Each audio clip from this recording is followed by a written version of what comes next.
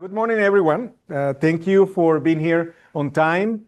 And before I introduce Sibyl, our second keynote speaker for this conference, I would like to offer a few reflections on yesterday's proceedings. So the conference opened with an introduction to our project, Quality in Canada's Built Environment. I'm not going to read the whole title of the project. By myself and then Jean-Pierre Chopin from the University of Montreal also explain, the project and the ambitious project of getting 60 members of architecture to speak to each other and to agree, which is really successful. And then Federica presented the conference team's setting. And then we had two engaging sessions that brought together contributions from around the world. In these sessions, we explore experiential approaches to teaching, as well as adaptive perspectives across diverse global contexts, which was, I really enjoy, looking at different geographies and problems and how adaptive reuse has been used and the type of research. Mariana then presented Making the Case for Canada, our cluster research at Carleton, and she invited all of you to give feedback. So we are looking forward to get feedback from you if you're interested. And then we are also interested to know what is to follow after we finish this funding time. And we have been thinking what to do. Shall we make a new research, specifically on adaptive reuse, network of institutions across the world working on this team? These are things that are really interesting to discuss. So if you have any ideas, just reach out to Federica, Mariana, or myself.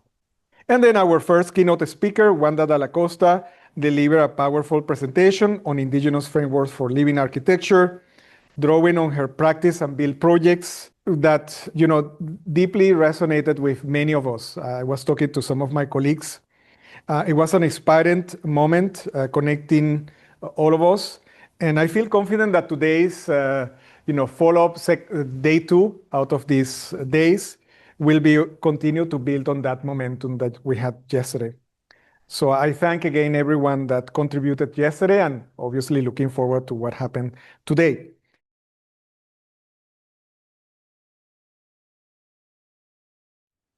Good morning, everyone. So this is the second session in the track from a use culture, functionalism, to a culture of conversion, with 3 multi-author papers that address research on case studies from Belgium, Poland, and Italy. As you all know, papers have 15 minutes each. So we're going to be hearing from Elena Guidetti, who is an assistant professor at Politecnico di Torino in Italy, to come speak on her paper, The Transformative Potential of VINKEVELDEN Residential Towers. Good morning, everyone. I'm speaking on the behalf also of the other co-authors that are Plevoets and Mary Moores from Asset University and Matteo Robiglio from Politecnico di Torino too. This research use a case study in particular to make a broader point in the end. We have been analyzing an ordinary renovation of modernist housing, especially through a strip-out intervention. The case in particular is located in Belgium, in Antwerp, and as you can see from the photo, it's applying demolition of most of the parts of the buildings, especially the central core, all the facades, all the system is practically just keeping the shape of the building using the most of the foundation and most of the structural, vertical structure. Our objective is to define if those kind of ordinary housing estate from modern times can also embed some kind of value and potential in their shape itself and in the way that we can transform them, besides proper heritage value that is recognized by everyone. In doing so, we are sticking on the morphological features of those buildings, and we are trying to apply a novel methodological framework that is unpacking the building itself and reading each one of the transformation through layers. In particular, we are looking at the building as found. So without digging so much in the history, we are conscious that we are also losing some of the other values that are there. But then we are focusing on the action that have been carried on to transform them through time, and also on the kind of intervention types that we can apply to those transformations.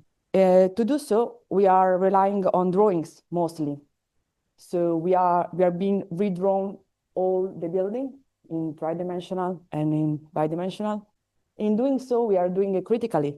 So we are addressing what has been demolished, what has been transformed, and what has been preserved. Then we are doing some schemes that are putting together the main information through this layered thinking. In the end, we are making some point about the morphology, the shift in morphology. But all this thinking rely on the idea that when we are looking at a complex system, that of course human body is a complex system itself, but a building could also be really complex indeed.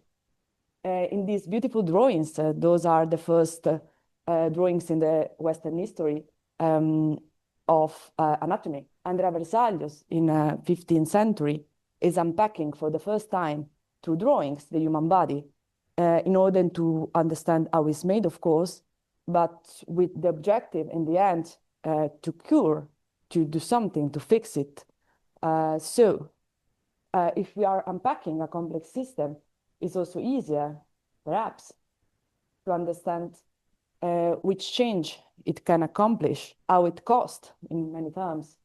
And of course, to also understand that each one of these layers, when we are speaking of buildings, have a different lifespan. We have been relying on the sharing layer of change by Brandt that have been, of course, used and by several other authors. And we did select some of those layers that are particularly compelling when we are talking about adaptation. So our patient was this real estate housing from the 60s, 70s, built in phases, as you can see, and also adapted in phases. Today, the tower from the 66 are undergoing the last step of the adaptation. We have been studying the one in between, so the one from the 70s. They are quite similar buildings. Of course, the main difference that you can spot is that the one from the 66 are on pilotis on the ground floor, and the other one are not. In a matter of internal distribution, they are quite similar each other. The structure is made by precast concrete elements, and as you can see, that was the original facade, not anymore there. The facade was made by those precast panel with also an average of asbestos inside. So this intervention, of course, was incremental. So they start with 2 towers and then 2 more, and now they are finishing the last one. What they did in all the projects, in all the 3 steps of the project, let's say, in the beginning was an assessment, of course, and then a removal of the 80% of what was there.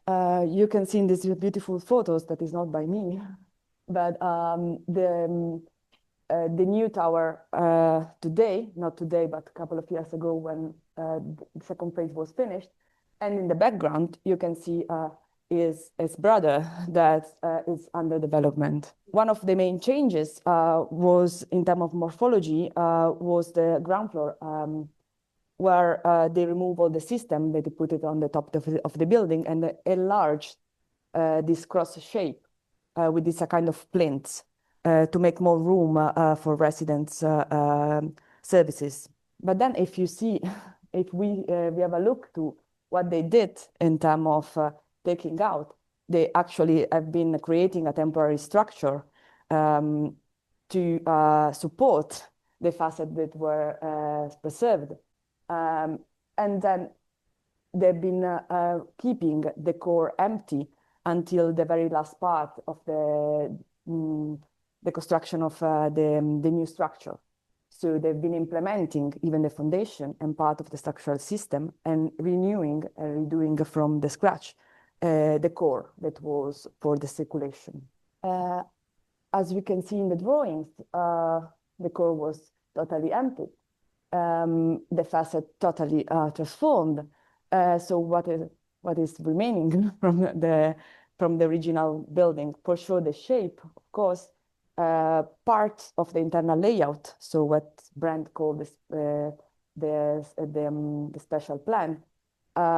And in terms of square meters, we do have actually the same amount of square meter, more or less. We have 80 dwellings, more or less. They've been changing actually quite much the kind of apartment to have a smaller apartment, because we did have apartment up to 85, 90 square meters, so a bit too big for the requirements of the market, apparently, according with the architect. And besides, we can see that even all the access were being changing according to the change of the ground floor. But what is particularly interesting for us was to see in terms of layers, how much actually this intervention that if we look at it, the appearance of the building is different, but not so much. But indeed, in terms of layers, the only thing that has been preserved are part of the structure and part of the structural foundation. Everything else has been totally removed and replaced. So yeah, of course, they have been adding new panels, and which panel concrete looking like. They have been doing insulation. The internal height of those apartments was really challenging because with no insulation, they were 2.45 meters, so not so high. And with this insulation, they had to reach 2.4 for the low. So talking with architects, they were struggling a lot, especially for the cost. So to keep this renovation for the market, the company is a social housing company. They have to sell each one of these apartments for 100 and sorry, the renovation of those apartments has to cost 130,000 euros per unit. That is not a lot to all these works, construction works that we have been seeing. So in the end, the major struggle was about, of course, how to put the systems, how to insulate this building, and how to keep the cost okay for the work. Then, of course, in terms of circulation, the building was not compliant. The elevators were too narrow, the stairs too, was not properly respecting the regulation for fire safety. So the main change in terms of internal distribution was, of course, about the core. So we do have different kind of elevators. We do have more circulation space, and we do have actually a proper vertical circulation system also for fire safety. But in the end, what is particularly interesting from our point of view is to understand that this kind of renovation are kind of are ordinary one, actually. I mean, it's not exceptional. It's not exceptional the case. It's not exceptional, not either the way of intervening, but probably this strip out approach that is sometimes the only one that you can carry to accomplish the goal could leave room for improvement even in terms of design. So maybe not now, but probably in we do have also some kind of example of first of projects that are trying to use the fact that we are changing completely the skin of the building to do something else more, to push it a bit more. So it's not just a matter of meeting the standards or meeting the economical requirements, but also to make room for experimenting with it. So what if of course, we can transfer this strip-out strategy, but also to make this strip-out intervention a strategy itself.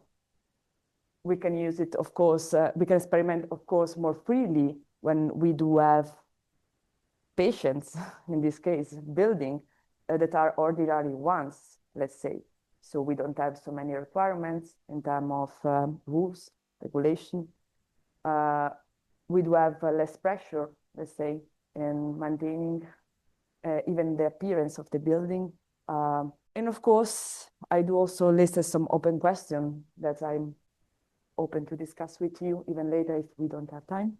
Even in terms of how to challenge this way of looking to different layers, to make it a tool, not just for analyze something, but also for inform a novel way of designing on something that we want to transform in the end. So it's not just an exercise to redrawing something or to tell us stories with diagrams, but also a tool for maybe pushing a bit forward and see if could be really a way of rethinking about all the potential that we have when we are taking out, removing, and giving room for new design strategies. Thank you so much, by the way. Thank you, Elena. Great start to our session. So our second speaker is Elżbieta Komarzyńska-Świeściak, who is assistant professor in the Faculty of Architecture at Wrocław University of Science and Technology in Poland. So thank you. Yeah, thank you for introduction. And also I'm very happy to participate in this particular session because it resonates strongly with the case I would like to present in a moment. But I'm beginning with the view of Wrocław because the case I want to discuss is inseparable from the city's discontinuous 20th century history. And the center of that story is a department store opened in 1930 in Breslau, then a German city, today Wrocław in Poland. Renoma department store stands in the center of Wrocław and remains one of the city's most recognizable modern commercial buildings. And this presentation draws on research developed by me with Professor Krystyna Kirschke and Paweł Kirschke, and on the author's direct professional involvement across several of Renoma's transformation phases. What makes Renoma especially relevant is that it has remained active for nearly 100 years, while the commercial logic around this has fundamentally changed. So when I use the title from palimpsest to prototype, I mean Renoma specifically as a palimpsest of successive uses and ruptures and the prototype of future adaptability. The department store is a particularly revealing building type for this session. It emerged as a highly specialized retail machine, but over time, that model became increasingly unstable. Consumer culture changed, retail formats fragmented, and more recently, e-commerce and post-pandemic restructuring further weakened the traditional department store model. So the issue is no longer how to preserve such a building, but how to understand its long capacity for conversion. In Renoma's case, this becomes a more specific question. How can a building remain convertible over time?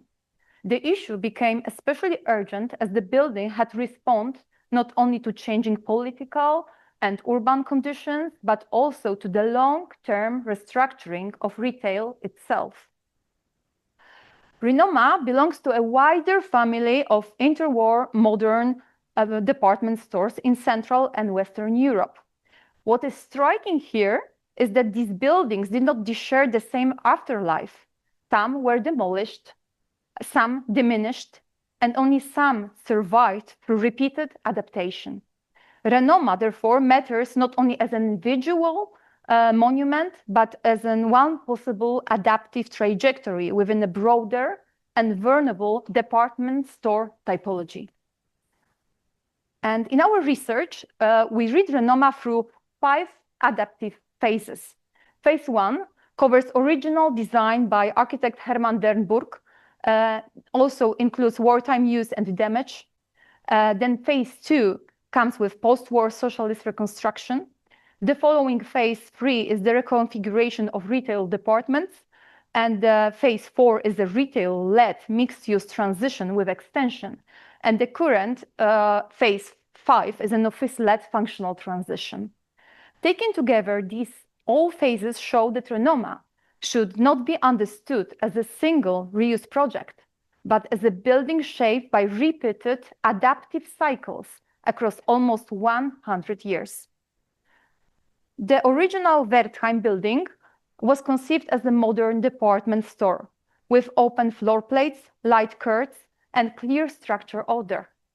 Already here, we can see some long-term enablers, for example, the special generosity, sectional reserve, and a relatively loose fit internal logic. Wartime use changed the building, was damaged then, but the primary structural framework survived, and that survival was crucial for following phases. The post-war socialist phase was quite specific because it was not a return to the pre-war condition.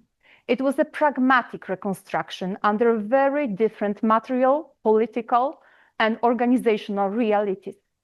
Retail use was gradually reactivated through repair, simplification, and reprogramming. What matters here is that continuity was maintained through workable reuse, not through the restoration. But during the following decades, Renoma underwent repeated reconfiguration of retail departments and circulation.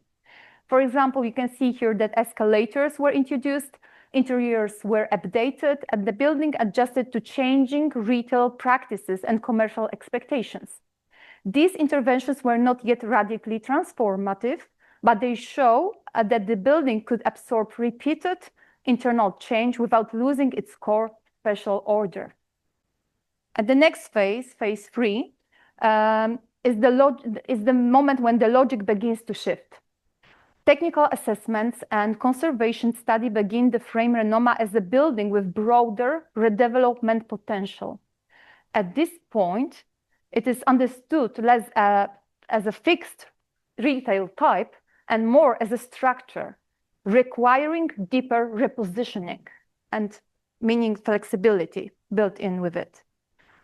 And then phase 4 is the decisive turning point for that building. Between 2005 and 2018, Renoma underwent comprehensive redevelopment that combined extension, structural interventions, new circulation system, mixed-use programming, and conservation-led renewal. This intervention radically changed the scale of the building, increasing the usable area from about 30,000 square meters to about 78,000 square meters. The expansion included a substantial new wing with multi-level parking, but also new retail, offices, food courts, and turning the former department store into a much larger mixed-use complex. What matters most is that this was a deep architectural reorganization of the building that was already more than 70 years old at that time. And here comes the phase 5, the last one, still going on. And this is the most recent, and it marks a further shift away from retail exclusivity. Office, service, gastronomy, and flexible interior use now play a stronger role, while retail no longer dominates the complex. In other words, the broader restructuring of retail now becomes legible in the building itself. At the same time, the interiors move away from the stripped pragmatism of some earlier phases and regain a stronger architectural character with a contemporary reference to the building's historic interior quality. These images show the material intensity happening within the transformation during the phase 4 of the adaptive reuse. And adaptive reuse here was not a cosmetic update, not at all. It involves slab replacement, courtyard reconstruction, foundation strengthening, steel frame repair, and the integration of the old and the new wings together. So when we speak about adaptability here, we are speaking about the capacity of a nearly century-old structure to support deep and technically demanding change. At the same time, the transformation was not indifferent to material identity, and probably this could be a different paper for another session. But I would like to only point out here that the facade was renovated and selectively reconstructed, but its overall architectural and urban character remained recognizable. So it didn't change so much from inhabitants' point of view. In open building terms, the skin retained continuity, while substantial change took place in program, circulation, and structure behind the skin. This leads to what I call Renoma's spatial DNA of adaptive resilience. In our analysis, several qualities recur across the building's long history: structural generosity, expansion capacity, circulation clarity, or for example, typological openness. And there are also, in many respects, open building qualities. The kinds of spatial and structural properties that help explain long-term adaptability in existing buildings, and they may be critical to retain during transformation. Together, they help explain why Renoma could absorb repeated change over almost 100 years. This becomes visible through a diachronic reading of plans, sections, circulation, and program across successive phases. These are just two drawings shown here, and only the representative snapshots of the whole research we've done. On the left, the original logic of 1930. On the right, a much more complex and expanded configuration, being up to date what is right now happening in the building. What remains remarkably stable is the structural and sectional framework. What changes is circulation, pattern, program distribution, and footprint. Seen in this way, Renoma's long life did not depend on architectural fixity, but on the repeated reworking of durable spatial systems. At this point, I move from spatial reading to interpretive method we've done. We begin with Langstone's adaptive reuse potential framework, but in our study, we extended it through a complementary readiness profile. On the right, you can see one layer identifying pressures across physical, economic, functional, technological, social, legal, and political dimensions. On the left, the other evaluates finance, governance, use commitment, delivery conditions, and also policy support. The key finding here is that Renoma did not change simply because it aged. Across successive phases, its transformations were driven less by technical aging than by the alignment of adaptive potential with readiness to act. In the later phases, that alignment was shaped also not only by the building itself, but also by wider changes in the retail sector. So, with the final question I would ask myself is, what does Renoma ultimately show us here? It shows that the long life of building depends on its capacity to absorb change without losing spatial continuity. In Renoma's case, that capacity was rooted in a durable structural framework, typological openness, and repeated reconfiguration over time. That is also why the case can be read through open building. Its value lay not in resisting change, but in retaining the qualities that made further change possible. And in that sense, Renoma is not only a palimpsest of past uses, but a prototype of future adaptability. Thank you, and I look forward to the discussion. Okay, for our third paper then, we have three speakers. So we're going to be hearing from Ramona Cottieri, who is Associate Professor in Construction, Civil Engineering and Architecture at Università Politecnica della Marche.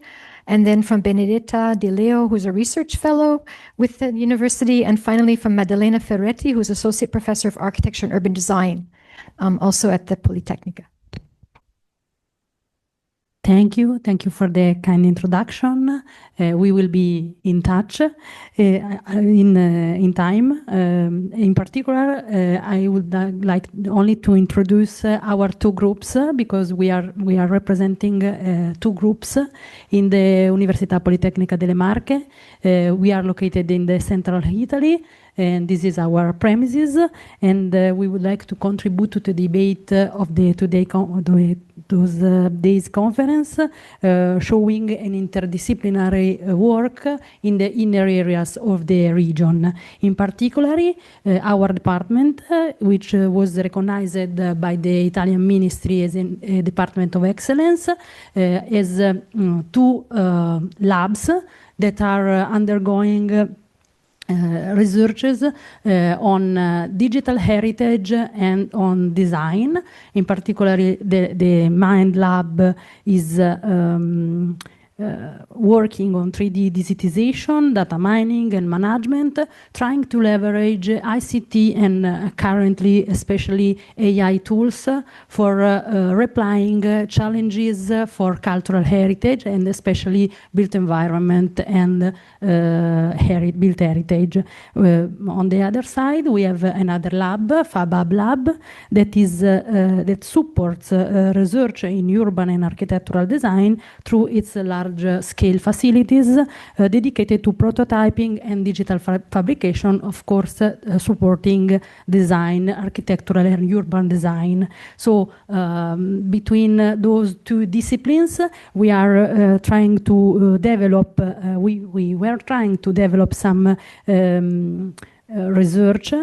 Since 2022, we had this workshop in which we had also as visiting professor Mario Santana, and we started also to work on this comparison or interdisciplinary approach between digital heritage and design. And so this is, for example, a part of our work that especially Benedetta undergone with her research thesis, PhD thesis. Then Benedetta and I, Maddalena and I, we supervised. So I leave the floor to Benedetta for the for explaining our approach. Thank you. So I'm going to present you only a little part of my PhD thesis, Resettling Apennines, in which, as Ramona said before, we try to combine urban and architectural design and the use of new technologies to face the topic, the issue of adaptive reuse. So one of the resettling main objectives is related to the aim to develop and verify methods for the transformation and regeneration of urban spaces and architectures in inner areas. To do this, in fact, the research adopts an innovative, transcalar and interdisciplinary approach, which combines tools, methods, and topics that are usually accounted for separately. In fact, it combines, for example, the analysis of the territory, the use of ICT and 3D data, the dialogue with the local administration and with the community, and also the study of best practices. The research focuses on the Appennino Basso Pesaro Sanconetano, that is an inner area in the Marche region of Italy that is included in those defined by the Italy's National Strategy for Inner Areas, the so-called SNAI. The area includes 9 municipalities, and Cagli, that is the main case study of my PhD thesis, is one of these 9. To enable a better understanding of the research context, it seems important to mention that the municipalities identified by the SNAI are characterized by the population and abandonment of the built heritage. They suffer a lack of accessibility services and infrastructure, but are rich in natural and cultural resources. And the community and local expertise are a unique richness. As part of a broader transscalar study of the territory, the extensive analysis, site visits, and dialogue with the local administration have led to the identification and in-depth analysis of what the research has originally defined potential spaces. So, in other words, they are abandoned or underused buildings or open spaces in the municipality of Cagli, which through their reuse, they can become reactivators of these fragile territories, starting from internal resources and preserving the memory of the place. So, although in very different ways, these are spaces that hold significant historical, symbolic, architectural and cultural value for the city and for its community. For example, between them we have the Arena of Sant'Emidio near to the river, or a former slaughterhouse that today is only a municipal warehouse, but that has great potential, and also the former convent of San Francesco, that is an important structure, an historical structure in the city center of Cagli, that today hosts a middle school, but that soon the school will be moved outside the city center, leaving a significant void in the historic center of Cagli. So the research addressed the question of how to reactivate these spaces, through which architectural interventions, what functions and services are needed, how can be transformed into spaces that are tailored to the territory and to its community. The aim is to use the adaptive reuse of the built heritage of the inner areas as an opportunity to enhance the quality of spaces and people lives, and as a catalyst for new materials and immaterials networks. For making this, the research began by studying some good practices useful to collect and classify examples of spaces regeneration similar in context, structure, and size to the situation identified in the focus area. They've been fundamental in the final elaboration of the design exploration and in making feasible design choices. These examples showed how adaptive reuse conserves resources, reduce waste, revitalize communities, and boost local economies, highlighting the need to integrate sustainability at every stage of architectural practice. In parallel, working with on the territory was essential to understand the history, dynamics, and needs of Cagli and its potential spaces. These aspects were further explored thanks to public presentation of the research, roundtables with the local actors and experts. We organized also an urban walk open to citizens that was an effective way to rediscover the abandoned space of the city and listen to the stories and to the memories of the inhabitants, gaining knowledge on the context and embracing new perspectives which have been useful in the development of the architectural design proposal that we made after. Finally, the interviews conducted with both people encountered on the street during the site visit and with local stakeholders and experts selected thanks to collaboration with the administration proved to be a useful tool for carrying out design exploration tailored to the municipality of Cagli. Okay, so all these explorations around Cagli and beyond are, let's say, have been reworked and redrawn and further developed through architectural design, which is our main methodological tool in our field. And all these designs were also wrapped around a project of national interest, Branding for Resilience, that over the years and also framed by these three doctoral theses, have been working on three elements. So the built heritage, the material and immaterial networks around these communities, and the creativity of these places and communities that we have been working with. And these three doctoral theses, they framed different aspects of working in these territories, especially the topic of how to address resilience in these communities that are also subject to very high risks. The topic of how to inhabit these places, so with a slow living mode, so to say, and also the topic of resettling these places through new activities and productive systems because they are currently, as Benedetta was saying, depopulating areas. And so around these projects, we have started to develop concepts that define new ways of thinking architecture in these fragile contexts. And one of them, I can say, is lightness and complexity. And we draw this from Italo Calvino. So lightness, according to Calvino, can be a tool to interpret complexity. And when he was trying to give a definition of his work, Calvino claimed that in all his work, in his books, he was always operating through a process of subtraction of weight from the human characters, from the cities, if you think of the invisible cities of Calvino, and from the narrative structure and the language. And I find particularly insightful this definition by the semiologist Bartezzaghi that explains us that Calvino offers a fundamental and beautiful insight. Within lightness, there is also weight. So in everyday language, even a pin is described in terms of how much it weighs and not how light it is, even though a pin is light.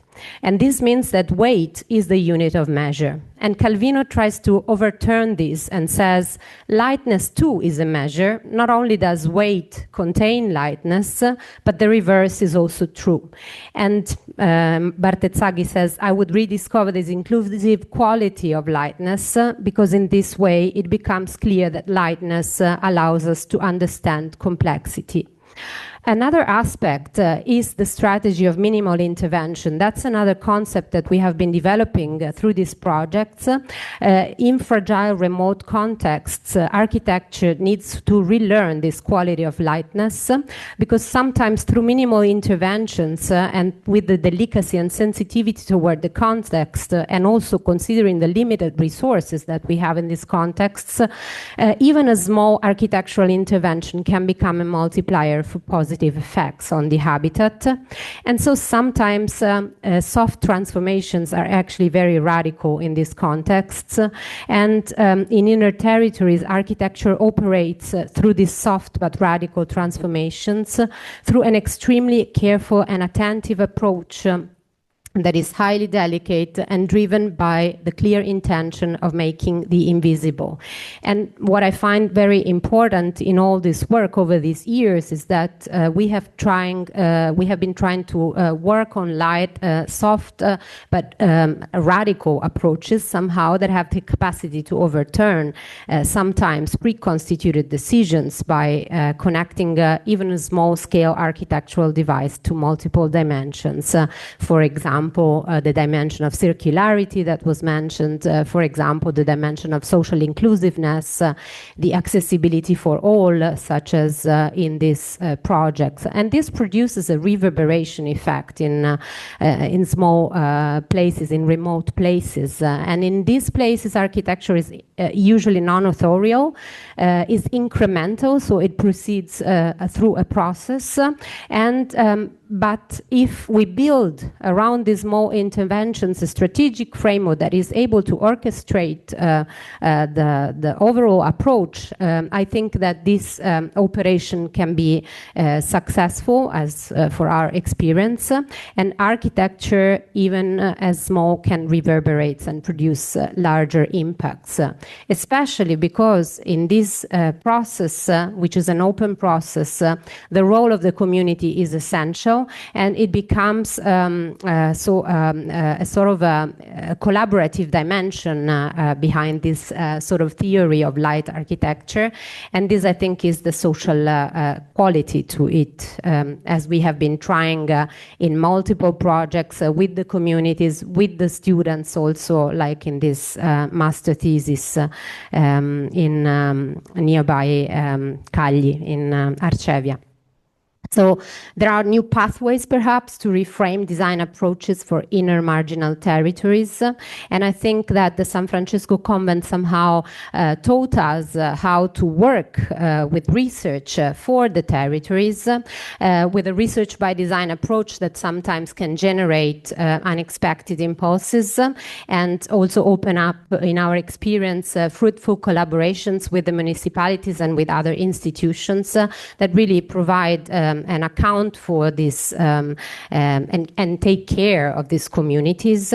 And all in all, this approach we think that can be a sort of a reactivator with a holistic approach. So we think that San Francesco Convent and all these other design reflections originating from it show that change in inner contexts should be centered around the idea of performance, the idea of architectural performance, be it an ecological performance, an economic performance, as we heard, or a social performance, but that should go beyond the search of an immediate use and specific use, because there the main feature is the flexibility and adaptability of the buildings.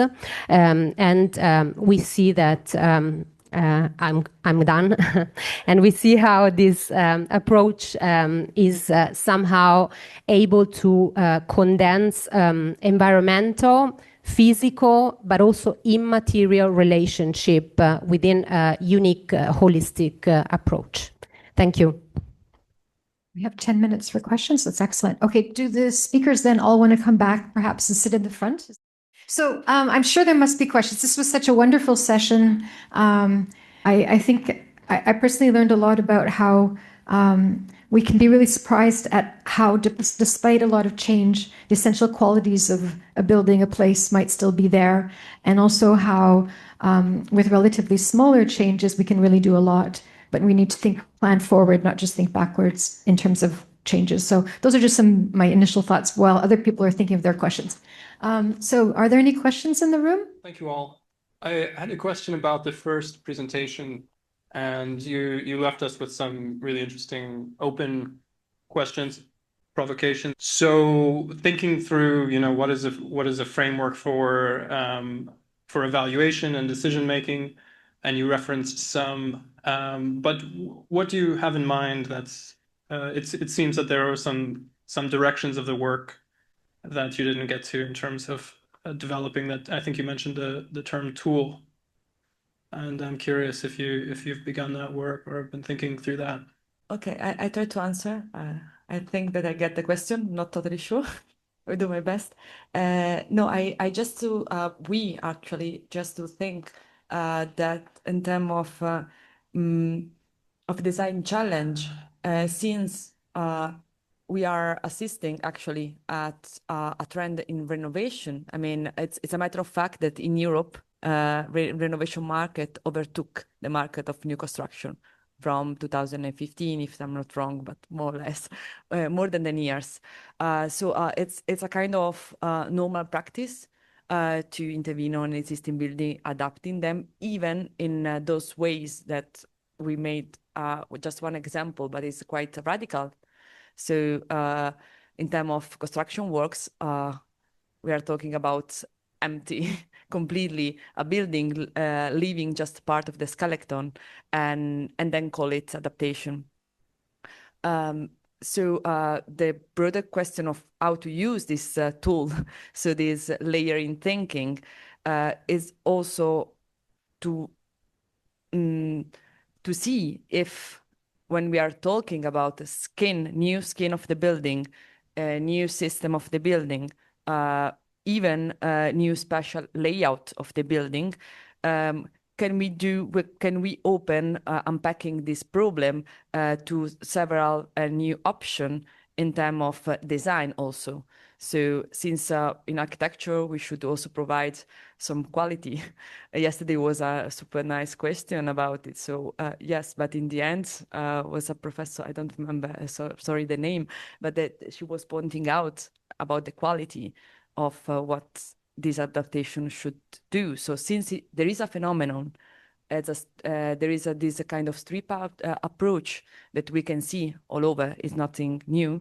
What if we take this chance, we unpack the problem, and even reasoning layer by layer, since this is a kind of common approach nowadays, we also use it to develop new design alternatives that are properly full of quality in many terms. Yes, yes, we started from that. So from the framework of sharing layer of change, that I also have seen that you were also quoting it in your abstract. And then we have been analyzing all the authors that have been using it in a slightly different ways as a reference. And then with our particular expertise, let's say with case studies analysis, we came up in defining some of those layers more important in carrying the morphological features of the building. First of all, the structure, and secondary, the skin of the building, actually. And moreover, we didn't mention about it, but we did also some evaluation about the embodied carbon, of course, that is 50% in the structure, in the facade of the building. So the selection of those layers as the one to be deepened for fostering adaptive reuse, reading and then design stems from this sharing layer thinking. Did I answer now? Yes. Yes, thank you. Okay, thank you so much. Thank you. I've been told we're out of time, so I want you to join me in thanking again our wonderful speakers. It was a great session.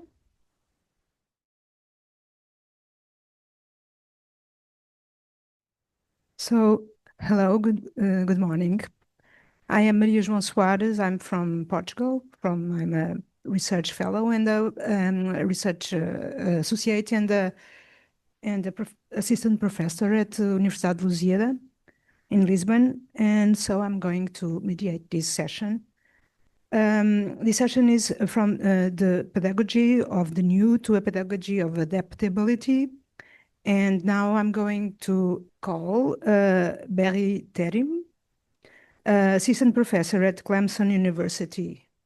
Hello, everyone. Thank you so much, Federica, Mariana, and Mario, for putting together such an intriguing panel. I'm excited to be here. The aim of my talk is to propose adaptive architecture, perhaps as a pedagogical hinge between history and theory courses and design studio, a discussion that enjoyed its heyday in the 1960s and has faced an unbridgeable and ever-growing gap since the 1990s.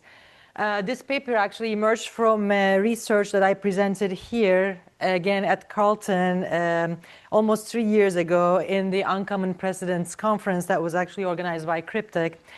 In that panel, I discussed a book that was titled Precedents in Architecture, which was first published in 1985 and actually expanded through 4 subsequent editions. The idea for this book emerged from an elective class that began in NC State University in 1977. And in that course, students were asked to analyze historic and contemporary buildings in a systematic format, a sequence structured from fundamental elements to abstract relationships, which ultimately resulted in these abstract diagrams. During my research, I came across the popularity the book gained. It was adapted as a textbook in 30 highly acclaimed schools of architecture and received the largest grant ever awarded to an individual by the Graham Foundation. The reason for the book's popularity, I suspect, can be placed within the academic discussions of the period surrounding the autonomy of architecture, which is the central focus of my paper today. The reason I placed this book within that tradition is that the aim was actually clearly articulated by the authors to demonstrate what remains the same in architecture rather than what differs across historical, geographic, economic, and political conditions. In that regard, the book proposed a consistent architectural vocabulary that can be discovered despite the many constraints through which architecture is produced in the first place. As Pier Vittorio Aureli argues in The Project of Autonomy, Anglo-Saxon architectural cultures associate autonomous architecture with a period of recent architectural history in which the autonomy of architectural form from political, social, and commercial significations was discovered. By showcasing examples that represent the same diagrammatic relations across diverse architectural periods, authors aim to bridge the gap between history and design, more specifically by demonstrating the consistency of forms laterally across history from which future designs could draw. And a similar consistency of architectural forms, maintaining an integral and cohesive formal language across various time periods, was already proposed by Colin Rowe in his Mathematics of the Ideal Villa, where he famously compares Palladio's Villa Malcontenta and Le Corbusier's Villa de Monzy as sharing the same proportional relationships despite belonging to different epochs.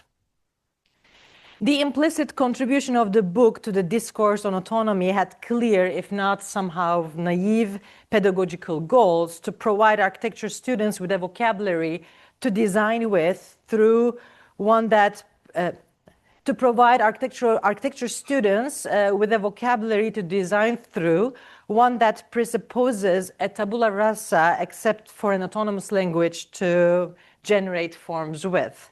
Yet, because it was produced for design studio pedagogy and adopted a reductive perspective on history, treating historical architectural examples as a database to be instrumentalized for the application of design, I wonder to what extent this could really serve as a productive link that actually kind of arguing for the relevance of architectural history as a discipline to design. Within this framework, sorry for a very long introduction, I would like to revisit the discussion of autonomy as Aldo Rossi presented in his book, The Architecture of the City in 1966. I argue that unlike a lateral proposal of autonomy, Rossi offers a vertical method, a stratification of history read through the urban artifacts of the city that can better help situate adaptive architecture as a hinge, perhaps, between history and design. By the architecture of the city, Rossi implies two things. First is to suggest reading the city as a gigantic man-made object, a work of engineering and architecture that is large, complex, and growing over time. The second is to focus on the urban artifacts, like the city itself, are characterized by their own history and thus by their own form. In making this reading, Rossi acknowledges that architecture clearly represents only one aspect of a more complex reality of a larger structure, including economic, political, and geographic forces, precisely the broader realities that architectural historians primarily work with. But at the same time, however, he reads built form as the ultimate verifiable fact and the culmination of those realities. Therefore, it constitutes the most concrete possible position from which to address the problem. Within this framework, Rossi turns to examples from historic European cities where urban artifacts, such as palaces and building complexes, constitute the urban fabric of the city, even when they no longer retain their original function. Due to their permanence within the city, these buildings acquire new functions and adapt to its changing dynamics. Rossi argues that this notion of permanence can either be propelling or pathological. In the case of Palazzo della Ragione in Padua, a building constructed in the 12th century, permanence becomes propelling as the structure continues to perform civic functions despite the transformations that have taken place in the urban context. And the pathological example, by contrast, would be Alhambra in Granada, which no longer continues the function for which it was originally built and remains relatively isolated from the surrounding urban fabric. Rossi includes images of Carl Friedrich Schinkel's 1834 project for a royal palace on the Acropolis designed for Otto von Wittelsbach, which was elected king of Greece after the Greek War of Independence. Even though it was never built, the project was seriously considered. It proposed a structure that carefully framed and integrated the existing ruins, incorporating their formal language into the design. The example also invites us to reconsider the assumed purity of existing structures as they are often presented in architectural history textbooks and architectural manifestos. This can be seen, for example, in Le Corbusier's reading of the Acropolis under the section entitled Architecture, Pure Creation of the Mind, where we see the archaic temple of Hera at Paestum in Italy, juxtaposed famously with an image of 1907 Humbert automobile and the high classical Parthenon in Athens paired with a 1921 Delage Grand Sport. Through this juxtaposition, Le Corbusier underscores a notion of autonomous technological progress that can be traced across ancient and contemporary times, where he describes as a state of perfection universally felt. Beyond proposed neoclassical adaptations or images used to communicate an epoch of perfection that belonged to a specific culture, these ruins were in fact adapted over centuries in ways that are not often showcased in architectural history books. Such conditions can be seen in early documentations of the antiquities, which reveal the ecology that have grown on these structures, storks nesting above them, and the everyday life unfolding in and around them, all of which demonstrate how these sites continue to adapt architecturally to changing conditions. The image on the right from an 18th century engraving published in the Antiquities of Athens shows the minaret of the mosque with residential structures redefining the surrounding space in new ways. The images on the left from 1765 shows the east front of the Parthenon with a narrow walled street on the right, a garden on the left with three figures, and beyond them the front of the Parthenon with the mosque rising behind. Another example Rossi gives is an 18th century engraving by Carlo Fontana, which transforms the arena of the Colosseum into a forum for a centrally planned church. This proposal should already be understood in relation to the religious use of the space since the Middle Ages.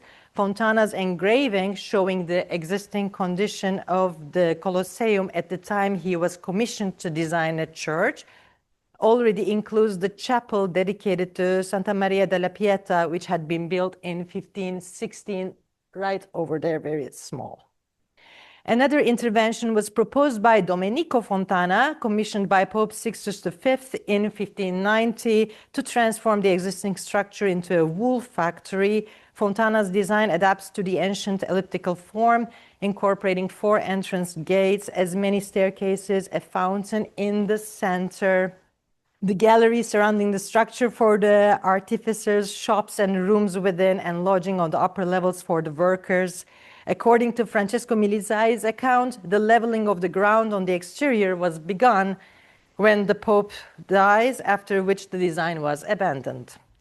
Further examples reinforce Rossi's emphasis on form, as displayed in these maps and photographs of structures built while retaining the simple plan geometry of ancient amphitheaters, adapted over centuries to accommodate new building programs.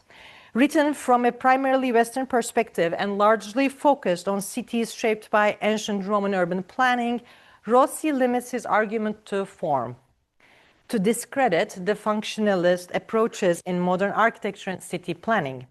Instead, he demonstrates through historical examples how architecture adapted to changing urban conditions. While Rossi foregrounds only the formal aspect of architecture as particularly evident in structures built in and around the form of these ancient amphitheaters, he simultaneously acknowledges that form acquires significance only through history and time. While discussing his first example of urban artifacts, Palazzo di Regione, Rossi asks, quote, "Where does the individuality of such a building begin and what does it depend?" Clearly, it depends more on its form than on its material, even if the latter plays a substantial role, but it also depends on being a complicated entity which has developed in both space and time. we realize, for example, that if the architectural construction we are examining had been built recently, it would not have the same value. For Rossi, urban dynamics are more the result of rapid changes in use, speculation, and obsolescence, unlike modern theories, which were grounded in scientific principles. Urban artifacts become the most concrete examples that embody these complexities. This is true not only in relation to their original reason for being built, but also in terms of their destruction, demolition, or expropriation. Such realities, along with their transformations, therefore constitute the broader structure of human creation. And this creation has its autonomy precisely because it emerges through the permanence of the architectural object and collective memory. Again, in Rossi's words, quote, "We can study the city from a number of points of view, but it emerges autonomous only when we take it as a fundamental given, as a construction and as architecture, only when we analyze urban artifacts for what they are, the final constructed result of a complex operation." Rossi's reading of autonomy as advanced through his discussion of the city was not necessarily understood at the time as a tool of practice for adaptive architecture. As O'Reilly suggests, it coincided with a moment when architecture increasingly served capitalist needs and establishing a ground for what could be seen as irresponsible formal games emerging from the discourse of autonomy. However, in the way I have come to understand autonomy in Rossi's argument, it does resonate with how we might approach the existing building stock we inherit and the responsibility we bear in working with it. His autonomy of form was ultimately its adaptability. Perhaps the limitations of Rossi's urban artifact can be extended beyond capital A architecture to the building stock that we already possess, whether ubiquitous or monumental, which still holds the potential to carry individual and collective memory. As Bayrak and Göktaş, Sevince Bayrak and Oral Göktaş argue in Career Back Theory, I'm really wrapping it up, okay.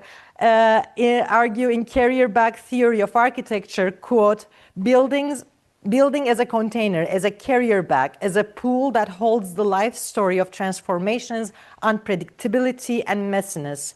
If we define the building as a container, then the building becomes the site itself, and architecture no longer needs empty plots to flourish, but existing structures to begin the transformation. And more importantly, this also provides a more honest approach to architectural history. If we bring forward more examples of adaptation from history, we can offer a more ethical perspective, one that shows that before becoming pathological archaeological sites isolated from the urban dynamics of the city, buildings were living organisms that adapted to changing contexts rather than objects approached solely as problems to be solved through new construction each time. Unlike the way we are often accustomed to reading and teaching history as linear record of the technological accomplishments of past civilizations, which is an inheritance from like a 19th century historiography, perhaps a more direct understanding of history lies in reading buildings through their endurance, their transformations, and their continued presence even in absence or demolition. Thank you so much. Thank you, Berin, for this wonderful presentation. Now, Alberto Velázquez Yabenes, lecturer at Manchester School of Architecture.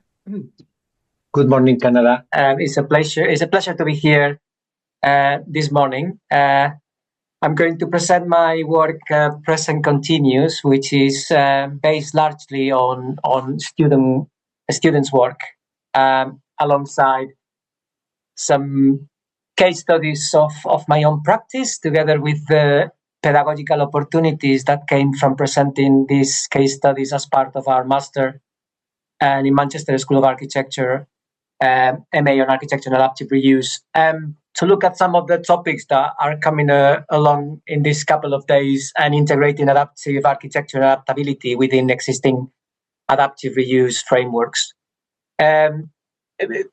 Because of professional experience, the existing frameworks I have been looking at came primarily from practice.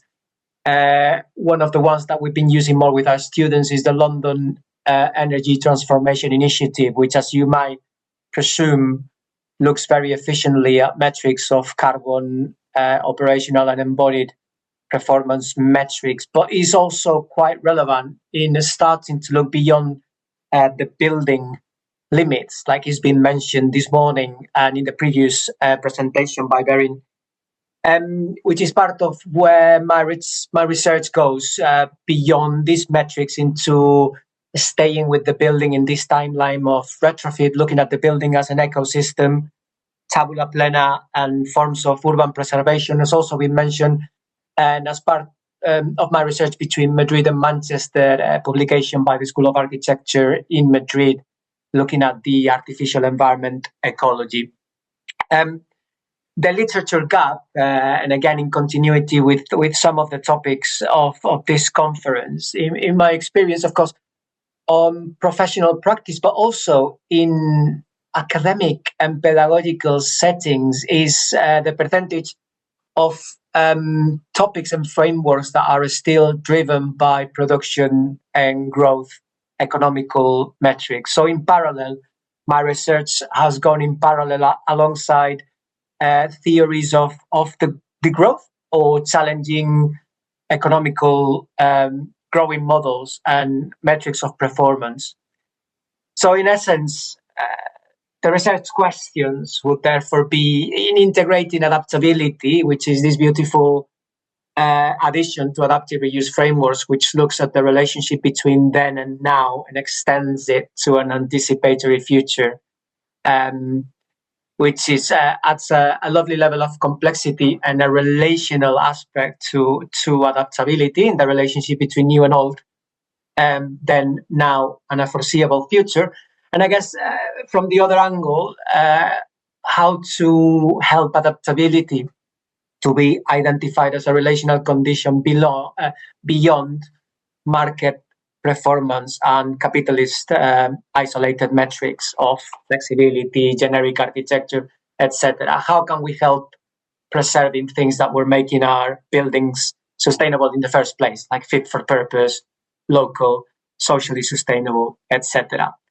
So what my study produces is what I call an adaptive capacity framework. The X-ray of the methodologies here comes from existing practice and studio critique, raising some topics that I've already mentioned, like new build-driven models, metric non-relational sustainability, market-oriented standardization, or some neoliberalist paradigms, consumer paradigms that we are already starting to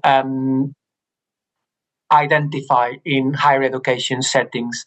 The study comes from a epistemological critical realism position, which assumes reality, as you all know, as subjective with some objective quantifiable metrics. So the framework comes from thematic analysis, the case studies I present in the paper together with the pedagogical opportunities, plus the literature review establish a number of recurrent patterns. These recurrent patterns inform dimensions of the framework, which can then be analyzed against the hypothesis that in the construction industry, like is mentioned today, adaptability and new adaptability frameworks will be resisting market approaches.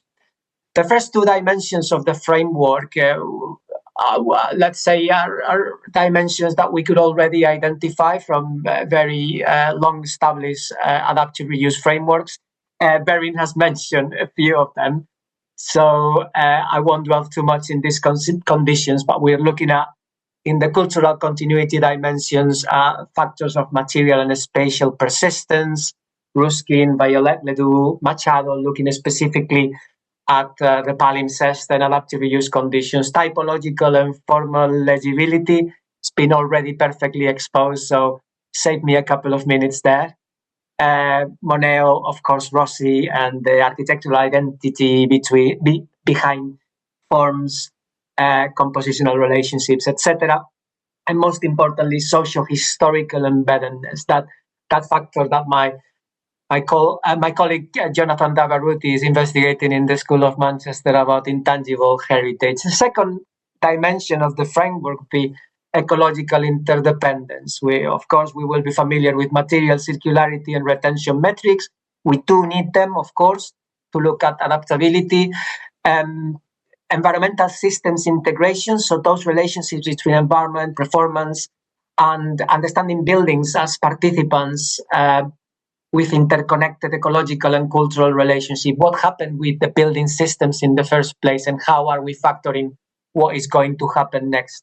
And again, the social aspect, territorial and social ecology. So cultural and social logic between buildings, infrastructure, and territory. We're looking at forms of behavior, expression, cultural topics, politics.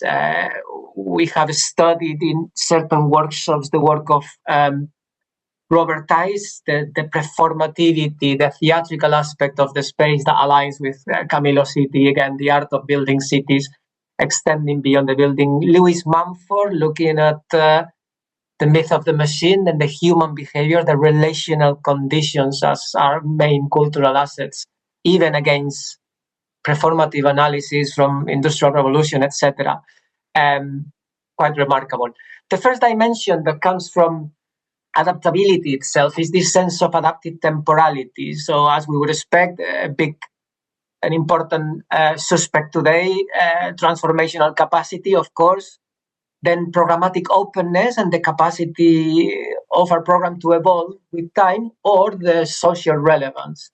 A case study that our students love to analyze, and very, very applicable to the abstract precedent studies that Perry presented just a minute ago, looking, for instance, at a clear typology, like the typology of the prison in this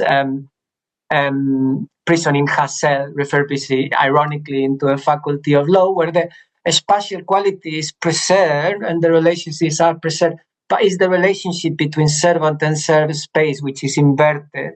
So the space is no longer for repression, but for connection and study. And finally, regulatory and operational analysis, which is what comes from analyzing the case studies and applying negotiation and planning aspects to the conditions of our buildings, identifying colonialism, but looking at factors like economy, ownership, what are the leases like. So the effect of the framework is a relational qualitative rubric. You can apply to certain variables of the building beyond the building fabric and the system. So we're looking at spatial organization, building system, context, and territory. And you apply to these sub-dimensions, for example, building systems applied to material and spatial persistence, throw us the degree to which new or upgraded systems integrate or disrupt existing or material logic. And we can then apply a semi-quantitative analysis, whether it is these descriptors are absent, residual, negotiated, or structuring. This framework gives us semi-quantitative evaluations that we can triangulate, and we can then read the adaptive capacity of the building beyond a specific and isolated metrics. We can see whether we can reflect and discuss whether the adaptability comes from a very flexible layout or from an element of cultural continuity, the relevance of the function, the historical continuity, the typology, etc. Going backwards and looking at how the case studies of the paper informed this framework and the recurrent patterns that inform each dimension, we look at 3 case studies that I delivered in my practice days. One is a 500 years old building in Segovia that was an industrial complex. You will see there's a lot of material and spatial persistence. The importance of the building was huge. Now, the circular materiality and carbon metrics were not particularly high because it required an element of demolition to restate the building to its original form. Also, a lot of concrete to reestablish the relationship with the territory and the river margin in Segovia to the Eresma River. And some regulatory negotiability because the function was socially very relevant, but so relevant that it couldn't be adapted to anything else. So it is a museum with, again, socio-historical embeddedness, let's say, scoring high, but not a particular functional adaptability per se.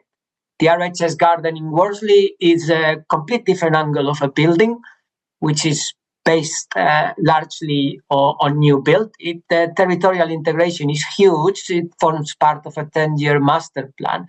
But the operational and regulatory aspects of the building come with a 900-year lease. So we can't consider that to be a different use or a different function in many years to come. However, of course, the metrics of the systems and the integration with the landscapes are territorially very sensitive, and the transformational capacity of the building from a program perspective, due to the modularity and the abstract condition, is remarkable. Finally, a more commercial operation like a retrofit in the center of Leeds has a lot of material circularity, retention. It was a success that the building wasn't demolished, and it opens a huge paradigm of how some buildings that are barely 30 years old can become redundant, because it's the way we use them that has become redundant. So we could transform the office and not get the building demolished, so it could be up to speed with the standards of a building occupied by multiple tenants, not just one. The transformational capacity of this retrofit intervention would be practically zero. However, and what was interesting for our students was to see what the intervention to the atrium and all the design blur that we could add here that is completely non-relevant unlocked the layout capacity to have an additional escape route and become flexible from a building regulations perspective. This was huge for our client because the space could be led by multiple tenants and could be split. So the building was coming alongside the relevance of an office function without the necessity to be demolished. So that's what we would call spatial flexibility and regulatory negotiability. With the systems, and therefore that condition of systems integration, we could flip the existing ducts and put mechanical ventilation heat recovery units using exactly the same space that the original systems were using. So in essence, sometimes you cannot make the buildings perform better, but you can make them work more intensively, which was interesting. As a result, the methodology can throw a comparative synthesis of these three case studies, looking at what do we call adaptability exactly, what is the adaptive capacity, and whether the buildings score in regulatory adaptability, cultural continuity, ecological interdependence, or temporal adaptability. I'm going to finish in a minute. The recurrent patterns that inform the dimensions of the framework, of course, also came from pedagogical opportunities, and I am conscious that this is the topic today. Hopefully, the adaptive capacity framework will inform these exercises and change them in the future, including adaptability in the mix. But so far, our new versus old workshop looked at this timeline of the relationship between then, now, and a foreseeable future, negotiating change between student groups and looking at pattern massing and beyond the building into the urban room. The interactive technology lecturing, of course, we introduce systems and building fabric metrics, but we also look at economy and energy from a social sustainability perspective. We look at fuel poverty. We look at the paradox of fully electric projects. Agency and autonomy for our students helps them negotiate with planning experts. Our tutors, we become planning consultants for a day with them, and we negotiate the conclusions of the students' adaptive reuse research into design opportunities, in planning role-play workshops. And finally, reflective learning models help us get the conclusions of our research design into design opportunities. And the most beautiful thing probably is that as we go to the final stages of our masters, we call design various things. A design project can be a facade study, a framework itself, like one of our students developed related to churches in England, or an RIBA estate in our constant challenge battle against time and market pressures delivering a project, considering the investigation the project needs.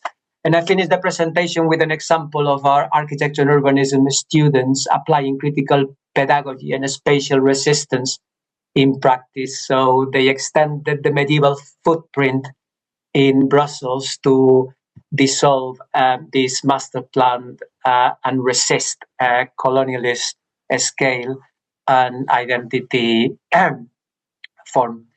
Thank you very much. Thank you so much, Alberto, for this pertinent and wonderful presentation. Now I would like to call Marisela Mendonça, Associate Professor at the School of Architecture in Nottingham, Trent University. And Simon Beams, I don't know, Simon, is it you? No, sorry, okay. But the presentation is also from Simon Beams, Associate Professor at Bartlett School of Architecture. Hello, good morning. As it was mentioned earlier, I'm presenting on behalf of my colleague Simon Beams as well. He couldn't be here today. He was excited to come, but unfortunately he couldn't make it. So the studio project that I'm presenting today took place in the academic year of 2024-25. However, it builds on quite a few years, 10 years perhaps, of research and studio projects that we have been doing. So we call it our studio lab. And it's grounded on something that we started collaborating with that we call the tabula plena. And in reality is to start always acknowledging that there is a history. You never work on a tabula rasa. And so yes, rather than understanding permanence as the static persistence of form or materiality and material durability, the project sought to interrogate permanence as an ongoing process of becoming, one constituted through cycles of inhabitation, decay, adaptation, and reinterpretation across time. So this presentation also discusses a vertically integrated and scaffolded pedagogical model developed in our master's course in architecture.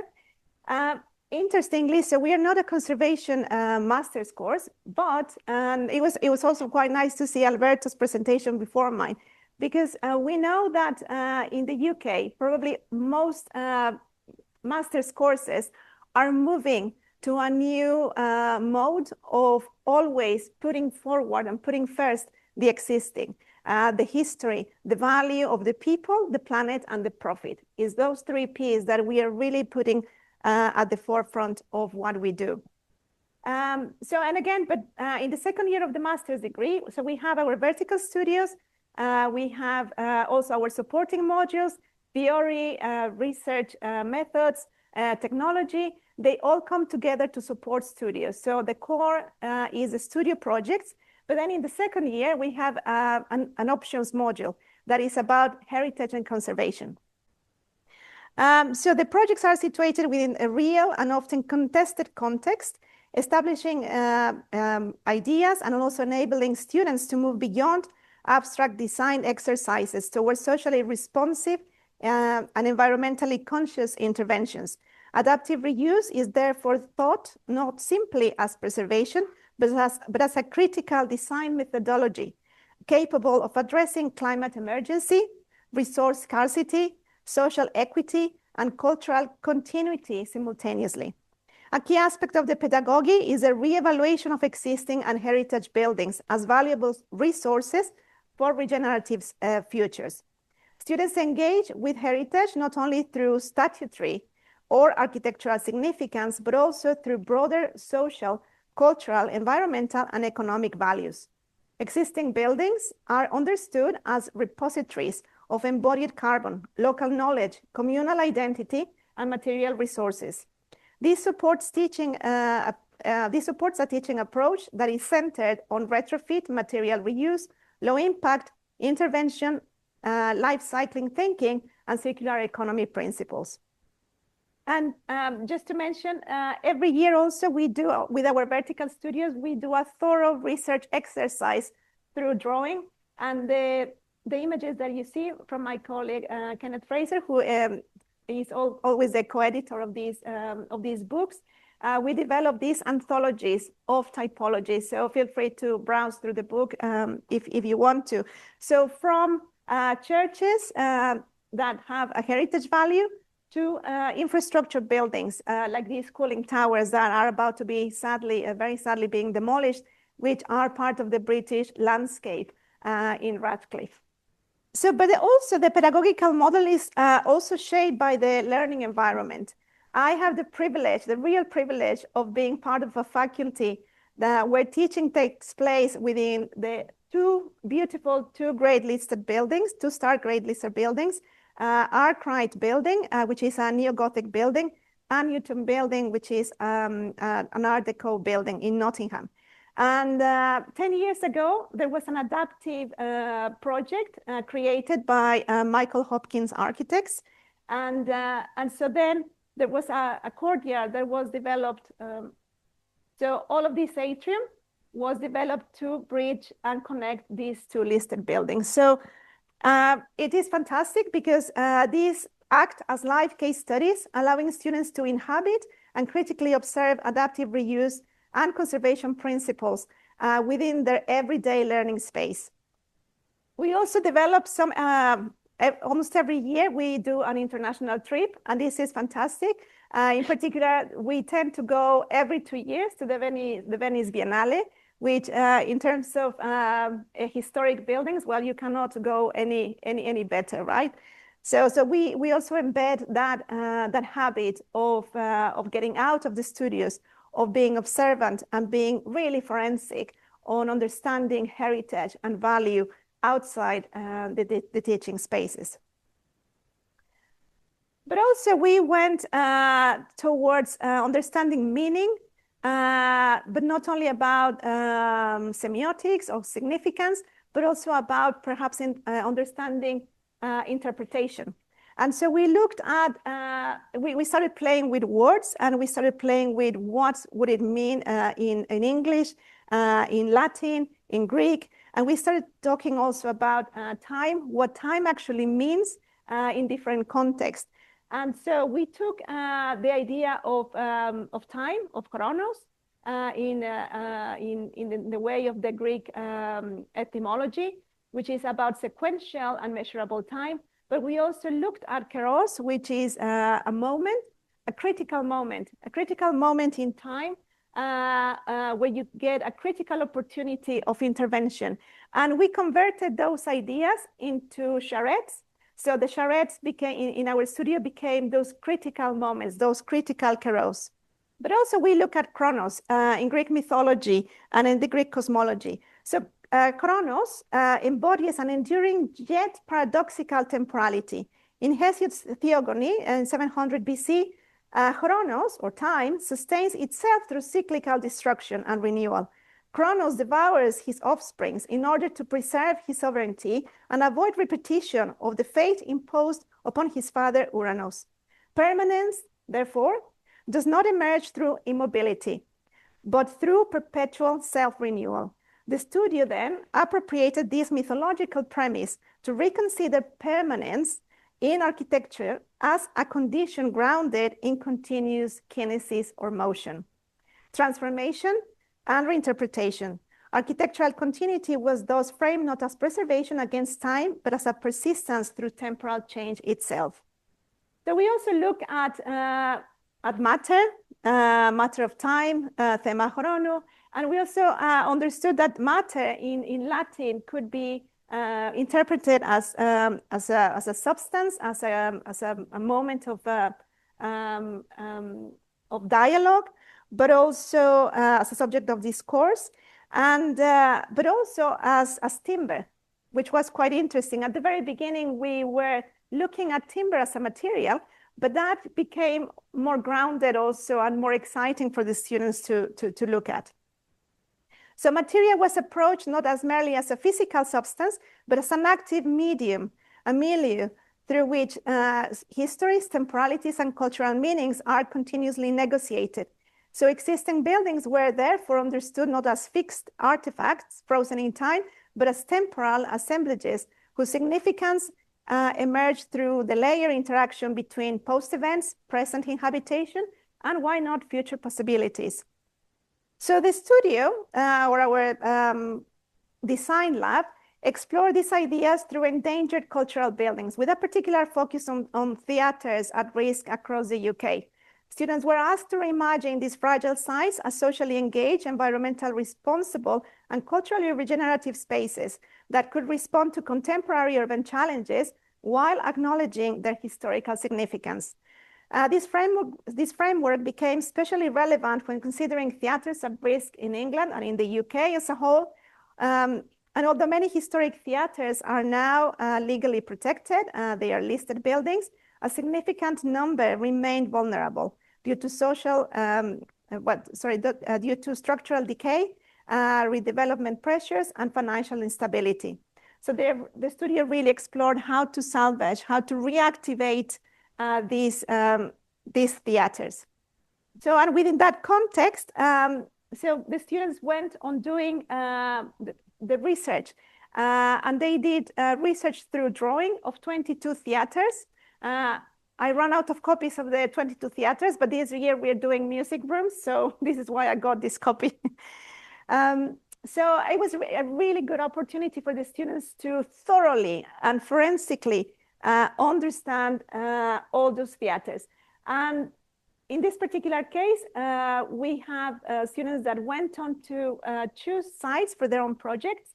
One was in Derbyshire, and the other one is in Spilsby, the other one is in Wales, and there was a fourth one where a student asked to not work with a theater, but with a Steiner school. And we said, why not? It is about performance, so let's open this tabula plena. And so the students also looked at precedents in terms of historic typologies. They look at Greek theatre formas within the landscape and architecture, created communal and ritualistic spatial experiences where environment itself became part of the performance. And then there was this kind of difference between Roman theaters where there is hierarchy, and the separation between audience and performance was much more controlled in architectural terms. However, this was not about just understanding the historical typology, but also understanding the spatial and social ideas capable of informing contemporary performance spaces. Moreover, also the studio was interested in moving away from the idea of architecture as an act of single authorship towards notions of multiple and collective authorships in building crafting. Rather than positioning the architect as the sole author of space, the studio explored how buildings are continuously shaped collectively by users, craftspeople, communities, environmental conditions, maintenance, repair, and time itself. This thinking was heavily influenced by Cedric Price and Joan Littlewood's Fun Palace, where architecture was conceived not as finished objects, but as open framework for participation, improvisation, and collective endeavor. So students explored how adaptive reuse, material repair, and participatory design could create spaces that support collective ownership and ongoing transformation. So so within this broader context, I will just present super quick the project that one of the students did about Spilsby Sessions House. So this particular case study, that the student chose as a theater, as a historic building, is in Lincolnshire, and is a Grade 2 listed building designed by Henry Edward Kendall and was constructed between 1824 and 1826. Originally functioning both as a courthouse and a prison, the building later became Spilsby Theatre, within the courtroom converted into an auditorium and a prison cells adapted into dressing rooms. This was fascinating because then we were already readapting an adapted building. So that gave an amazing ground for the students to understand that adapting a building is not a one-time thing. It is an ongoing process, going back to the element of time.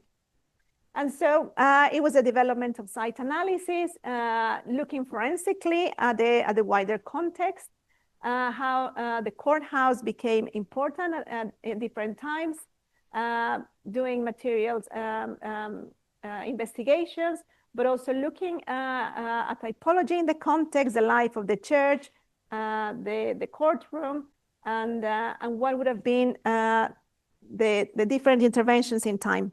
So we also looked with communities that were looking at using materials that are local materials. Here, Whole Wood, which is a social enterprise looking in forestry and also Japanese joinery.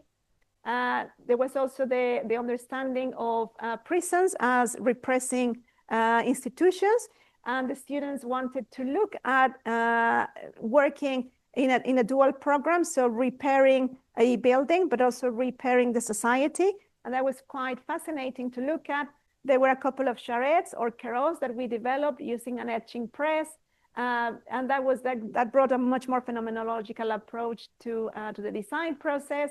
But also we did a charrette in terms of joinery, looking at how using old wood with new wood would make a stronger case for repair. And then the students developed a collective table. So each student brought their own research in joinery. They created a leg, and then we had a collective table being created, as you can see there. So these are just images showing the final project, showing how the courthouse, that was once a courthouse, then it became a theater. It went derelict, and it became a theater again using reclaimed timber. The plans looking so this is the courthouse, and then how the student created some liminal spaces in front using charred timber, using different aspects of the Shushugiban Japanese techniques, but also rehabilitating all the areas that used to be the prison cells to become workshops working with timber. And also, and I'm just finishing now, this is quite interesting because the student got ideas onto how to integrate the public realm. And there were tunnels that were in the past taking the prisoners from the prison cells to the courthouse. Now the public realm crosses, it reaches an amphitheater being explored and also being informed like the Greek theaters, while the main theater, which was the court initially, becomes much more influenced by Roman theaters. And these are just final images. There's a beautiful interiors, looking at the harsh exterior, but the softer interior, repairing the society. Thank you very much. Thank you, Marisela, for your wonderful presentation. Now they're already here. Karen Lenz is a designer with interest in sustainability. Thank you. I'm also very grateful to be here. And I want to talk to you about our seminar. In our Genius Loci seminar at the Faculty of Architecture of the University of Hasselt in Belgium, we explore the concept of adaptive reuse with master students in architecture and interior architecture, parallel with their final design studio and thesis. Drawing inspiration from key figures like Lina Bobardi and Carlos Scarpa, who both integrated textiles as primary spatial elements in permanent and temporary adaptive reuse projects, we examined how past and present design strategies can inform more sustainable architecture futures. Through a pedagogical approach based on textiles that involved hands-on engagement with real-life materials and written reflections, we observed how working with textiles and recycled wood shaped the design attitudes of the studied architects and the students themselves. My presentation outlines the development of this methodology within our seminar and how can this approach prepare graduating architecture students to develop inventive and sustainable final projects driven by material intuition and exploration. Annie Albert's oeuvre at the Bauhaus and Black Mountain College and in her literature will be a guiding thread.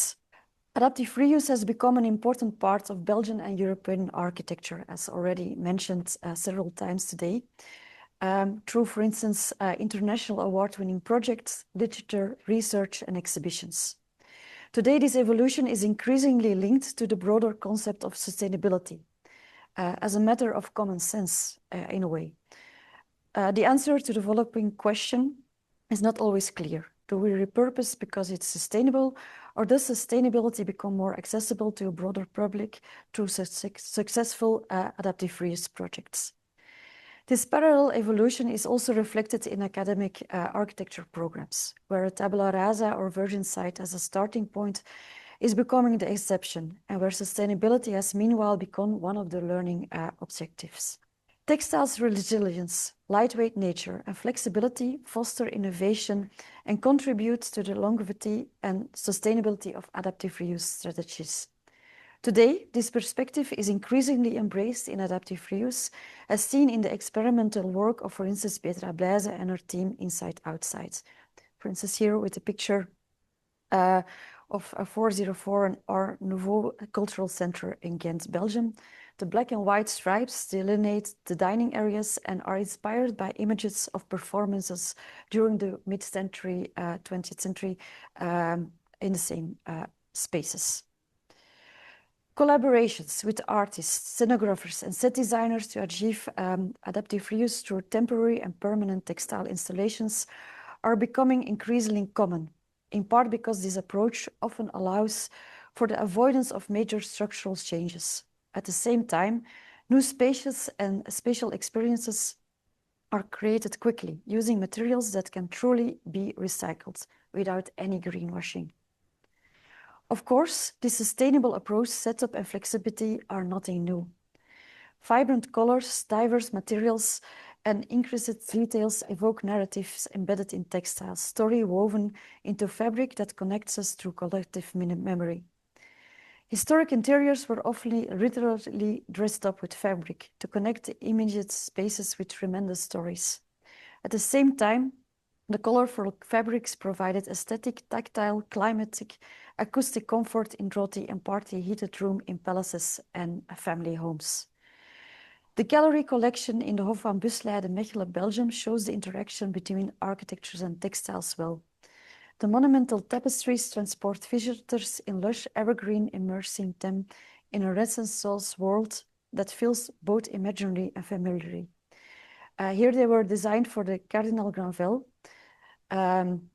working for the Burgundy family, and a separate wing was specially built for these works in Brussels. But after his banishment, his palace disappeared into the mist of times, as the adjacent palace of the Burgundies.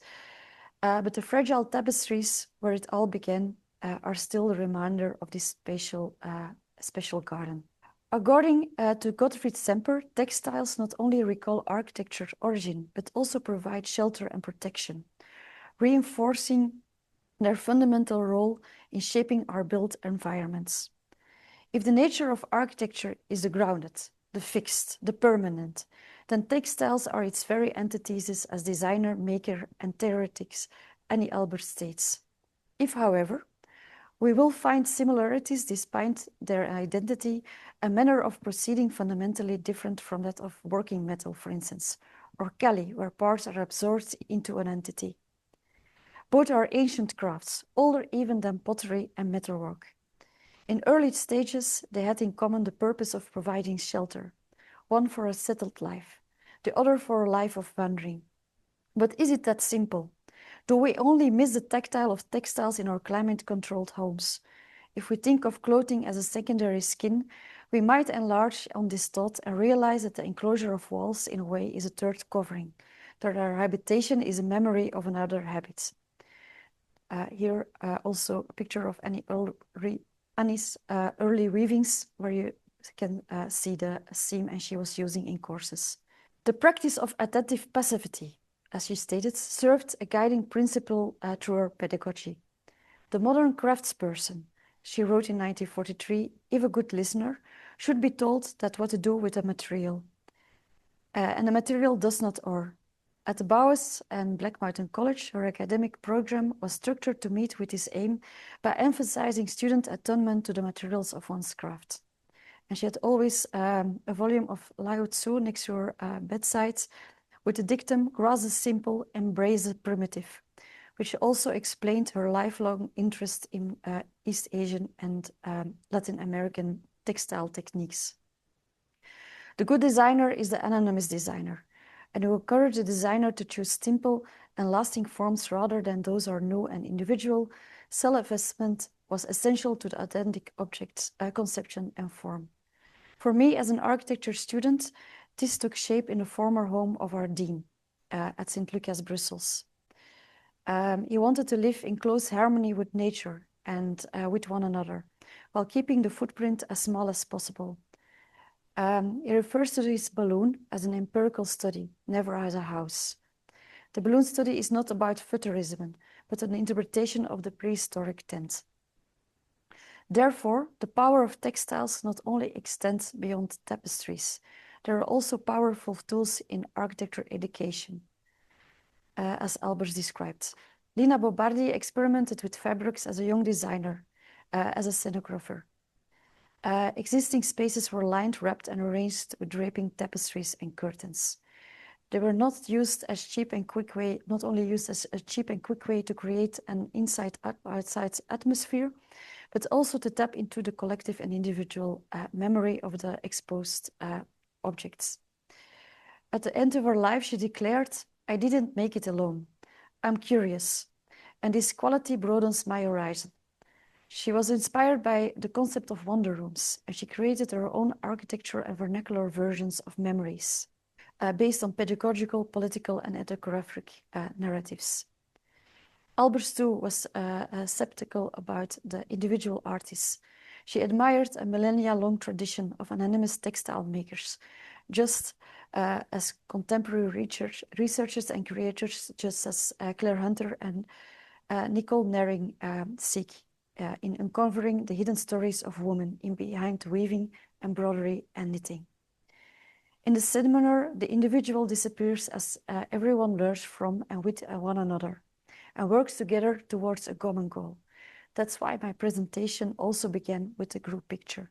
Starting from Bobardi's generous adaptive reuse projects, embedded in a larger urban regeneration project, the students try to translate the cover of the existing concrete columns, which the architect disliked at Casa do Benin in Bahia. The original material, palm leaves, however, crumbled, so the students discovered wool as a local raw material, as a source for recycling and a way to memory ancient techniques as felting and weaving in our seminar room. The same happened with the study of a pilot project for chairs, for an auditorium that was never built. Bobardi pedagogical project in Bahia was put on hold. Only a prototype stood in our home. An interpretation of the chairs now form a part of the seminar room in our new faculty building in the adapted beguinage of Hasselt.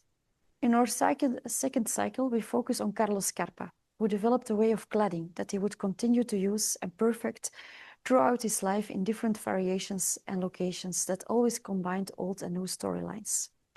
It's no coincidence that his interest in textiles as a handy material to act on the genius loci of a place translates it into an immense layered bank of material. Every color, texture, pattern, or combination had a meaning in his designs, which he nurtured through love of craft, literature, and fine art. Intuition and deep research complemented each other. As Albers stated in our famous book on weaving in 1965, it's a thoughtfulness and care and sensitivity in regard to form that makes a house turn into art. And it is this degree of thoughtfulness, care, and sensitivity that we should try to attain.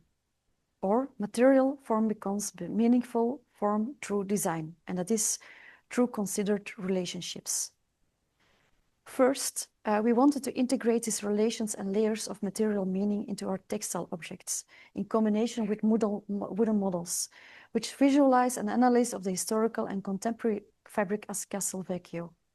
Each color, technique, and texture represent an interpretation of the connection of the design to its historical complex environment. Combination of tufting and needle punch can produce effects other than the beautiful carved wooden models. The use of these fabrics places us not only in line with the carpet's design practice, but also within the long tradition of tapestries. During the second part, we focused on the Fondazioni Quirini Sampalia in Venice. The emphasis on textiles grew and the team divided evenly.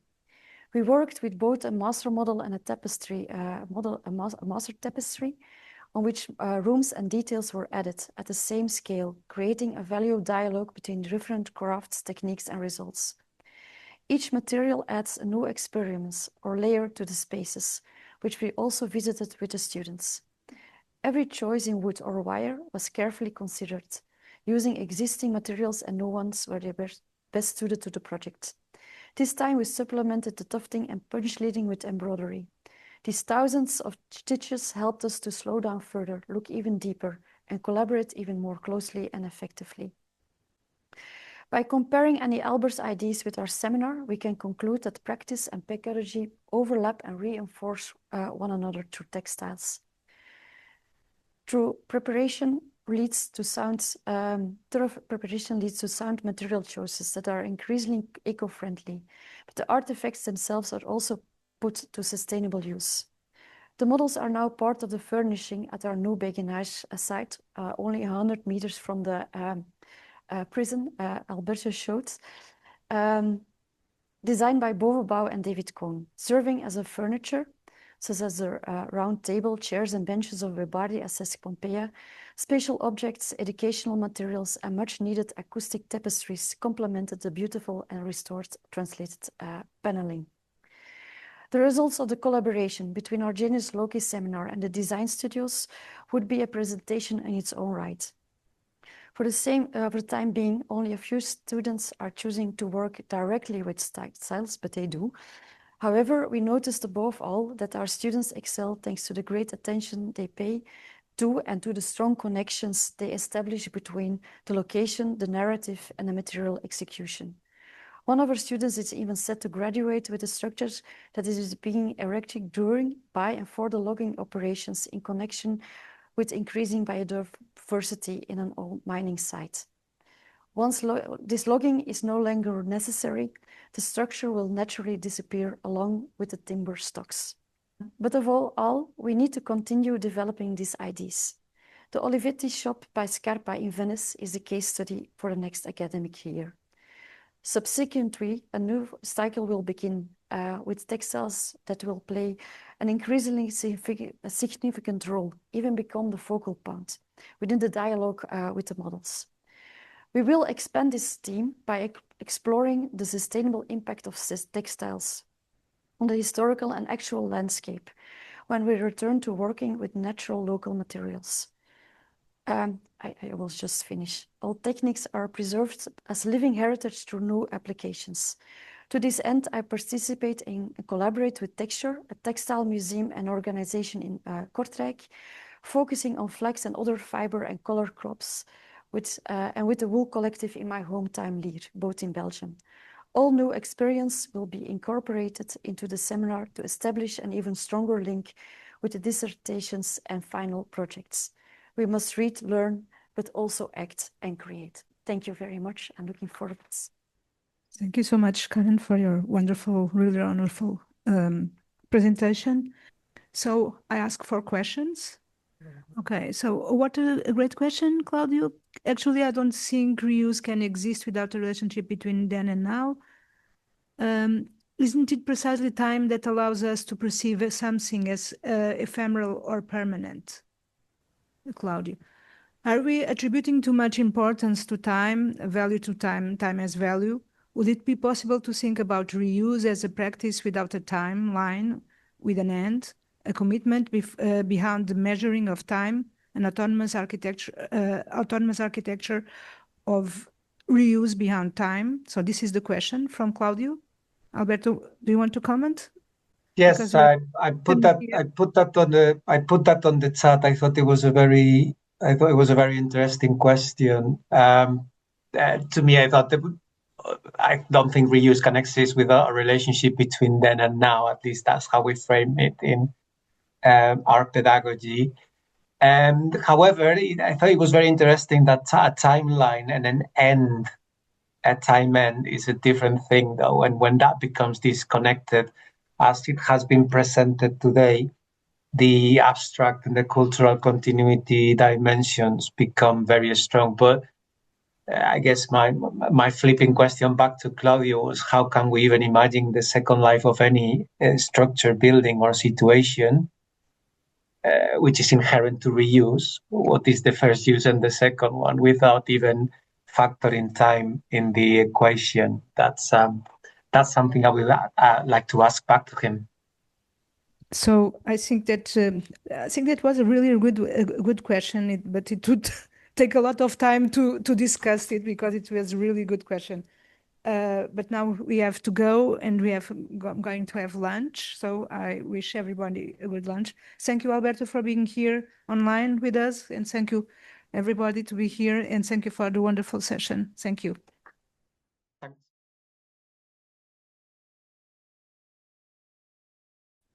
All right. Called sensory reconstruction, a way of knowing one's co-authors for adaptive architecture. And so fundamentally, this is work that I completed as part of my PhD program at Concordia University. And what I will present today is a methodology for kind of finding a way to work with the others who have made the builders. It's also, in a sense, a way of time traveling, because when our co-authors are away from us in time and space, we need to be good time travelers. And finally, it's also a way of making with them. And that's my way of understanding my co-authors. And so basically, I'm going to start this out as a tale of two houses. And the first is my house here in Ottawa. It was built in 1895. And I kind of came to this methodology through my house. She spoke to me. And this is a board that I pulled out of my cupboards, and I found a shipping label. And the label, told me a little bit about the crate that came from Liverpool on a ship. And there was the ship register. And I started to discover the story of my house through her boards. And I continued to do that over time. And I realized that this was a very good way to get to know a building. One, I discovered that my house is built like a cabinet. The corners are dovetailed together. So in fact, I live in a big drawer. And how might, if I know this building very well, and it's only 100 and some 25 years old, how might I know other buildings that are further away in time? Particularly then, one time I was like cycling in the Cotswolds, and I was looking for a building for my PhD to kind of focus on this methodology, and I stumbled upon Thornbury Castle. And so how might I put my senses forward as this methodology, a kind of reconstruction with attunement to one's senses as a kind of primary way for a building that is, over 500 years away from us? And so I arrived by bike at the castle, and the manager of the hotel was standing out sort of in the portcullis, like the front gate facing the outer courtyard. And he said to me, I said, oh, what are you doing here? And explained who I was. And I was an architect. And so he amused me. He said, this is the best place to kind of feel the atmosphere of this building from. And I thought it was a rather curious way to talk about a building, that atmosphere, Mikkel Billy's kind of work. But this idea that atmosphere, he had this kind of like, moment. And he said, and I realized, although there was a view, it was really about the sun was kind of hitting the front of his body, warming his skin, and there was a breeze from the back. And while this is not a picture of the gate, the idea of the breeze in this building I was obsessed with it. And so what I did was later on, when I realized breezes were important, I flew a drone around the building and let it float on the wind, and just to see where things might end up. And as it turns out, that the placement of this building, the building wasn't really, and I didn't really want to think about the building as form. I think we're overly obsessed with vision in a kind of a hierarchy of the senses. And so I wanted to kind of deal with the proximity senses. One, because the co-authors that I was looking for in this colonial, like early colonial building, turn of the century, 1508 to 1521, it was a construction site. It was really, it was the co-authors I was looking for were like, you know, those that maybe participated in the making of the building, tradespeople, craftspeople, people that were really interested in and engaged in the proximity senses, so the sense of touch, of taste. And so who were those people? And I was like, well, you know, these were the lower senses. You know, of course, people would write in, you know, Latin about and vision and hearing, as the distant senses were kind of, you know, the more important, the senses at the top of the pyramid. But I was interested in my people, like, where are the women, you know, like in like early modern culture? They're certainly not in books. I read you know, did my historiography, and there were 5 women mentioned in all the reading that I could find of Thornbury Castle. And one was a guest, like a kind of a tumbler that, and so like some acrobat. And so I thought, okay, I'm gonna have to, how can I get in touch with like my people? Like, where are these other makers? And so this kind of comes to then I come back to this idea of wind. And I was like, not really about the form, but how does actually air start to give me a way of understanding my co-authors? And so Thornbury Castle then, you know, did the requisite drawings and whatnot, and I discovered that the winds in the spring, the cool winds, came from the northeast. And so as a building, you know, it was kind of a series of constructions. The original buildings are in dotted lines and pink at the back, but the wind comes from the back. And the wind then eventually they removed those buildings, which was a bit odd because they were perfectly fine. They'd been in the family of the Duke of Buckingham who built this castle. And like, you know, spoiler alert, the reason that the castle stopped construction was because he got killed. He thought about, you know, like, he mentioned the idea that Henry VIII might die, and so that's it for you, because he had lines to the throne. Anyway, winds were really important, and why would wind have been something so important that you would take down, you know, kind of your existing family buildings? And so I was like, there was this other thing that happened in and around like the turn of like between the late 1400s, 1485, I think was the first time it occurred, was there was a kind of a thing called the English sweat. It was like early COVID. It happened in England, and it was this like terrible disease that you would like vomit and of course sweat, and there was this terrible smell, and it was lethal.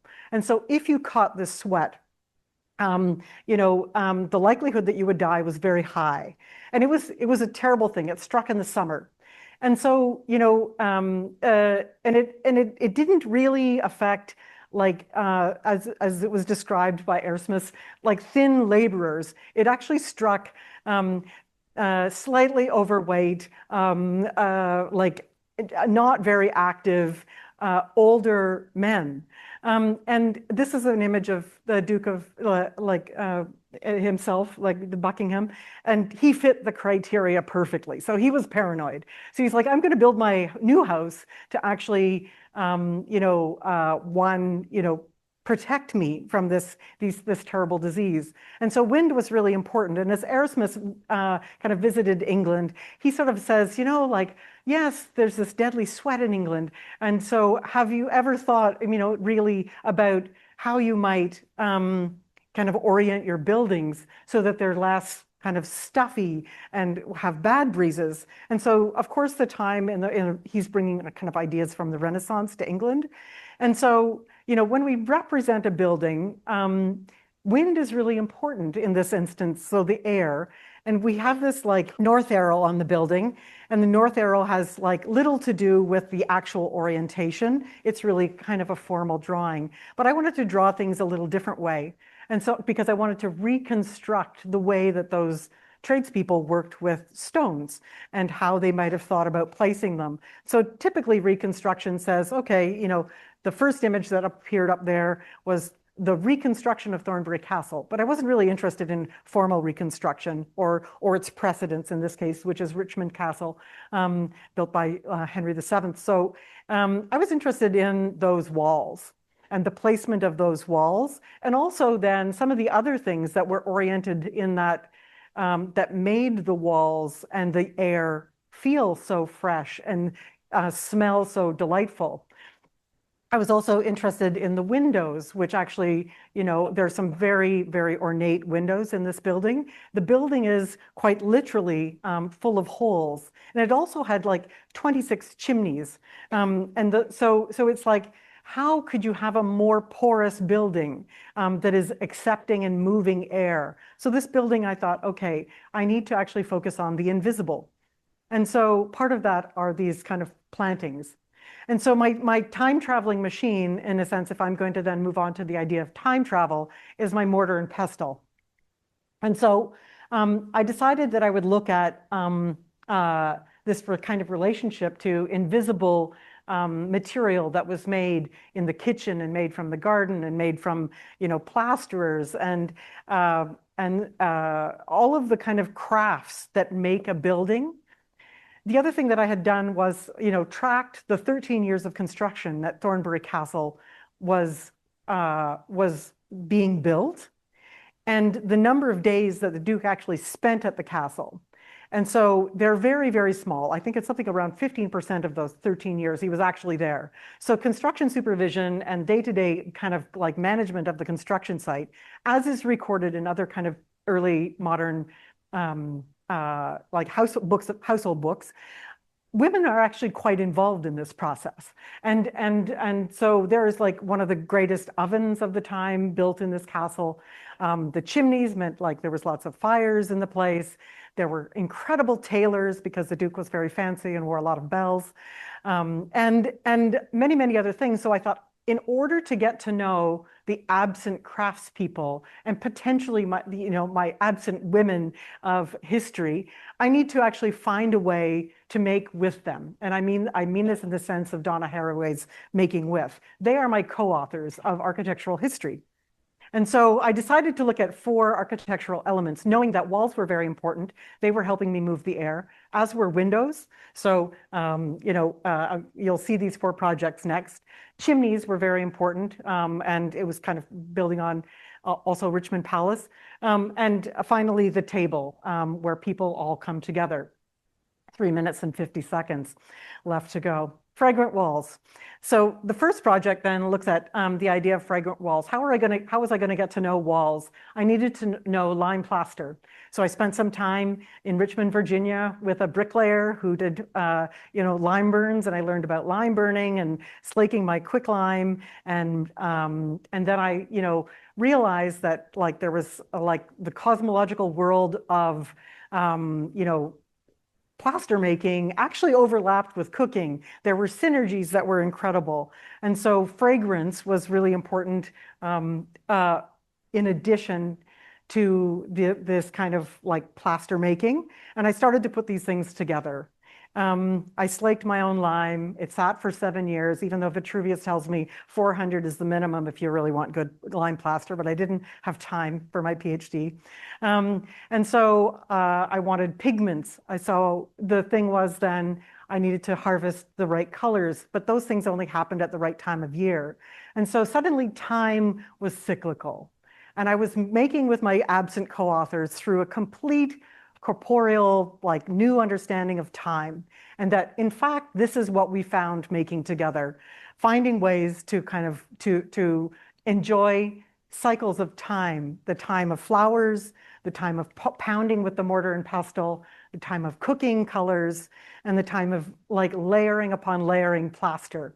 And so I worked on these recipes and then created what I called like my kind of garden plasters by integrating a number of different spices and herbs. And I made these a series of fragrant walls that through various kind of choices with my, my colors and fragrances makes for a very interesting wall. And it's not your standard painted wall. It's a really beautifully fragrant, colored, plastered, using Venetian plaster techniques that Arrigo Rudy actually helped me out think about. And so that was my 2-4. So I thought that was a good Canadian number to get. And then, so I thought, okay, so there's these combinations of cooking and plastering. And so I was getting to know time. The second thing I looked at was windows. And so I decided to make a stained glass window. And the one thing that I had noticed about the windows were the incredible fenestration, but I also stayed there. Thornbury Castle is now a hotel. And so, you know, and remaking the windows, I thought, how could I make this kind of color? And Federica actually brought me back a piece of candy from Europe that was, you know, the candy with the kind of the taste of the berries in it, in a very traditional way. And I noticed in the walls of Thornbury Castle, they were full of roses and flowers and also bee bowls, which are this incredible thing. And I thought, oh, maybe the walls are telling me how to actually make my glass. So I'm going to make candy glass. And so, which was very popular. In fact, the chimney formation is actually called the barley twist. It's based on a candy maker's trade. And I started to realize then that in collaborating with my distant co-authors, I was actually, in a sense, combining areas of expertise, because that's what the porosity of the building also enabled. So candy makers and carpenters and architects and brickmakers were all coming together. And so I used my same 24 herbs, and I overpainted a 24 like sheet of candied glass. Almost there. Which is a technique that's actually Isabel had practiced in terms of making stained glass in a traditional way. And I said, okay, so now I've made, with my co-authors, the adaptive reuse of those techniques is actually how I'm understanding, you know, the knowledge of co-creating. And in fact, those things then led to, you know, it can sit in my window. It works as a stained glass window, but you can also eat it. I served it at my dissertation. And I'll be very quick through the last two. The other things is chimneys. And I discovered, in fact, in a very roundabout way through this painting, that my kind of mortar recipe at the top was very, very an analog of a recipe for bianco mangiare or blancmange, which is this like weird, supery, sugary, chickeny dish that medieval people just loved. And you ate white to be good.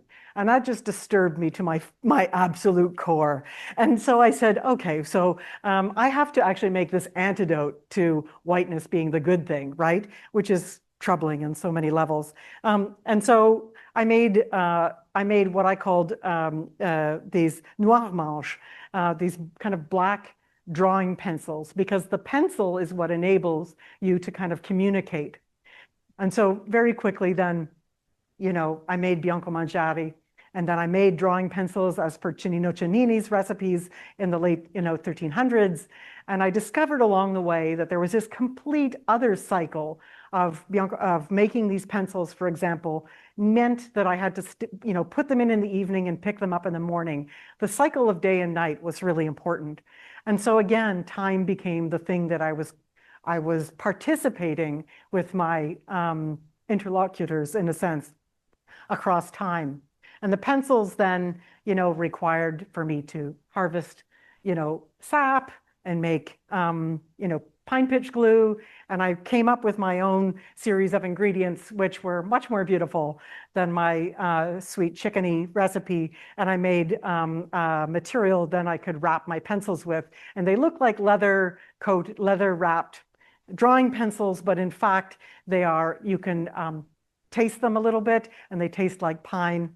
And they come together, and my last project, the Table of Delight, is a way for all of those artisans to come together. Because in the very end, what's most important is like having dinner together, because then you have a conversation. And the table is basically a toolbox on one side where all of the tools that we just discussed are there, including, you know, slots for all of the tools that I then inserted into the table, which meant I had to come back to my house in Ottawa and find some wood, because Cennino Cennini tells me that I need to find some really dry wood. And I thought, well, 125-year-old wood from my house should be good enough. And so I pulled the hardware out of it, you know, the nails out of it, and made some hardware, and used those boards, learned about like sizing materials. And I also realized that when I made the other side, the drawing board for my noir manche, it needed to be like layered one upon the next. And 6 layers later, the wood disappeared and this white linen showed up. And a knot, when I put it through the planer, flew out. And I thought, well, that's a sign. What's she trying to tell me? And I said, that's the north arrow for my drawing. And the chimneys came back as these trees of a forest, which started to create the plan of the building of Thornbury, because the chimneys were the thing that, you know, joined the ground and the sky. And so I came back to air and created my invisible drawings of Thornbury Castle, where only the chimneys speak and the north arrow kind of defines, and the cut of the boards are cardinal directions, because really only the landscape mattered to me. And rubbed in the kind of various herbs to recreate what those zones might smell like. And so in the end, you just have to sniff your way around this drawing and find your way around Thornbury Castle. I'm sure a dog would love it. And so in the end, I gathered these things together: the window, the table, walls, and the most important thing, which is the black drawing pencils, and set them upon some trestles, which I remade. And I discovered along the way with my dad that making tools and making these other pieces revealed an intelligence of the craftspeople of the time that was really important. And for me, that's what sensory reconstruction then did. It actually allowed me to collaborate with other people in ways that were about time, that was about materials, that was about, you know, kind of bringing things together and really knowing them through making them. And so I think I gotta just say that you can read more about that. I just published it in a book called Sense Making. Thanks. Good afternoon. We're honored to be part of this panel from single authorship to multi-authorship design today to discuss tricky adaptations of Tiki-Taki. And I'm Romy. And I'm Christine. As multi-authors of this project, we'll be considering the reconciliation of multi-authorship in the sprawling and complicated site that is the suburbs. And to that end, today we wish to adapt and reuse our title published in the Book of Abstracts by focusing more on aspects of authorship as a means of setting up a framework for future research on the Tiki-Taki materials of these sites. In December of 2023, the Housing Minister announced the intent of the Canadian government to create a new housing catalogue in order to increase the production of housing stock, reminiscent of a similar post-war national housing strategy. However, as Canadian Architect explains, unlike the post-war versions, these focus on infill sites, not greenfields. The CMHC Housing Catalog was eventually released in October 2025, and this rendered image is one of the fourplexes designed for Ontario. In 2024, there was a preliminary scoping effort by Housing, Infrastructure and Communities Canada to develop a contemporary interpretation. The concept of the housing catalog, or pattern book, uses standardization of programmatic needs and design responses to circumvent the arduous process of permitting for bespoke projects, speeding up construction, thereby increasing the supply of housing stock. And unlike its printed predecessor, the 2025 catalog exists only online, and it offers 50 low-rise housing designs tailored to provincial codes and local needs, and none of the designs include single-family. Oh, I'm sorry, that's me.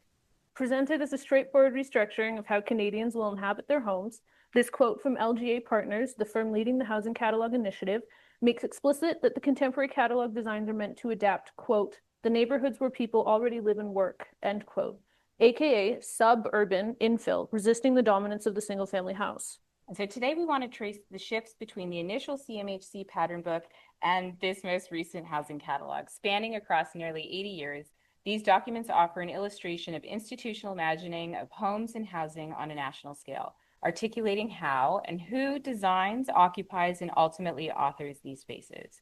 Our methods in developing this presentation today have been interdisciplinary. We will sketch out a working definition of multi-authorship and Tiki-Taki and situate them within the context of post-war Canadian suburbs. Following this, we will examine the 1947 CMHC pattern book, 67 Homes for Canadians, the 2024 What We Heard report from Housing, Infrastructure and Communities Canada, and finally the CMHC Housing Catalog in 2025. In Allure of the Incomplete, Imperfect, and Impermanent, Rumiko Handa describes how Alberti in the 13th century conceived of the architect similarly to the literary author. Handa raises the significant consequence of equating the architect, the implied authorial authority of the architect, which alienates the profession from, quote, people's everyday conduct of life in and around buildings, end quote. While multi-authorship seemingly resists the authorial aspect, it can still reinforce this formal abstraction of the author or authors from the building. Our position on multi-authorship asserts the validity of occupants as co-authors of their dwellings. And so in exploring the notion of inhabitants as multi-authors in Canada, we need to talk about suburban housing, because we know that from the 2021 census, 78% of Canadians live in the suburbs, and of the nearly 15 million occupied private dwellings in Canada, 7.9 million are single detached homes. And in the 1962 song Little Boxes, popularized by Malvina Reynolds, the term ticky-tacky implied a sociocultural understanding of the material and construction practices of suburban housing in post-war North America. There's a perception of ticky-tacky as low-quality housing materials utilized for rapid production, but we might argue that the proliferation of these commodified building materials may in fact have afforded occupants the ability to readily modify their spaces. And so, for instance, this is a history that is traced by architectural historian Lucy Morissette in her research on the post-war Quebec bungalow.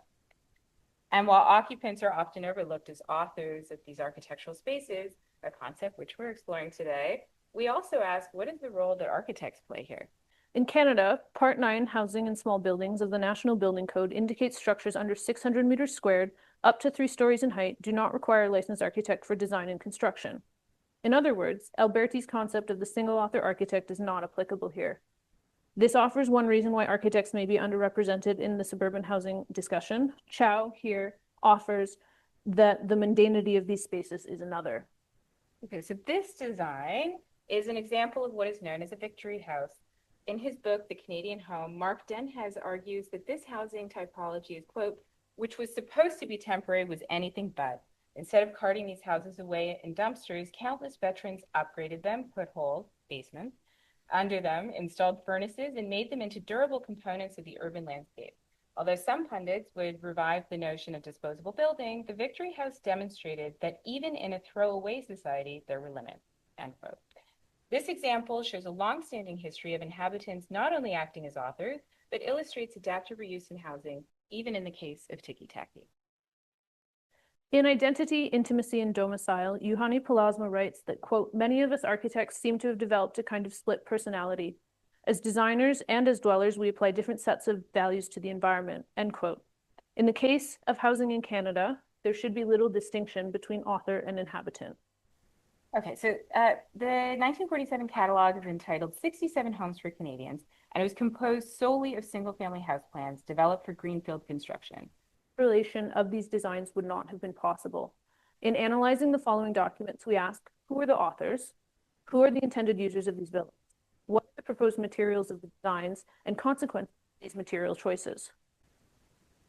This catalog included both 30 in-house CMHC designed homes alongside 37 design competition winners across Canada. The architects and or firms were listed, and some were single-authored while others were co-authored. And the judges of the Canadian Small House Competition are here and included some recognizable names in architecture. And it's important to start here because this authorship is clear in 1947. The design brief for the Small House Competition included the imagined client, or really occupant, Mr. Canada, and his family. In spite of this heteronormative narrative of Canadian dwellers, this catalog clearly articulates an inhabitant for these spaces and envisions their experiences within them. In the description of the design problem, the relationship between the designer and the occupant is revealed as co-authors constructing space.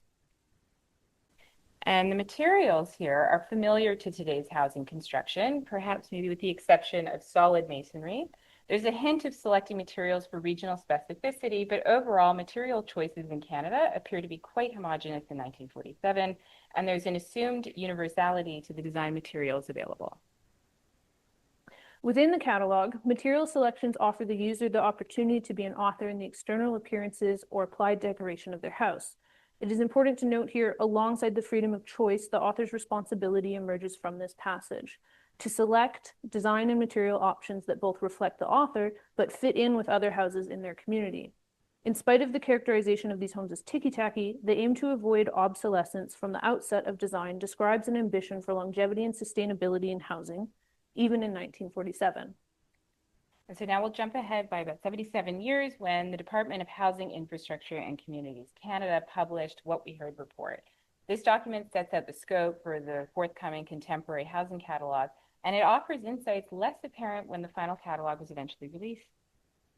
The consultants to produce this report include input from, quote, technical experts, architects, planners, designers, engineers, manufacturers, potential industry adopters, home builders, developers, nonprofit providers, and other orders of government, provinces, territories, and municipal governments, end quote. You might notice there's one major group omitted from this consultation, occupants. And for a country of about 41.5 million people, these numbers seem alarmingly small. 50 technical interviews, 50 roundtable participants, 84 submissions, and 110 emails.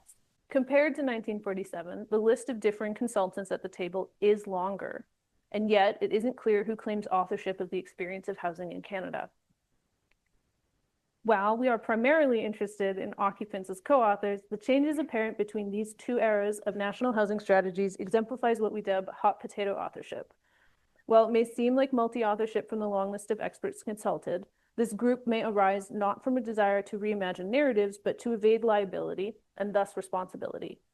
For instance, in the 2025 CMHC catalog, to download any of the housing design packages from the website, you must first click the Accept button when reading the extensive liability and warranty statement attached to each design in the catalog. So in other words, prior to accessing any drawing, CMHC and the designers involved are eschewing authorship. Annex B, which is wonderfully pixelated, identifies the scope of the proposed housing catalog. The supply objectives prioritize accessory dwelling units, multiplexes, and potentially mid-rise development. Conversion and high-rises are explicitly outside of the scope. The report states that, quote, single-family homes will be deprioritized in this first iteration based on the feedback from industry that many catalog solutions already exist in this space, end quote.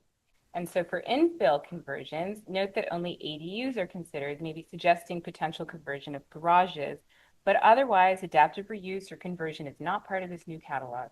Modular and prefab construction appear as a potential in scope here, but ultimately they don't appear in the 2025 catalog.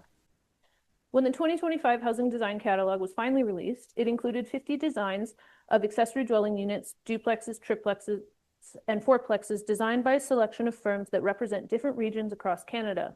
These designs were developed to fill in the missing middle of density while still focusing exclusively on individual buildings and incorporated accessibility and energy efficiency standards. The catalog, while part of the current national housing strategy in Canada, is not connected to any new financing mechanisms. So unlike the 1947 catalog, which explicitly articulated how occupants could procure a mortgage to build a single-family home design, in 2025, it's not apparent how a homeowner might finance a multiplex, nor suggest alternative federally supported methods of co-financing. Here, the term user of the catalog adds a layer of abstraction to inhabitant or even occupant, further distancing the individual and their lived experience from the production of housing. The closest language that describes potential occupants is the increasingly exclusive term homeowner. Through limiting the entities available to offer feedback, the creators of the catalog make a marked distinction between themselves and dwellers. The issue here is the gap between intentions and experiences, and this is a concept explored by architectural historian Anne-Marie Adams, whose research on the post-war suburban Eichler homes in the US aimed to reconcile the differences between the ways in which developers, architects, and designers intended spaces to be used versus the actual lived experiences of occupants. While experiences of occupants were not considered in the development of this catalog, we wonder how they might be incorporated into follow-ups of the catalog's reception, perhaps acknowledging dwellers as co-authors after all. To that end, while the 1947 catalog included named authors selected by named judges, the firms that produced the 2025 catalog were selected through a closed RFP process. Designs are not authored in-house by a federal institution, nor through competitions with clear adjudication criteria. With this structure, the individual is able to theorize how Canadians should live becomes quite exclusive, paradoxical to a program meant to be more inclusive. The Materials Guide is a compendium to the main catalog which details the possible materials users can select, their estimated costs, repairability, and embodied carbon. The document's approach to materials offloads environmental responsibility to the user's material choices while remaining somewhat opaque about the assumptions these calculations are based on.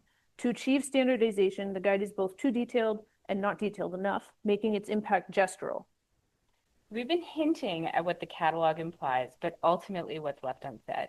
These renders place the proposed designs between two long-standing houses, and we wonder how many streets have undeveloped space between two existing houses. The largest gap in the 2025 catalog is the unacknowledged demolition necessary to achieve new build infill. As a result, demolition waste is not addressed in embodied carbon calculations in the material guide, let alone considered as a potential resource for reuse. And so just to be clear, we are not reminiscing about the 1947 catalog because it has its flaws. However, the 2025 catalog, for all its ambitions, offers a much narrower dream of what housing in Canada could accomplish. Could the contemporary catalog have leveraged the standardization of existing pattern book houses for adaptive reuse strategies that better align them with the needs of today? In this imagined future, is there no room for our imagined past? There's something optimistic, if at times problematic, about the exercise of a national housing catalog. In comparing the changes between two, published almost 80 years apart, we are granted insights into the way that authorship in housing has shifted in the Canadian imagination. We offer that for a site as pervasive as the suburbs, the next imaginings should center the co-authorship of dwellers as an avenue to practices of adaptive reuse of the ticky-tacky. So our next speaker will be coming to us from Bristol. Oh, no, not Bristol. From where am I? Yes, Bristol it is. It is Bristol. Yes, thank you. My apologies. It is Sophia Banu and Piers Taylor and Matthew Hynam, and they'll be speaking to us about vernacular architecture as collective design praxis. Yeah, we come from Bristol, but today we come via the Mediterranean region, which we will be talking to you about a little bit. So I'm speaking to you today from Corfu Island, which is also where the sites I'm going to be mentioning are situated on. So for many places around and beyond the Mediterranean, the term vernacular architecture has become a blessing and a curse. Century-old villages sit within a complex field of scrutiny, regulation, and formal practice, where new builds and formal alterations to existing buildings are subject to strict architectural expectations, sometimes limitations, and sometimes quite the opposite. While many everyday adaptations continue to be made manifest through the practical life of the settlement. We are concerned with the way that vernacular architecture becomes valued as the image of the glorious past, and with the ways that this idealization leads to the fixing and stifling of tradition into the memory of a very narrow window of time, which is quite arbitrary. Built interventions are commonly directed towards the reproduction of specific forms, colors. We heard earlier about the Venetian lime mortar and its natural colorings, which are very pervasive in the environment I'm talking about, and other kind of details that are reproduced detached from the wider cultural, material, and social conditions that bore them. And from the contemporary, of course, also relevance of the architecture of what architecture, the kind of life that architecture is meant to serve. So what risks being preserved is a vernacular architecture seen as an image rather than as a living, relational, adaptive, spatial practice. So we will focus today on two villages on the southern side of the island of Corfu. This is an ongoing project, and we are here as the fieldwork still continues. The two villages are Chlomos and Pendati. And Chlomos is officially classified as a traditional protected architectural settlement whose architecture is recognized as an exemplar of local vernacular building and design traditions. Pendati, despite existing at least since the 16th century, has not qualified as such, but both sit within a complex field of scrutiny, regulation, and formal practice of how architecture still continues to develop or be preserved. And we would thus like to reframe vernacular architecture as a dynamic body of collective knowledge and design practice, a condition as much of the past as of the present, and in desperate, I would argue, need of nurturing to the future. This means understanding it not as a fixed architectural language, but as an ongoing process of spatial adaptation and design praxis. What defines tradition and what defines the vernacular is not simply its origin in the past, but its collective authorship and validation, its attachment to a community as a collective authority. And you can see here a photo of local women from probably the 40s or 50s from the south of Corfu.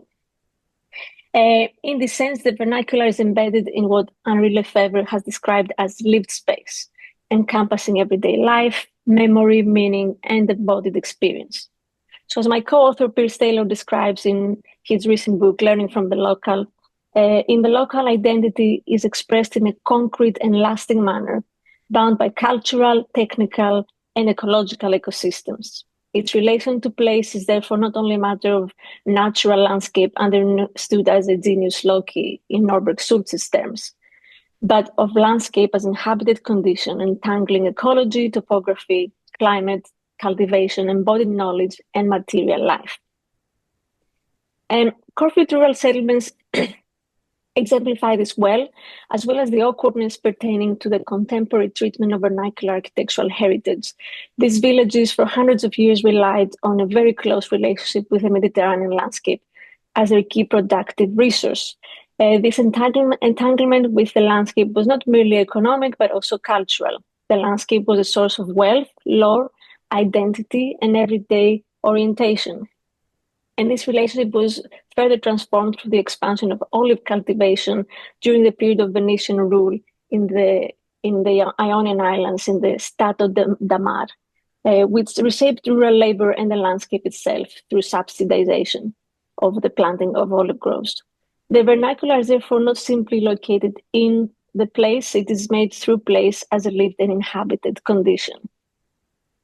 A very telling account from Chlomor speaks of the planting of 20 cypress trees for every daughter born into a family. The trees would grow alongside the girl to form part of her dowry, becoming material for the construction of a house. The villages have thus grown generationally upon a rural landscape through process of cultivation, kinship use, and the slow accumulation of knowledge.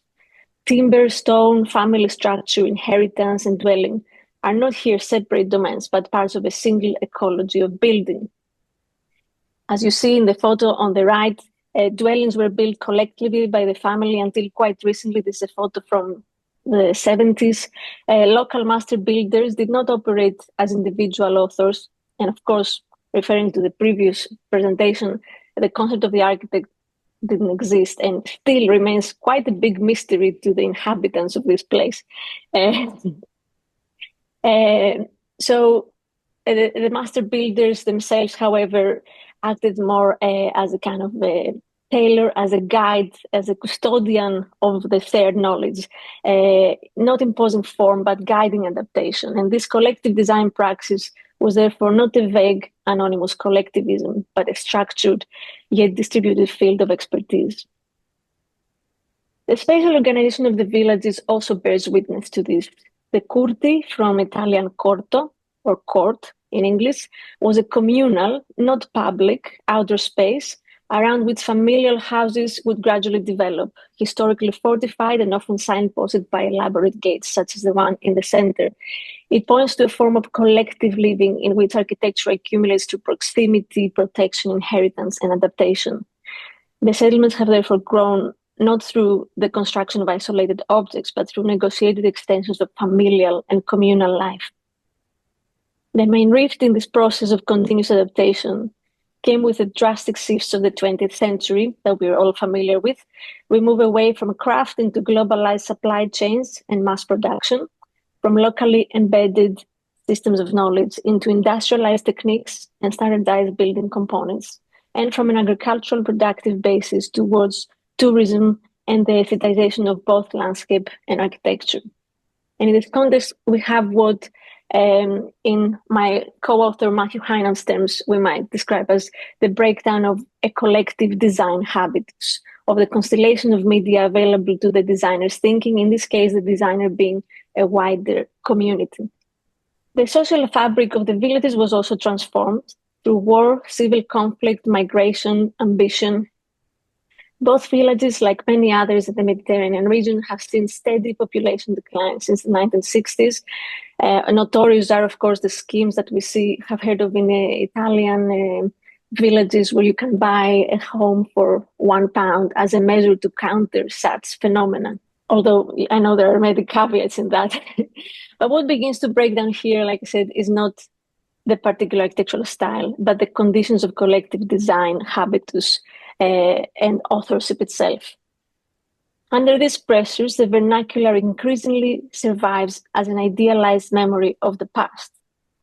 Materials and techniques are reduced to recognizable signs, such as a color palette, not anymore reliant on the natural components of the stucco or the lime mortar, but as an added chemical coloring. A stone, a veneer, a painted satyr are reproduced and reproducing detached from their cultural, social, and technological origins. So architecture is preserved as image rather than as collective life. Yet what we also see is a persisting vernacular, which is not intact, it's not pure, and it's not always easy to categorize, but still it is present in the ways buildings continue to be adapted. New materials and techniques are integrated into old forms, corrugated steel, and aluminum seats, concrete structures, crystal windows, cement blocks, and concrete surfaces. We also see skeuomorphic reproductions of historic forms alongside fleeting trends from different periods, such as the doors, the 60s style doors that you see here. Improvised, but these are not all equally convincing, but they matter because they demonstrate that the vernacular has never been static. It has always been technologically and culturally layered and absorb new means into older habits of making. This becomes especially apparent in informal appropriation, where we can see found objects pressed into structural or formal service. One of my favorites is the canopy on the right, which is appropriated from an American plane that fell at the end of the Second World War. And it still survives as a very nice canopy over this door. So we also see types of minor extensions, such as this one, ad hoc shelters, material substitutions, and inherited colors and forms translated into less formal structures, such as these as well. They are not necessarily picturesque. They're not always elegant, but they retain something of the adaptive intelligence of vernacular building, its capacity to work with what is at hand, respond to need, and make architecture as an ongoing condition rather than a finished image. The question then is not simply whether adaptation is good or bad, in this case, as adaptation is constitutive of the vernacular. What requires attention in the nature of a vernacular future is what distinguishes adaptation from distortion. The distorted vernacular emerges where traditional form is aestheticized, sanitized, and reproduced as stylization, thus performing rather than continuing tradition, or enacting, if you like, tradition. It borrows the signs of the past without remaining answerable to the conditions through which those signs came into being.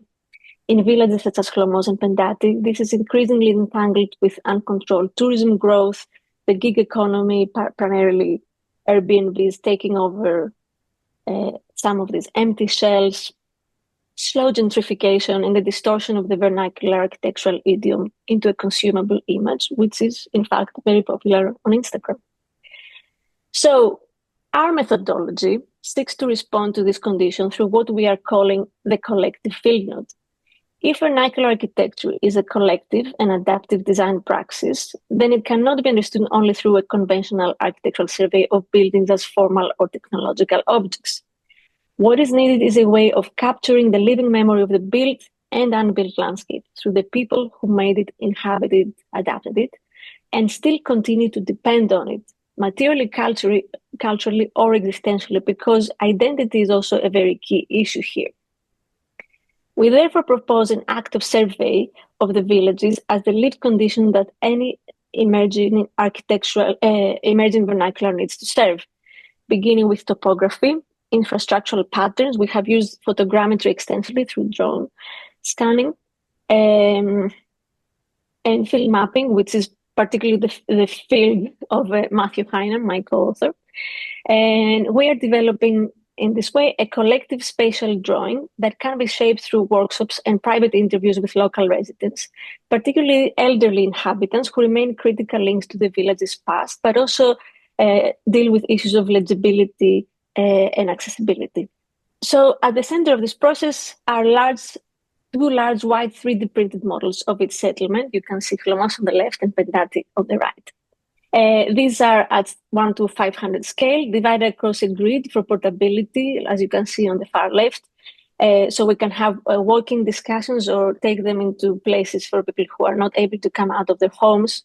within the villages. These models act as canvases that treat the landscape as a continuous surface, the man-made and the natural, the built and the unbuilt. But they're also there as quite literal white canvases instead of in lieu of a piece of paper for annotation, recording of collective memories, values, associations, and desires. They are not intended as ethnographic objects, but as accessible spaces of collective thinking, spatial drawings through which the community can begin to make visible what matters, what has changed, what has been lost, and what might still be carried forward. These models will be set up during August, during the Ferragosto, the significant celebration of the Dormition of Mary, which is when the diaspora of the villages tends to return, as we want to consider this more extended notion of community. Sophia? So this, yes, sorry? You're kind of out of time. You conclude it, please? Yeah, this is the last slide, no worries. So the collective field node is not a nostalgia recovery of a lost past, but a means of asking, what is the collective emerging as now? What is the landscape, economy, social organization, and collective culture that needs to be negotiated now? The task is not to reinstate old forms unchanged or to surrender rural settlements to generic development, but to reinvigorate collective authorship with a globalized present. These are the questions through which we are working towards a new collective design practice and towards a new adaptive vernacular. Thank you very much. Thank you very much. Okay. Our final speaker will be Inuri Mahashika, who will speak to us about from top down to co-authored. Good afternoon, everyone. Thank you for this opportunity, and I'm so sorry I cannot be there in person. So this project looks at adaptability in schools in Hatton, that's in Sri Lanka's Central Highlands and tea plantation region. To understand why adaptability matters here, I'll begin with the context. So this is Hatton, a brief history. During British colonial rule, Tamil laborers were brought from South India to work on the tea plantations. But even after independence, many of these communities remain socially and spatially marginalized, with limited access to education, to healthcare, land, and mobility. Hatton's landscape is defined by beautiful tea plantations all over, very steep terrain, and estate worker settlements. This landscape shapes the movement, the access, the visibility, and how buildings here are used. So before any formal design decision is made, the landscape is already influencing the architecture. So since this is about schools, I would like to talk a bit about the conventional school model in Sri Lanka. It's usually a very simple linear classroom block. It is efficient, it's repeatable, it's familiar and easy to understand. The model follows a clear logic. There are classrooms in a row, there's a veranda, plenty of windows for passive ventilation, outdoor ground for assembly, play, circulation. But this also assumes that it'll be on a flat land that has easy access and available outdoor space. In section, the classroom works through a relationship between the inside and outside. The roof and opening support cross-ventilation, while the veranda becomes both circulation and a threshold between the classroom and outdoor ground. Conventional school design can explain the building clearly, but it does not always show how the school is actually lived in. It does not show how it's used, how it's maintained, or how things like climate and slope and changing needs affect it over time. So these overlooked questions are what leads the research into this project. So going back to our context of Hatton, in Hatton, schools look a little bit different. Access begins long before the classroom. Students' journey here is shaped by slope, distance, and the uneven terrain. So bridging school already means that they're negotiating with the landscape. Because school land is limited, the activity extends outward. The thresholds become more uneven and informal. When formal space is limited, like I said, activity spills outward. When access is difficult, people create informal routes. So the schools here function through not its original design, but through continuous adjustment of that design. In section, the classroom block sits within the very steep terrain.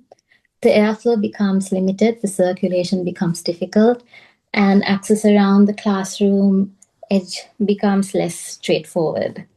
So comparing this to the conventional model, like I said before, it assumes a stable site, flat land, and clear access. But in Hatton, these conditions don't exist.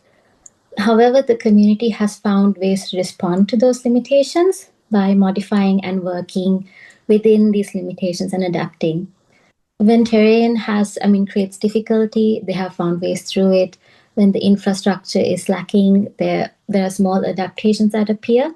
So the site does not reveal only problems, but also existing responses. So here, this slide shows how bamboo is used because it's accessible, it's affordable, it's workable, and repairable within this context. So it shows local design knowledge. This was very interesting. What I thought was a plant trough, but this was actually a washing area in a school. So using what is available on site, it provides a drying surface, a washing area, tap at a height that is accessible to students. This is for a primary school, and drainage through the stream below. So it's directly responding to hygiene, to children's height, to water flow, to labor, to material. So one simple intervention here does many things at once. So these very small interventions reveal a much larger spatial intelligence. The community is already reading, modifying, and maintaining the school environment. So it shows that architecture is already being adapted. These ongoing changes aren't just add-ons, but they're fundamental to how the school lives and functions. So to explore this, this research uses a mixed method participatory approach. The aim was to develop a contextual participatory design toolkit that is tailored to these communities' needs. The research began by studying 4 primary schools in Hatton, and one of them was selected to test this toolkit because of its scale and its community involvement. The research then tested several participatory methods. The first one is the interactive model making workshop, which allowed the community to explore design hands-on. So we use simple blocks to resemble spatial size, openness, lighting, ventilation, and the participants built and rearranged the layouts. So students, teachers, parents, they tested arrangements and they compared sizes and they discussed what felt comfortable and practical. Different groups brought different priorities. The students valued openness and natural light, while the parents, as seen on the slide here, they focused more on accessibility, clear movement, and whether spaces were easily and safely reached. The model workshop did not produce a final arrangement, but it became a tool for discussion and negotiation. So in this way, model making became a form of co-authorship. Its value was not in the physical model, but in the collective decision-making within it. The second method, the mapping workshop, it revealed how the school is experienced in daily use. Participants marked places of comfort, discomfort, movement, activity, and risk on the layout plans. Again, different users read the same site differently. Children commented on spaces and shortcuts. Teachers commented on supervision points, and parents, they commented on risk, access, and the connection between school and settlement. So here, participatory mapping allowed all of these different readings to exist together, which is important because co-authored design depends on multiple forms of knowledge. The mapping revealed comfort related to noise, temperature, lighting, and glare, but its main value was that it translated these invisible experiences into design information. The third method, and my favorite, were the sidewalks. Because of this, context, some site conditions could not be fully understood through the drawings or the maps or the interviews alone. Slope had to be walked, the distance had to be experienced, and unsafe routes had to be pointed out by the people who use them daily. So during these walks, knowledge was shared through stories by the parents of how the children would walk to school and about them worrying about unsafe routes, and the teachers describing space use. These stories revealed like the daily school experience, how the space is lived, how it was maintained and adapted.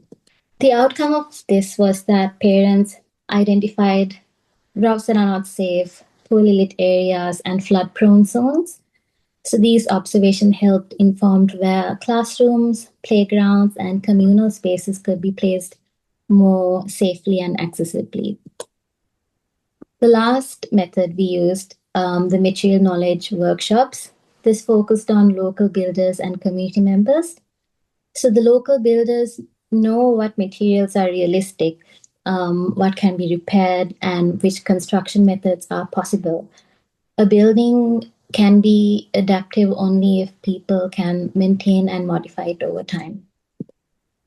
So together, these methods reveal different forms of architectural knowledge. The mapping revealed site use, movement risk. The model making revealed collective decision-making and spatial negotiation. The site walks revealed terrain, access, daily movement, and the material workshops revealed construction skills. Each method opened a different understanding of the school. These methods were not only ways of collecting information, but they also proved to be tools of authorship. Each method allowed different groups to influence how the school was understood and what it needed to address. Together, these methods propose the contextual participatory design toolkit. This is not a fixed formula or a fixed design solution, but it's a way of making community knowledge usable within the design process. This allows design to begin from community realities rather than from a standard model imposed onto the site. Conventionally, school design follows a hierarchy of authorship. We have our policymakers on the top who defining the need, architects producing the design, and the community receiving the building. The users, that are the teachers, parents, students, they may be consulted, but they're rarely treated as people who actively shape architectural knowledge. So this creates a very narrow idea of expertise where design knowledge belongs mainly to professionals and the lived experience remains secondary. But in Hatton, it has been proven that this hierarchy does not reflect how the school works. The school is already being shaped by the people who use it. So proposing a model that would work in this context is the co-authored model. It does not remove the architect, it just changes the architect's role. The architect becomes one participant within a wider network of knowledge. The teachers bring in the classroom routines, the daily use.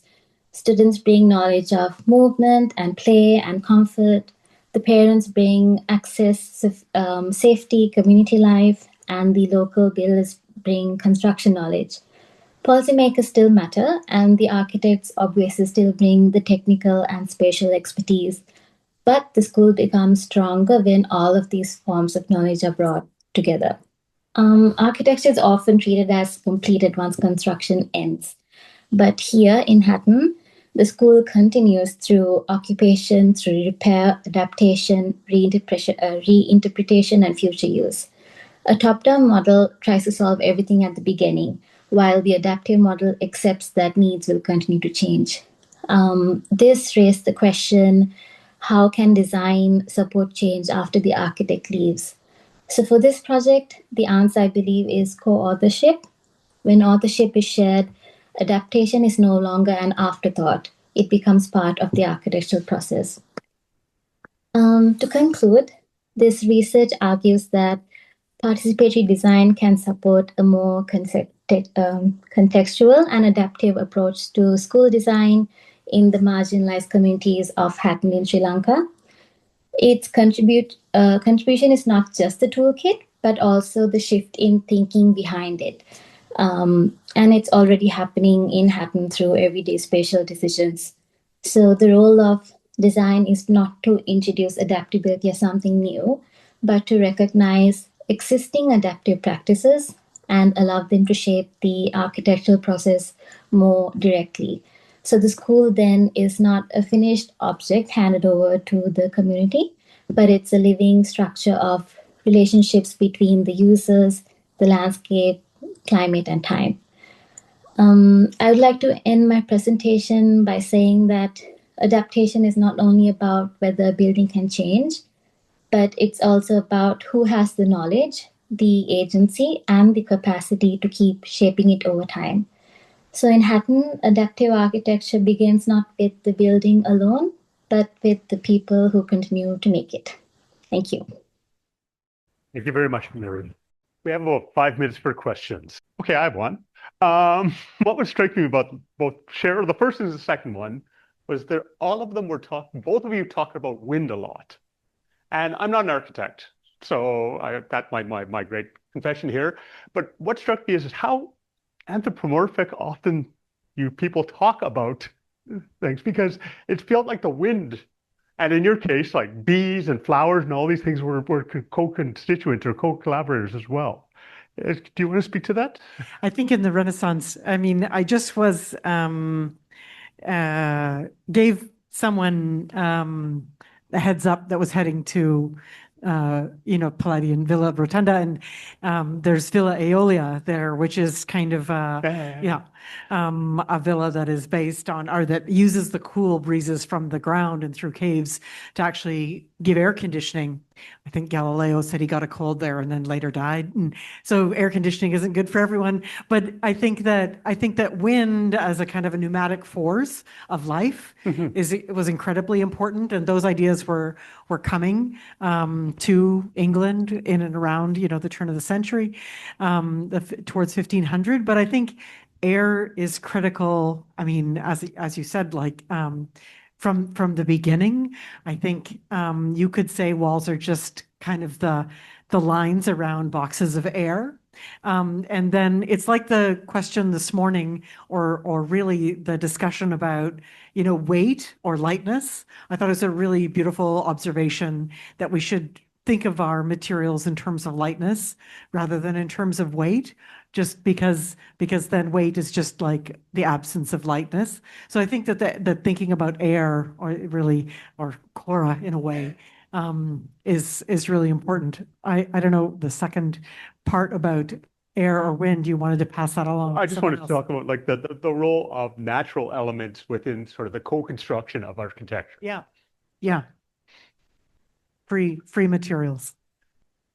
Yeah, so thank you for all the talks. My question is for Sophia. I was very fascinated by the problem that you pointed out of the breakdown of collective design habitus. And my question is, do you think it's possible to revive collective design habitus? And if so, how might that be done? And if I could tie that into, Christine, to your talk about the suburban ticky-tacky. I mean, you were talking about adaptations there as well. Do you think that is a kind of collective design habitus? Yeah, I am tempted to answer the second question as well, but I will leave that to Christine and Romy. But yeah, thank you for your question. I think the aim of our project, which, like I said, is still ongoing, and I say that with a bit of regret because I can't wait to see what happens in the end. Is indeed that we can be in a position to reassess what this habitus can have at hand at the moment, but also firstly, who is the community, and then secondly, what is that constellation of techniques, materials that are available. But that is quite a complex process because something that especially heritage discourse and policy are in particular fear of is this substitution of technological responses. And we think of the emerging, the materials and technologies, the architectural technology, if you like, but at the same time as well, the imaging technology that has emerged that shapes a kind of collective perception, if you like, of the village by now. as part of that ongoing cultural evolution of the settlement. So we want to be quite open in how we try to reintroduce this into the discourse and into the policy eventually, or into the tolerance of the policy making for a future collective habitus. So I think the point is whether we can, as architects, play the role of the custodians that help that community understand and recognize the current and emerging habitus, so that they can move on to continue into the development of this collective architecture they have been building for years, for hundreds of years, if that makes sense. Any more questions? There's a question here. It's a great question, Isabel, because I think it was really helpful to see both in Nuri and Sophia's presentations that where this life of this building that continues after kind of its formal design and construction is rooted in a deeper cultural practice. I think if we look at North American suburbs, it's all adapting our buildings all the time.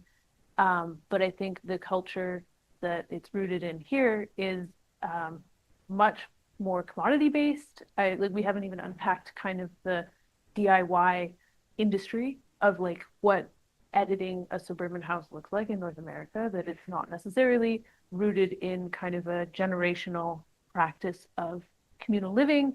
It's rooted in something else entirely sometimes, and yet inhabitants are still maintaining and caring for their spaces, regardless of the material quality. And so I think Romy and I both were like, you know, you waffle back and forth on it, that there's something to be learned there as well as something to maybe be readdressed in terms of the ticky-tacky. Okay, hi. And that maybe I shouldn't hold it, that we're maybe moving towards more of a concept of communal with this new housing catalog, that it's, you know, duplexes, triplexes, fourplexes, that maybe we could talk, you know, through that.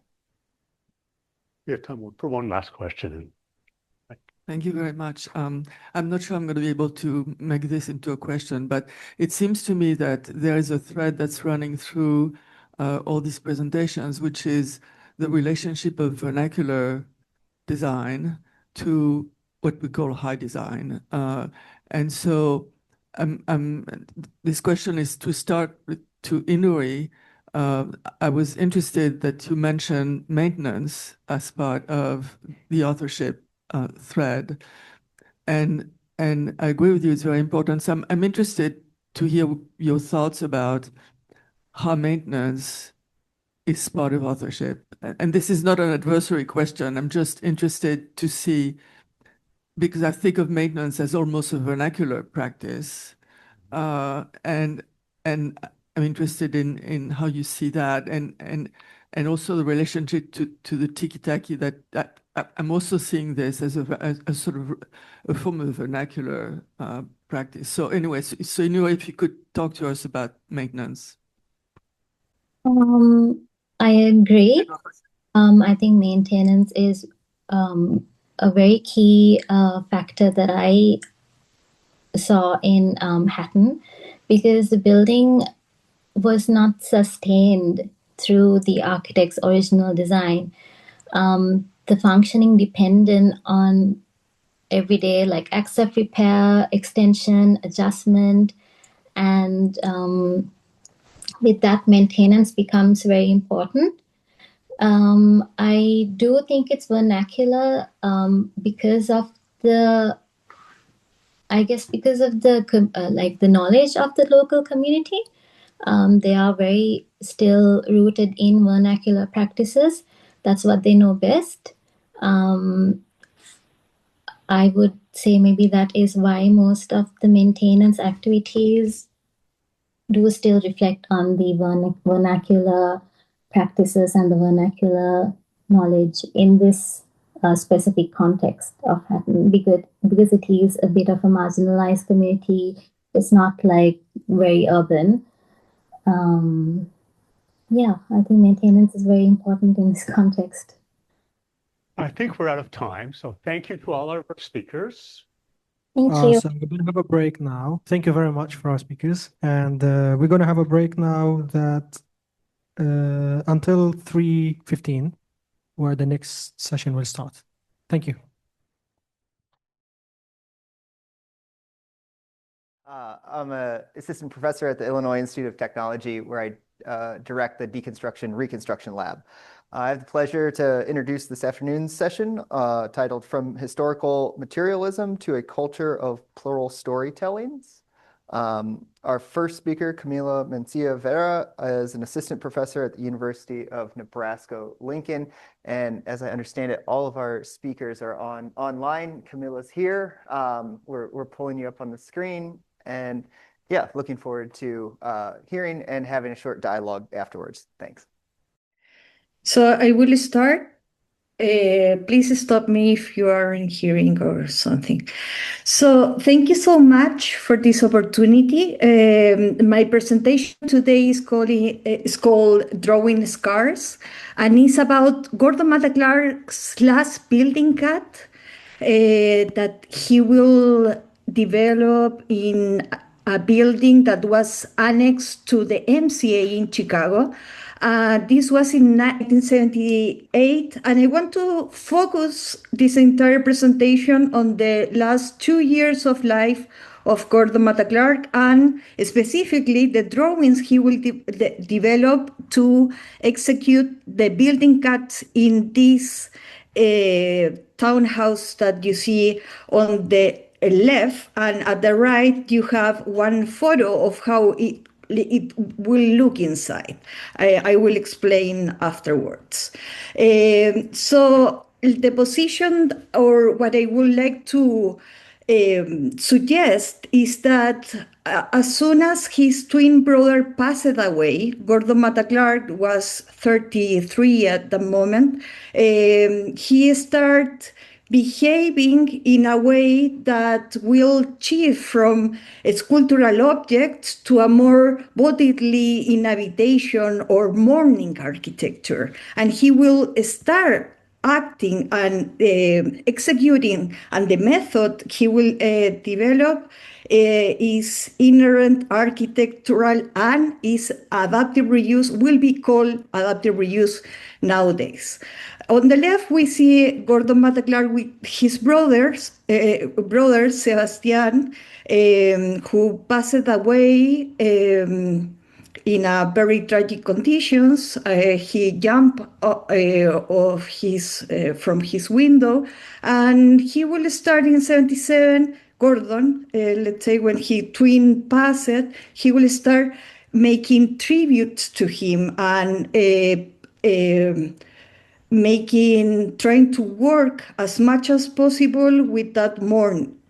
We see here in City Sliver at the right, that is one of the films he will made in 1977. You see that here it says face down in there, and it will be on the street. So that is one of the most important conditions that it has been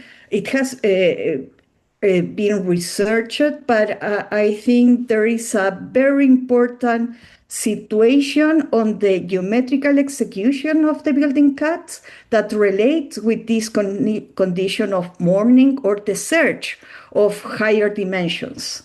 So why this project is important? Mostly because he will be his first commissioned project, in which he will receive a letter that will come with a bunch of copies of these 3 diazotypes that will be they are now at moments will be the source in which he will project the cuts. And if you see the original drawings, they will be just the floor plan of the annex building plus the floor plan of the museum. But he will project at the top of the floor plan of the museum, because he didn't need it, he will project a section. And that from there already things started to came up as here there is something more to say that because at that moment the literature on this project will say that the building will be projected at the top of the floor plan, and here the things started to sound interesting because, as you see, there are three spheres, but they aren't, and what we will be hearing in the literature of this project is that they will be three spheres, but they are three circles, okay, at the on the section and at the floor plan, and they seem to be different one to the other. And if we go one floor to the other, this is the first floor. Oh, a second, I'm moving the screen, the Zoom. This is the first floor. So this photo here, you see that the cuts go all the way up. Then we see a frontal photo of the second part, that is this one. And then we have the third part, that is the tallest in here at the top. So the three photos are taken from this floor. And if you start looking at these photos closer, you will start finding that there are major differences on them, as for example, the type of cut they will have, because some of them will be all cut and straight cut, and other ones will be bisel. Another condition that is important in this project is that he will have the hallways and staircase all available for people to go in and visit. And here is another photo. For example, this is the part second of the building when we are going up, and you see that they are a straight cut. But if we go to the third part, that is the tallest, we have bisel here. So the type of cut, you see the bisel here, and then here we have a straight one. So they aren't the same, the one that is at the top and the one that is at the middle. So I had been working on a reconstruction of this project, trying to find what are the conditions in floor plan and elevation that could make something different. And at the end, this is how could look, because this sphere is bigger than this one, and is absolutely different than the one next to it. So by reading the drawing, I was able to understand that the way he will be projecting, it was from floor plan to sections, as it will be in old days, as Robert Willis has this method of projecting architecture from floor plan to elevation, and it will be taught at Cornell, where he studied architecture. And then this drawing came out. I'm sorry about the resolution, but it's the only one that we have. And if you see, there are here cuts, here is something weird, and here seems to be an sphere, right? But here, if we see closer, is a circle in the floor plan and circle on elevation.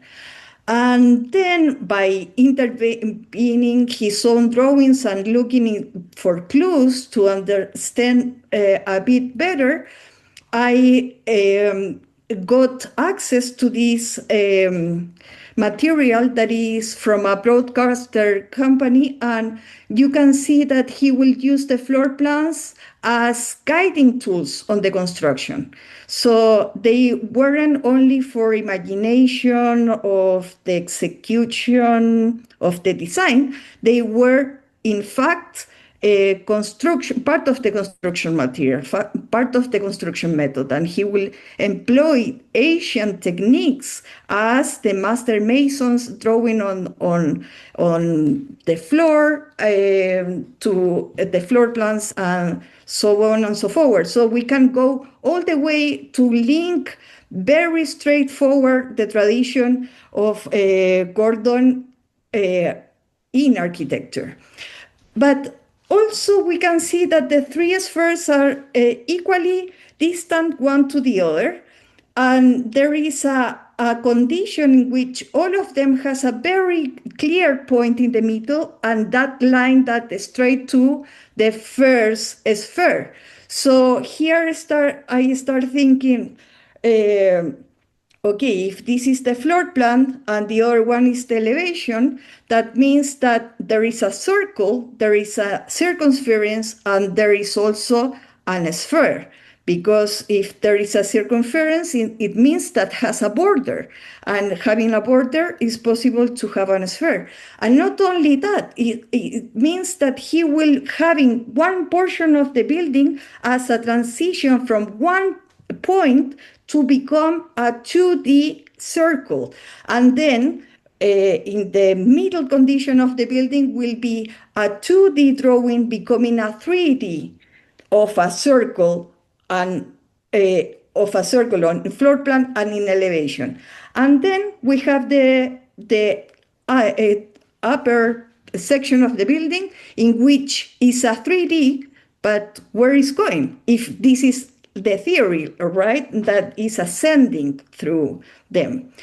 Here I come back to the drawing, and in fact, this is a sphere, it's a circle in floor plan and elevation, and this one is the sphere. And if you see, there is a margin or kind of a boundary that is surrounding that sphere next to it. So the first point that I want to emphasize here is that the use of as-built drawings is a practice of adaptive that in adaptive reuse has connotations. 5 minutes, okay. Connotations that go beyond just the information is also a way of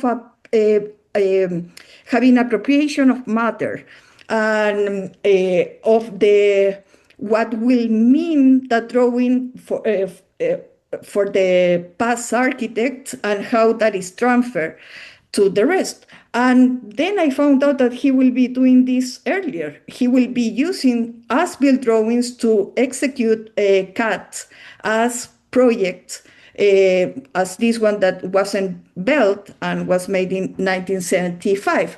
So these survey drawings become design drawings, a broader commentary on demolition, fragmentation, and adaptive reuse. And here, Circus was meant to be inhabit. It's an adaptive reuse project instead of an artistic only, right?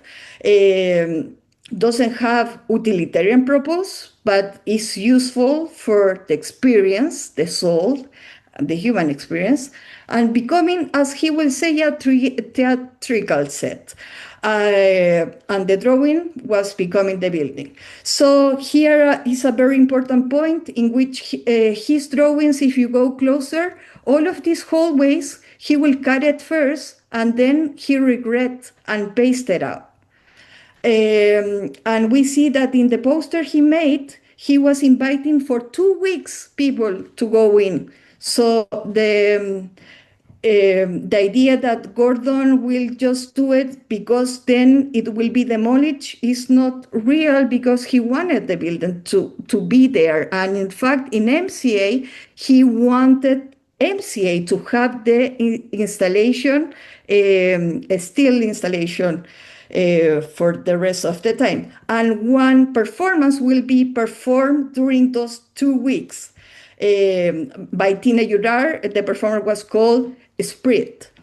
And I want to finish with this. That is a document he presented for the Guggenheim Foundation, proposing to have a building to teach kids how to unbuild buildings. And this is how he ended. He said, it will no longer be concerned with just a personal or metaphoric treatment of the site, but finally responsive to the express will of its occupants. So he was, on 1977, turning into an architect practice, no longer for fine art, rather for the service of the people that architecture is. And here, Peter, one of the books in his library, confirmed me that he will kind of going into this interdimensional idea of 1B becoming 4D and or dimension shifting, and that the cut that generates is the boundary that, according to Opensky, could allow a circle is able to end and finish life. Life starts from the same point that ends, according to him. And when you surround and protect a circle, you are protecting that life or calling that life. There are different meanings, but that's mostly it. So this is one of his drawings that I found at the CCA that is very similar to this idea of protecting or having a boundary, a limit outside of something that will have energy. And this story goes less beyond this because he will talk pretty much about the reading the main geometry of the building, and from there execute the cut. So it's a sort of energy liberation to enter other dimensions. So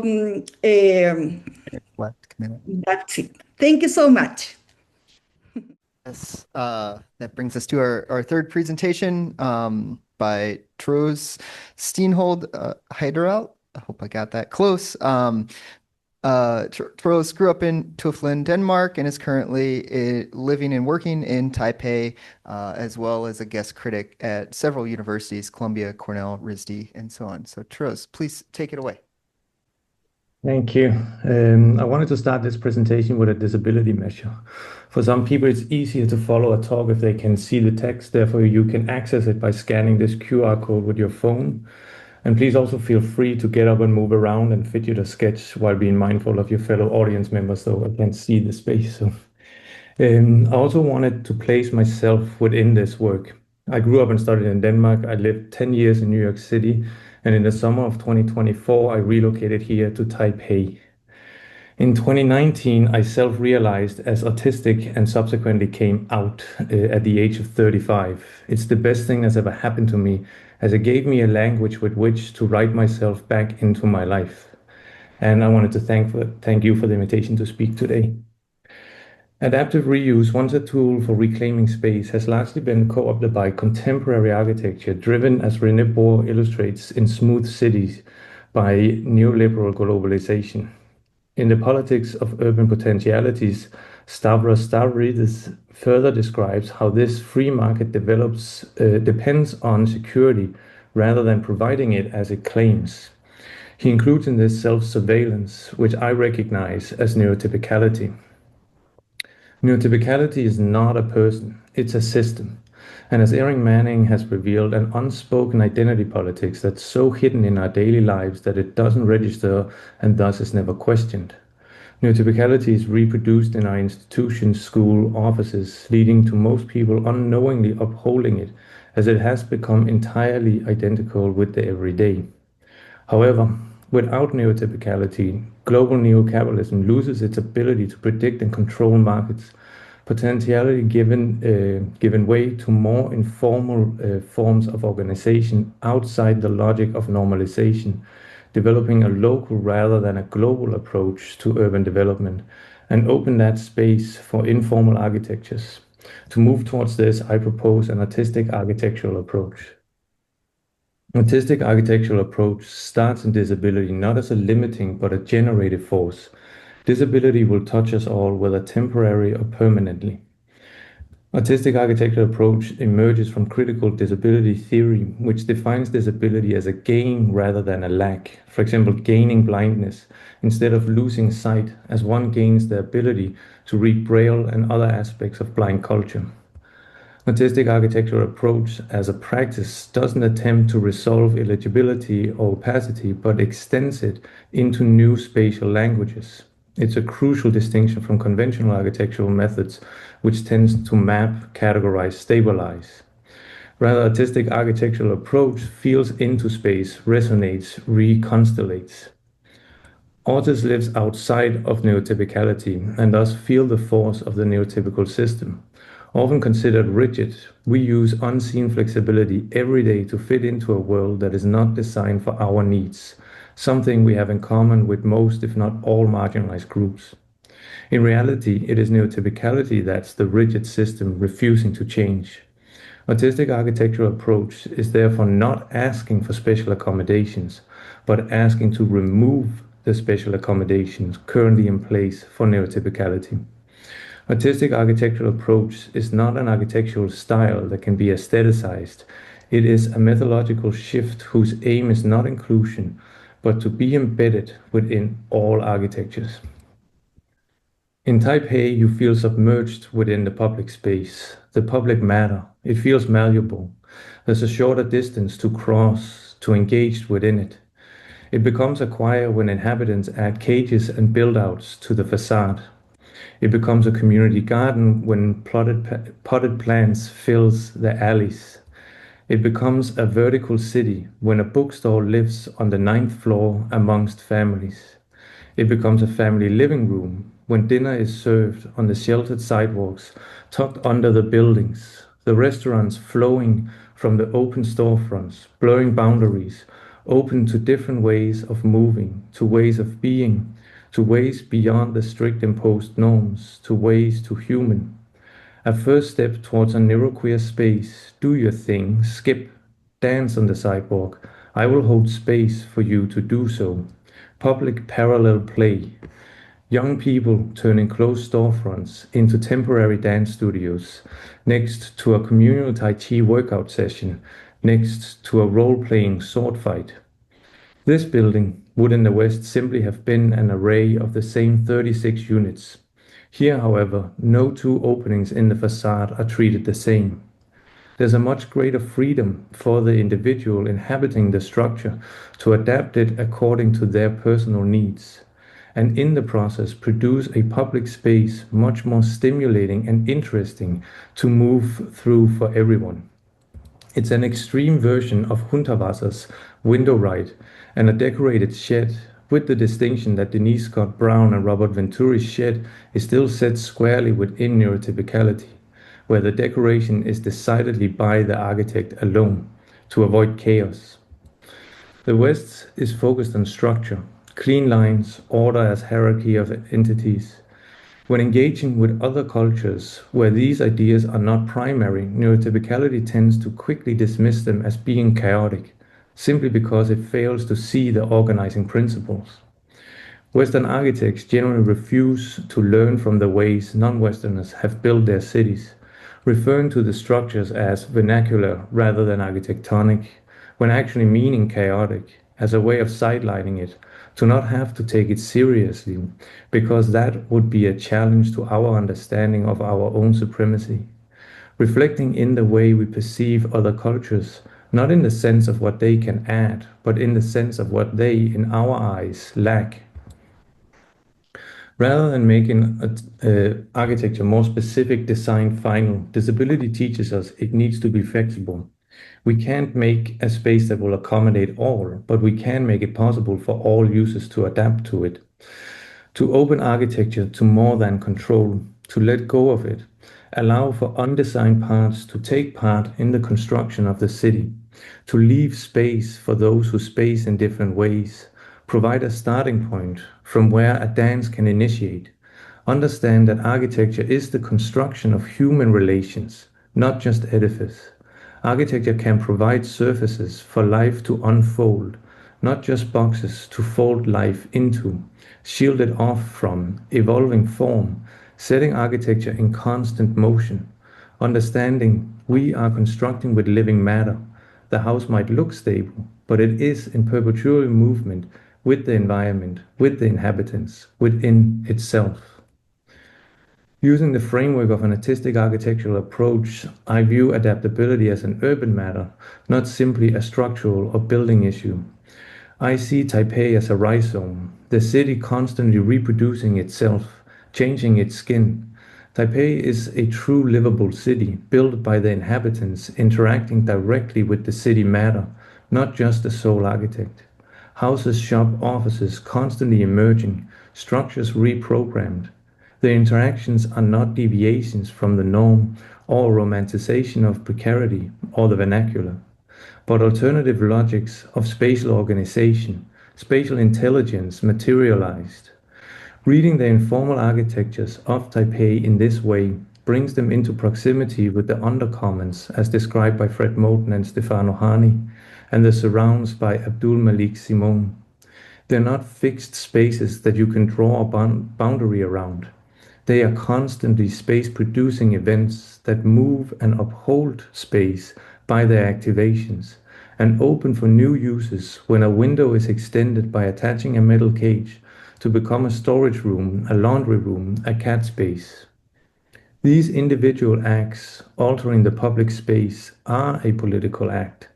People's uses of these spaces reimagines the city, finding spaces within the city often overlooked because the potentialities of the space can't be seen through neurotypicality. However, artistic perception opens for the specific. Distinct objects can suddenly be brought into relation, and we can see that which does not yet exist. The places that have to be created, to be pulled from the city fabric and folded into a place. And precisely because this way of producing cities cannot be controlled from a central point, it poses a threat to the neurotypical neoliberal capitalistic architecture dominating the world at the moment. The informal architectures of Taipei make the city a site of research, not in the sense of the academy or the corporate. There is no approved research framework. There is no research lead. It's an organic process, researching what a personalized architecture can feel like and expand to within the public space, by making the threshold between the personal and public space flexible. The idea of user adaptability is not new. Oscar Hansen's concept of open form, closed form comes to mind, but with the crucial difference that the artistic architecture approach is perceptually multiplicity without the need for coherence. It never stabilizes enough to be called either or. Oftentimes, when flexibility is introduced as a strategy, it becomes a grandiose design challenge wherein every single little thing needs to be reconfigurable, and we dig deeper and deeper into our drawings, pre-designing all possible connection points, and in the process losing touch with why we started in the first place. The design becomes about flexibility for its own sake. I read the cages and build-outs as an artistic response of finding one's own personal way around the rigid, normative, neurotypical concrete structures. The same way autistics and other neurodivergent people have to find our way around the rigid, normative, neurotypical social structures. The difference is that the rigid concrete structures allow for diversity to be expressed, producing manifold personal space, producing malleable public space, reimagining the notion of space, showing how the interventions make the concrete structures flexible. Through the robustness, they offer a chance for change, currently being designed out of all contemporary architecture, so obsessed with smoothness, with design control, hermetically sealing spaces, hiding all connection points to prevent people from accessing or adapting or altering them. If you open your iPhone, the warranty is voided. Will this soon be the realities for your walls too? The informal architectures of Taipei teaches us that the robustness of the building is key, making our environments robust enough to handle life unfolding within it, around, through the structures we are erecting. Instead of providing points for us to interact with, we should provide people a field wherein they can act independently, ensuring that space are not too constrictive, of that which we do not know yet, leaning into uncertainty. The informal architectures of Taipei show us that the diversity of space is through the interactions with the environment, in the additions and adaptations, the things that the singular architectural genius cannot predetermine, wherein you and the space interact to become more than the delivered architecture. This type of customization has a long-standing tradition within disability community, using what Amy Hamrai has called crypt making and Sandy Yee named crypt wisdom, when disabled people hack typical commodities so that it actually fit our needs. Opening to artistic neurodivergent disabled ways of being in the world is opening towards a greater potentiality fueled by all of us.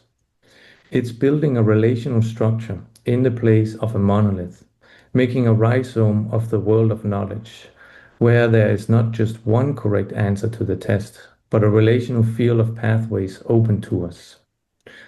Walking with myself, picking up new fragments, reconstellating my idea of city buried into me, seeing through the cracks the idea of a more than city, one where the voices on the exterior of the houses bring their vibrations from deep within to the facade, a conversation between the building across the streetscape, the lanescape, the alleyscape.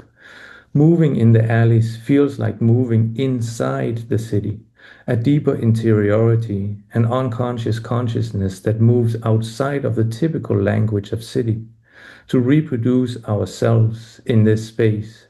The narrow cuts of the alley across the city opens it towards a cross-modality in movement, metal cages, plants, awnings, hanging devices, build-out, coalesce, climbing, filters in the sky, all soften the facade, all texture the composition, all contribute to the unique constellation of here, of this place, of these residents. Why should a building not reflect its inhabitants' needs, be translated to suit those within it, rather than a reflection of an abstract vision, of a calm, clean, cleared facade, of a controlled surface, a composition as one architect sees it, or as it oozes from the inhabitants' habits, materializing your part of the greater whole? Why should a building not speak in the voices of its inhabitants, opening them towards the city, an amalgamation of all the voices echoing off the walls, vibrating the streets, telling a larger story of city, one that is not reduced to its planners. It moves in the streets with those that remake the city every day in their engagement with it, within it. Thank you. Yeah, I'll invite our presenters back up to their screens and open it up to questions if there are questions from the audience. Maybe I can ask a question to get us going then. I think it's an interesting kind of pairing, and it's unfortunate that Nassim had to leave us, but we talk about Gordon Matta Clark's work and the idea of erasure is potentially adding value, but also in a very kind of confined space, right? In one single building, inviting people into that building as the kind of opposite spectrum being the city. The city is this kind of environment with which one can adapt, evolve the facade, which then maybe gets to the point of the visitor that I think was brought up in the middle. Who is the visitor maybe, or who is this for? I think, Trolls, in your case, you're talking about it's for everyone, right? The city is kind of your environment versus Gordon Matta Clark. I'm maybe more curious, Camilla, who is the target audience there and how does his work kind of play a role in bringing that new value to the building itself?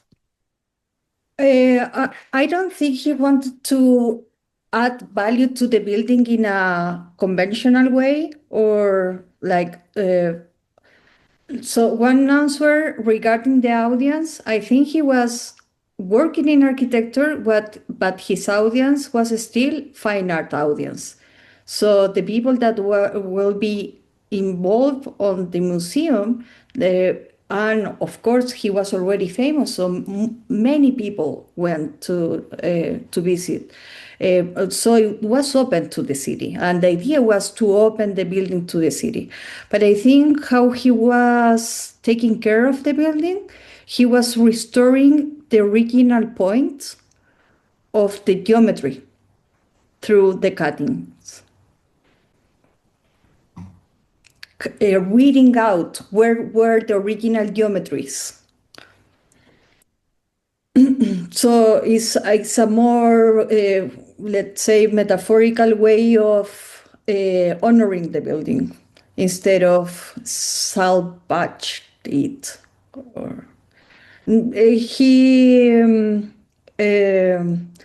One of the things he will mention is that he didn't like much to know a lot about the building. He didn't research the history of it.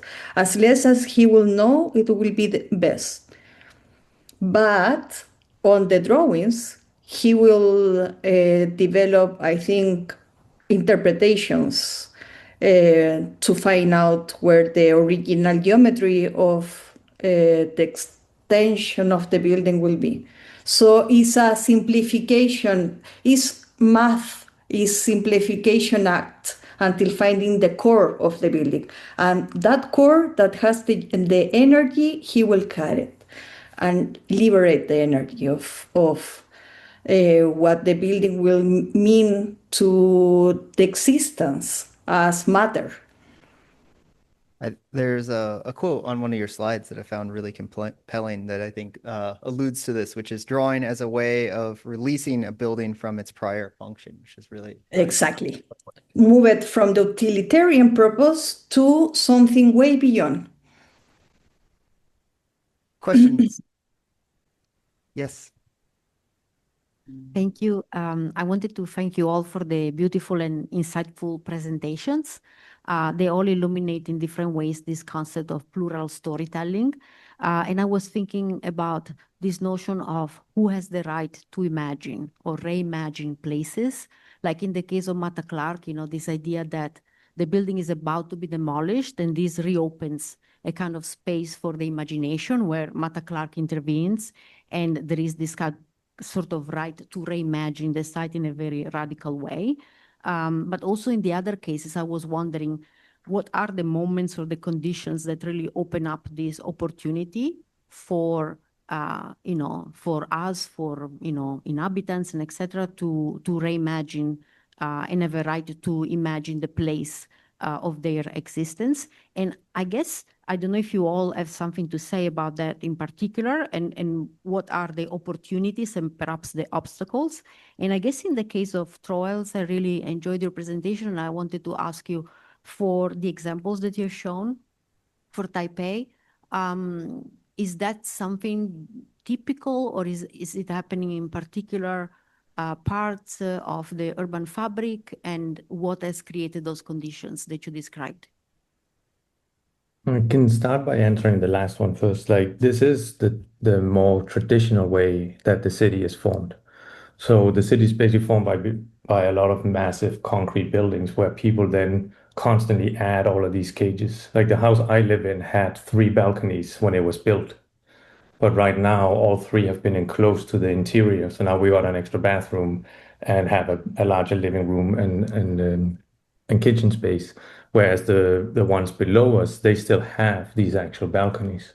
So if you move around in the more like sort of traditional areas of Taipei, you will see this. But when you start to move into the contemporary places, that's where it gets this smoothification, where everything gets to become a little bit more like finished, and you can't really find the attachments to put all of this onto it.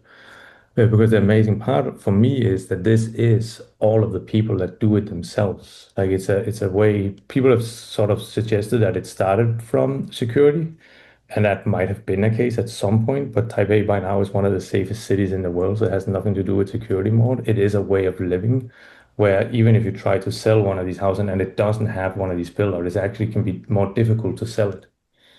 And so the way that the people themselves are able to reconfigure their own living situations is what I find the most fascinating. And like, how do we instill this in contemporary architecture, where we can give more authority to the people that have to use it, rather than try and determine everything for them beforehand? Yes. I want to say something very quick, that I don't know if I'm answering your question, but also, and this is something that I forgot to mention, that the main preoccupation here, concern here, was to help or to let the building finalize the life in a good way, kind of being with the building when is that last moment. So that is something that I wanted to clarify. Yes. I think we have one more question in the audience. Yes, thank you so much for great presentations. I have not a question, but maybe a request to elaborate from Troel a little bit more about when you actually mentioned so nicely. I found it very, very powerful. Like you referred to concrete's robustness. Oftentimes had been like criticized architecture for being very rigid and robust and actually not catering towards individuals' needs. And I found it very remarkable that you actually really stood up for, like, no, it actually has to be that concrete robustness in order to be the canvas to make our environments and act independently. So I was wondering if you could actually elaborate a little bit more on that in terms of like, yeah, from your angle, from your identity, like how do you really actually kind of see architecture that needs to be really not necessarily catering toward the individual, but just like being rigid and robust, if I understood your point correctly? Yeah, like thank you for that question. Yeah, like I do find that it is remarkable. Like we try to make architecture constantly like as light as possible, but it just makes it flimsy and difficult to actually interact with. Whereas what I see here is like, because these buildings were built quite solid, like there wasn't too much sort of over design for them. It's like very sort of straightforward. It just left a lot for the people to do afterwards. And here there is just that, for some reason, like there is a shorter distance for people in Taiwan in general to interact in public space. It's also what I show with all of these magical ways that like the young people turn like this Mauji Square into like a dance studio at night, where they all are outside just playing their own music, doing dance routines in front of glass storefronts that they use as mirrors. And I think there's a connection between that and the way that people have extended their own living space into the public. And I think that the robustness of the building is crucial, because otherwise you couldn't hang all of these things onto it. Because we optimize structure so much constantly that it's only these and this point that can actually take any weight. Because if you hang it on a different place, then the building gets out of whack and it won't work. And we have to smoothify, and it's what I'm saying, like you have to close up things more and more and make it harder and harder for people to actually interact with it. Whereas if we make it a little bit more raw, then there's a better opportunity for people to go into the material and be part of that. And that's also this idea of like, because when I talk to some of my friends around this, like what often comes up is that people then go to the, oh, but it looks chaotic on the outside. And like, because we in the West would really like to control the facade and have an architect draw this like beautiful facade that has a rhythm and everything, where I'm saying like, I think it's much more interesting that everyone gets to have the ability to be part of the city. So I can see who the city is when I walk through it.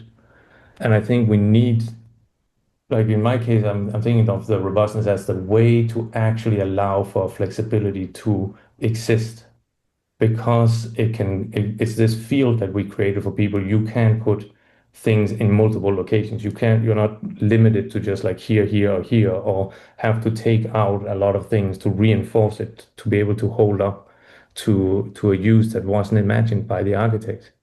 And it's about sort of leaving some of our own vanity behind and put more things into the hands of the people so that they can start to interact with it. And that's like sort of the argument that I'm trying to make is that we shouldn't try and build more precise, because like the position actually just limits the overall field of opportunities, because we limit it to only those people that sat and draw, rather than opening up to a lot more spatial imaginations of how we all space life differently. With that, we're out of time, unfortunately, but I want to thank you both for the beautiful presentations, from the precision of drawing and thinking about interior to beautiful photography of the exterior. And thank you to our audience as well. Thank you so much. Bye.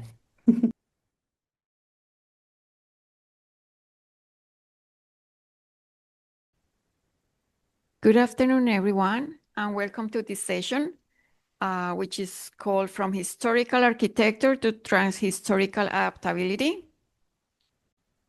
First, I would like to thank the organizers for inviting me to moderate this panel. Thank you, Federica.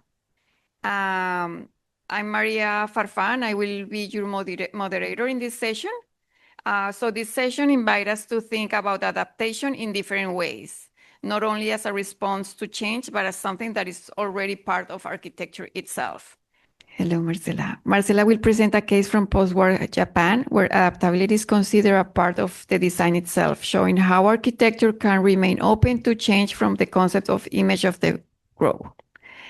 So Marcela, the floor is yours. I hope you have some bit of energy left for the very last presentation of the day. Bear with me. I'll try to be quick. Right, well, thank you very much for the conference and for inviting me for this panel. I'll go right ahead. So in the early 1960s, Japanese architect Arata Isozaki began to define an independent career through early commissions in his hometown Oita in southwest Japan, including the design and construction of the Oita Prefectural Library. As we shall see, the library emerged as a key site for testing ideas on growth, transformation, and spatial perception, developed in parallel with one of Isozaki's key theoretical essays, Process Planning Theory. Later adapted into the Oita Art Plaza, the building also stands as a rare case of post-war architectural preservation and reuse in Japan, at least back then in the 90s. The library was conceived while Isozaki was still working under Kenzo Tange, contributing to major projects such as the Kagawa Prefectural Office and the Tokyo Bay Plan, and influencing works like the Yamanashi Press and Broadcasting Center, which explored architectures capable of growth and adaptation.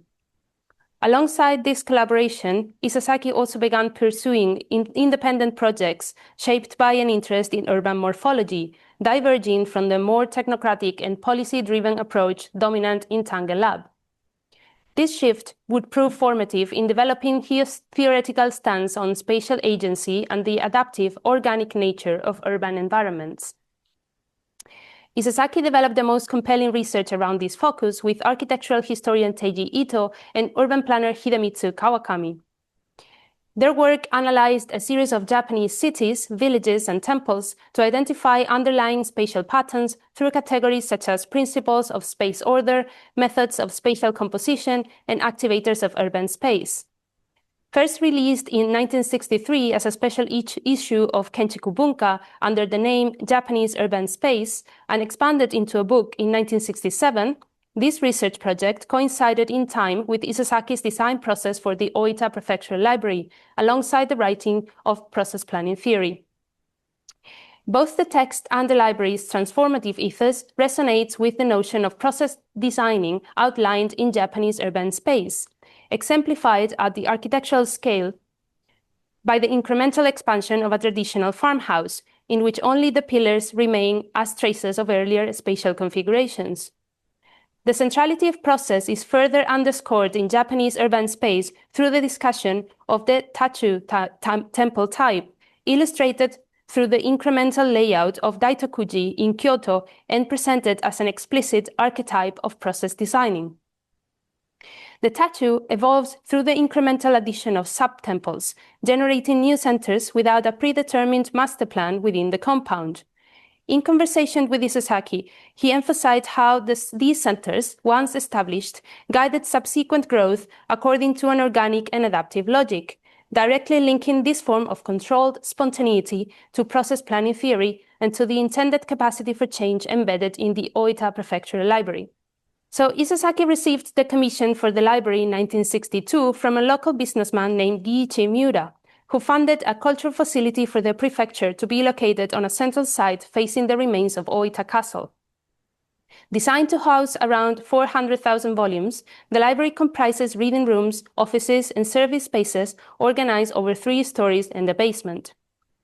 Completed in 1966, the building was defined by a structural system of projecting square section beams intersected by 2 parallel double walls that organized circulation and divided the plan into 3 zones.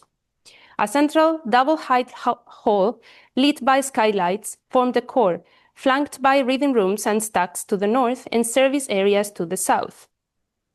Constructed in exposed reinforced concrete, the interior was animated by selective use of color, built-in furnishing, and an articulated exterior that extended into the surrounding urban space.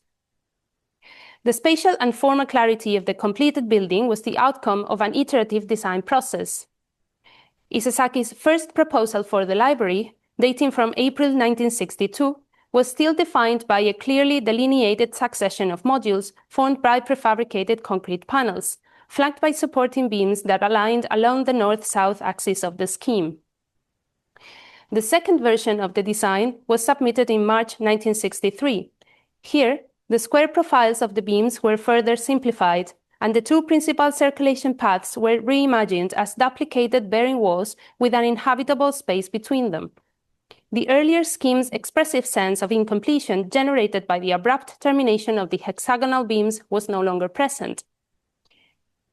It was not until the third and final version of the library, submitted in August 1964, that the project incorporated a richer constellation of defined interior spaces, with careful attention to the heights and atmospheres, as shown perhaps more clearly in this perspectival section from a later date. This version also incorporated a detailed articulation of the public space adjacent to the building, conceived as transitional zones between interior and street level, and connected by a sloped retaining walls and a set of square steps located on the northeast corner of the site. We will see it later. Circular concrete seating elements enhanced the usability of the exterior and established the entire perimeter as a kind of urban square or playground at the heart of the city. Some of the sloped surfaces were adapted into ziggurat-like steps leading into the building. Inside, the plan was organized around the central lobby flanked by the 2 double walls retained from earlier versions. The lobby unfolded as a tall, empty volume illuminated from above by the oversized horizontal skylights that produced a diffuse pale light.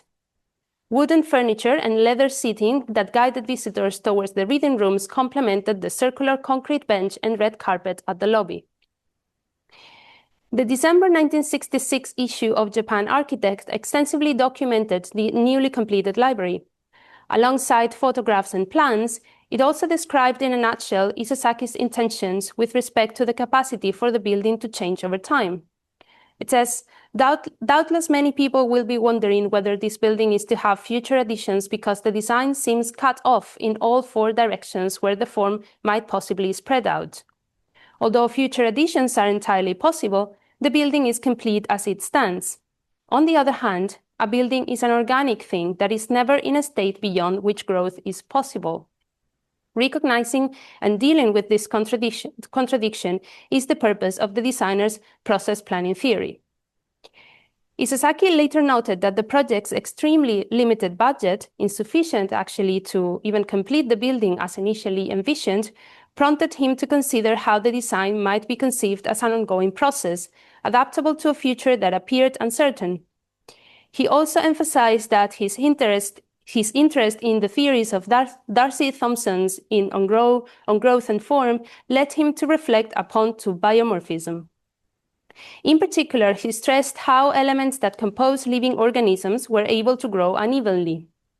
This vision of an uneven growth is what Isozaki attempted to conceptualize in process planning theory and to simultaneously translate in the Oita Prefectural Library. The essay was first published in the March 1963 issue of Kenchiku Bunka, immediately after the submission of the second iteration of the library. So process planning theory frames architecture as a continuous process shaped by both creation and destruction, arguing that buildings must remain open to an unknown future rather than be treated as complete objects. Isozaki proposes process planning as an alternative to either fixed or modular designs, advocating for forms that are functionally resolved yet inherently adaptable. This requires preserving the specificity of architectural elements while allowing for ongoing change, rejecting the homogenizing effects of modular systems. The materialization of a stopped process is already present in both the first and second proposals of the library, submitted prior to the publication of process planning theory. However, their spatial organization relies heavily on modularization, an approach that is explicitly abandoned in the third and final design. In this later version, the central zone and the north and south wings appear to be conceived as independently articulated components, each with their own potential for expansion, yet anchored to the primary structural framework formed by the two pairs of parallel walls. This skeletal system, emphasized in process planning theory as the element that preserves spatial coherence amid growth, acts as a gravitational core around which the rest of the building's volume assemble. At the same time, these walls are themselves abruptly cut at the facade, implying their capacity for continued growth. But the library, in reality, never expanded. Instead, it operated for almost 3 decades as a functionally completed building.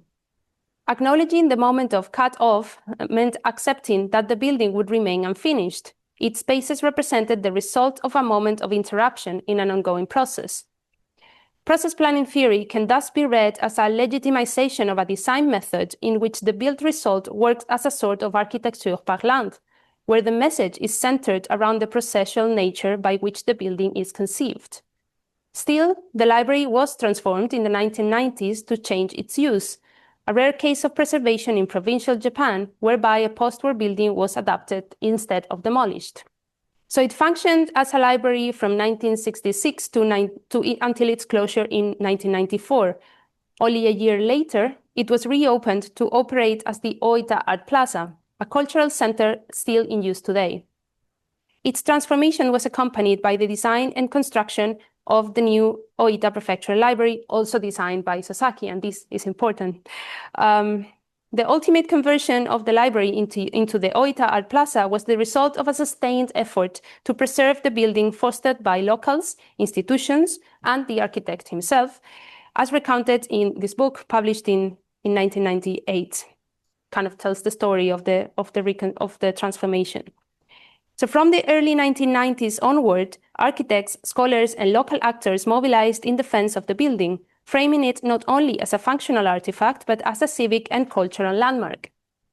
Public interventions, including published statements by architectural historian Hiroyuki Suzuki, Isozaki's own reflections on the building's significance, and a formal preservation request issued by the Architectural Institute of Japan, foregrounded its architectural value and symbolic role within both Oita and Isozaki's oeuvre. These initiatives culminated in the formation of the so-called Thinking Group for the present Oita Prefectural Library in 1993, which became a platform for public debate and advocacy around the building's future. By the time the library closed its doors in 1994, the future of the building was still uncertain. More initiatives, such as an exhibition showcasing transformation projects for the library designed by students from Nippon Bunri University, as well as a petition letter directed to the prefectural government and signed by more than 40 students from Yale University, further contributed to keep the debate open despite the closure of the building. Such international interest added to the aforementioned efforts spanning over years of discussions, as well as a free loan obtained by the Oita City Municipality, convinced the prefectural government to finally preserve the building and adapt its use to become a cultural center. Renovation works largely concentrated on the ground floor and addressed updated seismic regulations and accessibility requirements. Most notably, the original ziggurat-like entrance steps were replaced by a ramp, and all exterior slopes were demolished, significantly altering the urban experience of the building. While these changes enhanced safety and inclusivity, they also compromised certain spatial features, such as the removal of the semicircular outdoor seating that had activated the surrounding public space. By contrast, the interior fabric remained largely intact, with functional transformations, so like reading rooms converted into galleries and offices, taking precedence over morphological change. So, read in continuity with its original conception, the transformation of the Oita Prefectural Library exemplifies how the building, despite never being extended, could accommodate shifts in use, meaning, and collective ownership over time. Largely unaltered until its conversion into the Oita Art Plaza, this transformation can be seen as enabled by the building's orientation towards change and not as a rupture of its original ethos, but rather as a continuation of capacities already present in the design. The library, with carefully designed spaces and a finalized layout, was able to keep its identity almost intact while accommodating updated functional and practical requirements. Beyond its actual transformation, what remains is the image of a building that contains the possibility for change. The library thus projects a frozen image of this continuous process of uneven growth that the building would ideally undertake if it were an organism. The point to stress here is that the library was probably not intended to grow at all, but was instead a representation of ideal growth. The systematic approach to a design problem, conceptualized while looking at the changing nature of organic cities and temples, is translated by Isesaki in the Oita Prefectural Library as a continuous process in which completion will never take place. However, the process by which the library is not only designed, but ought to evolve over time, certainly also suffers a forced cut once the building is constructed. This way, the processual nature of the design exclusively serves to generate an incomplete image rather than to produce an incomplete space, an image that ultimately endures as a conceptual framework through which the building can be continually reinterpreted, reoccupied, and reactivated over time. Thank you. Thank you so much, Marcela, for your presentation. Now I would like to open the floor for questions. Marcella, I know the Kanagawa Ken building because I've been there for documents. So I lived there for a long time, but I haven't been to Kyushu to see these buildings. And I was just looking up the population decline in that region. It's huge, like massive, particularly in Oita-ken. And so how do you foresee, with less and less people in such a big space, and less people also going to the library, probably, even though the books have moved there, what do you see would be the next adaptation to this building? Because it's an interesting building, but yeah, what's next, do you think, in this context? Yeah, that's a very hard question to answer, because it's true. Oita it's not a city you go to leave. It's not a particularly monumental city, and it's true that there is a lot of population moving to all the regions in Kyushu and for sure to Kyoto, Tokyo, and so on. Well, you know, I've been there quite a few times, and I always feel that there is no one around. So, you know, it feels that it is more a monument to look at rather than a building to use. And that is something that is affecting not only a city like Oita, but also many other buildings that were built, especially a little bit later than the Oita Prefectural Library, probably more in the 1980s, like before the bubble economy kind of exploded, that find themselves in regions with not so much population, buildings with a huge scale, with not so much to put into. So in this particular case, there was a lot of push from Isesaki himself. That's also why I highlighted that, you know, the new library was built by himself as well, and that he pushed for the preservation of his own buildings to preserve the library and all the buildings he designed in the city.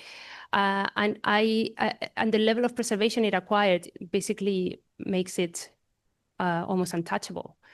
So I foresee the building staying as it is for a few more years, a few more decades, but not necessarily hosting much more than what's hosting now. And that's maybe not ideal, but that's, I think, the reality of the place. Yeah.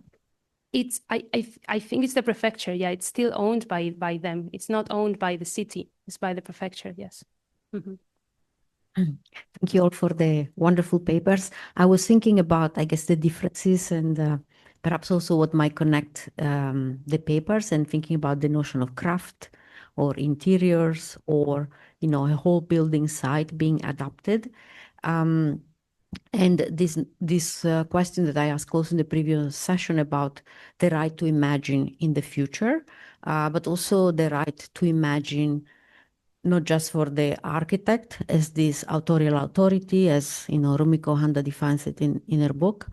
And let's say when you're working with collaborators, how do you leave space in the design process as it is unfold for others to participate, and having, you know, craftspeople, you know, and executors work, how do they find their own space in the project and a way of inserting themselves into it? And then later on, I guess, communities, so on and so forth. So what is I guess, the responsibility of, you know, those who are envisioning the projects, whether it's an architect or others, to create the space for these future imaginings or reimaginings?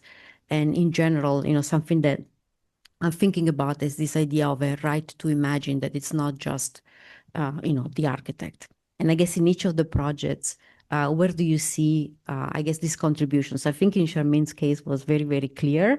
In the others, it's present. I don't know that you have really spoken about it, but I wanted to ask you.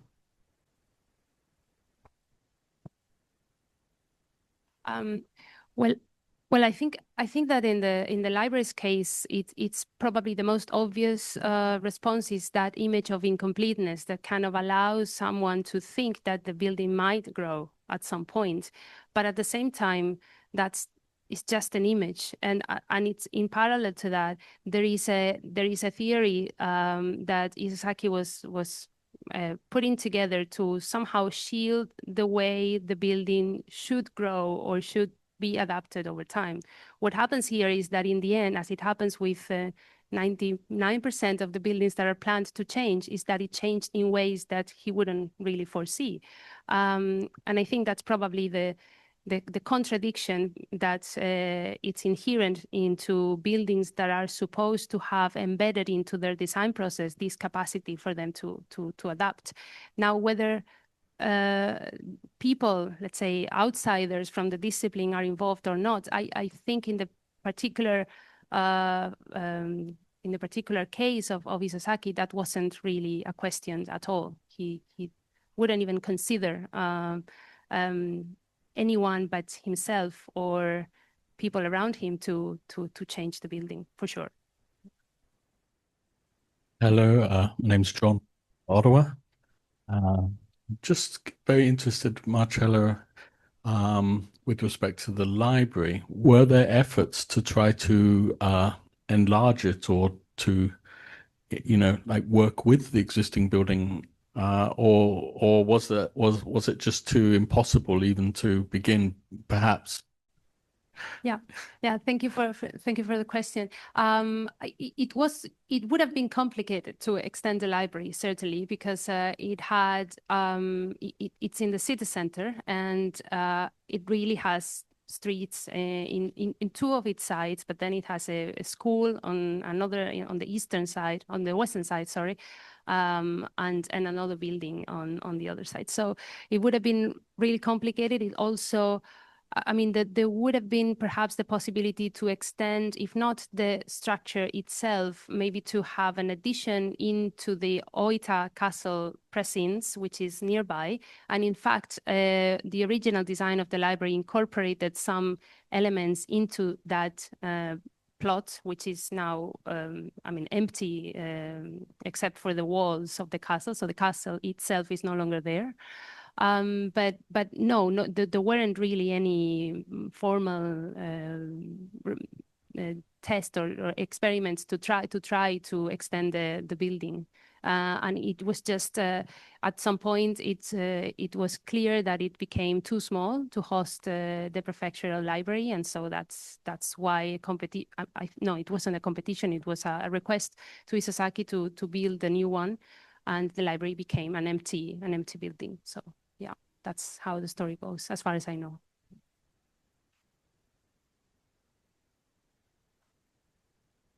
Exactly. Yeah. Now it works as such. It's basically hosting exhibitions from locals mostly, because there is also two art museums in the city. The city not being that big, so it's really more of a cultural center for the locals to use and to enjoy, and they do use it. It's not really very highly or densely populated, let's say. Thank you. And thanks all for your attention. And I think we have a break, 15 minutes, and then we're going to have our session with key speaker. Thank you so much. So it's now my distinct pleasure to introduce the next keynote speaker, Dr. Rumiko Anda. I've had the pleasure to know Rumiko for many years. I remember when I was a PhD student at Virginia Tech, and you came and presented your work to us, and it has been an inspiration ever since. Continue to follow your publications and your books. They're an inspiration for me and our students, and for many people, I'm sure, elsewhere too. We also share a mentor. So Dr. Rumiko Anda has been studying at the University of Pennsylvania with Dr. Marco Frascari, and I met him at Virginia Tech, where he brought you later to teach to us.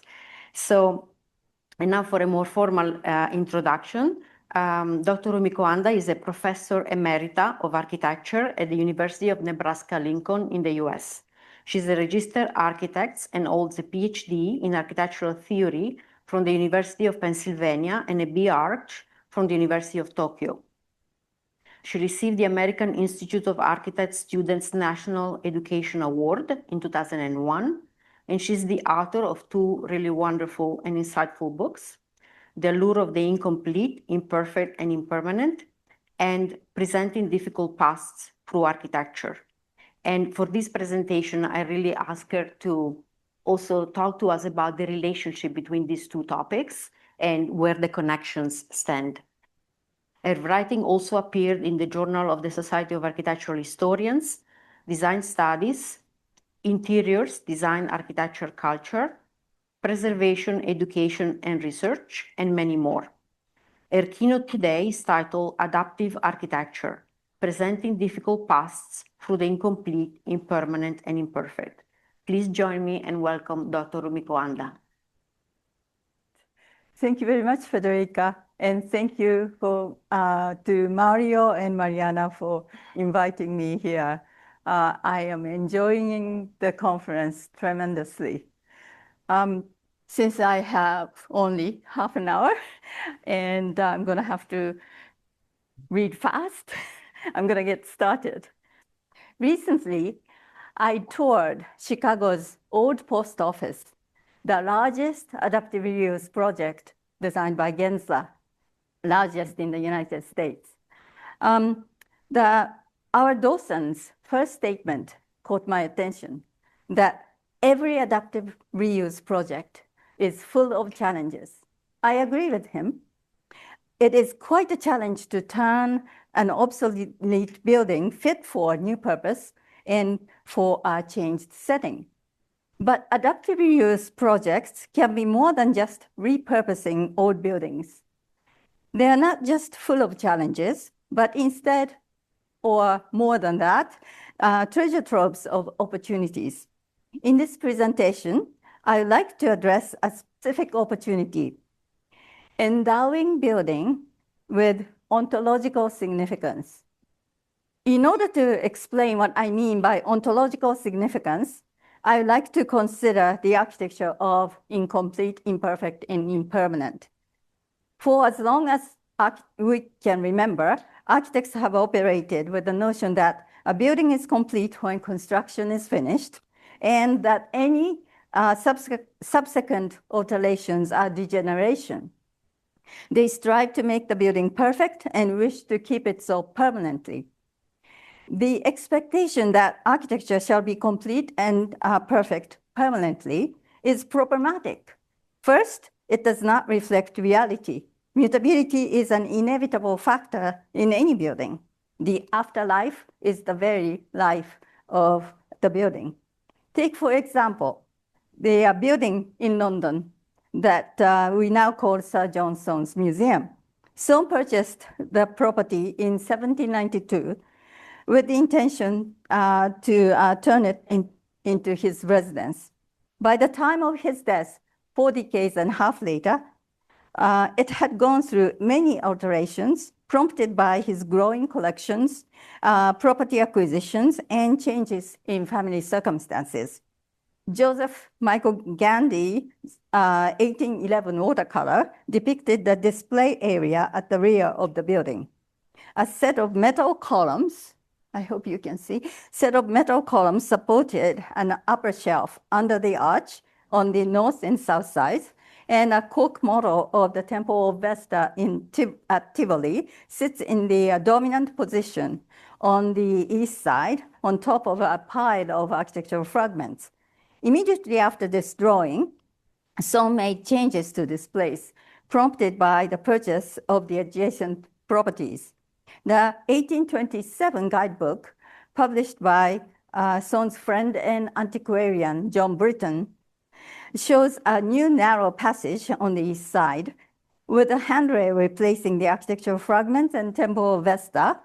On the bottom floor is the sarcophagus Soane purchased in 1824, 3 years earlier, and the high shelves on the north and south sides, and their metal supports are gone. Soane made further changes. One of the most striking is the placement of his bust, executed by Sir Francis Chantrey in 1830 and placed in the current position in 1833. While Soane kept changing his buildings, he willed his collection to remain unaltered upon his death. But keeping the building untouched was not an option in order to uphold Soane's request to allow access to the collection to those who are interested. Some changes were necessary because of the long time wear and tear or the damage from the Second World War. And other changes were required in order to accommodate the increasing demands of visitors and researchers. The second problem in expecting a building to be completed and perfect permanently is that it allowed the architect's intention to take priority over the user's reactions. In professional and educational settings, as well as in design and in criticism, we often focus on how the architect's intention was met. As a result, the expert's culture has alienated the life world of the everyday. And third, this idealism leads us to neglect a certain architectural value. And I characterize this ontological significance, which we typically find in ruins.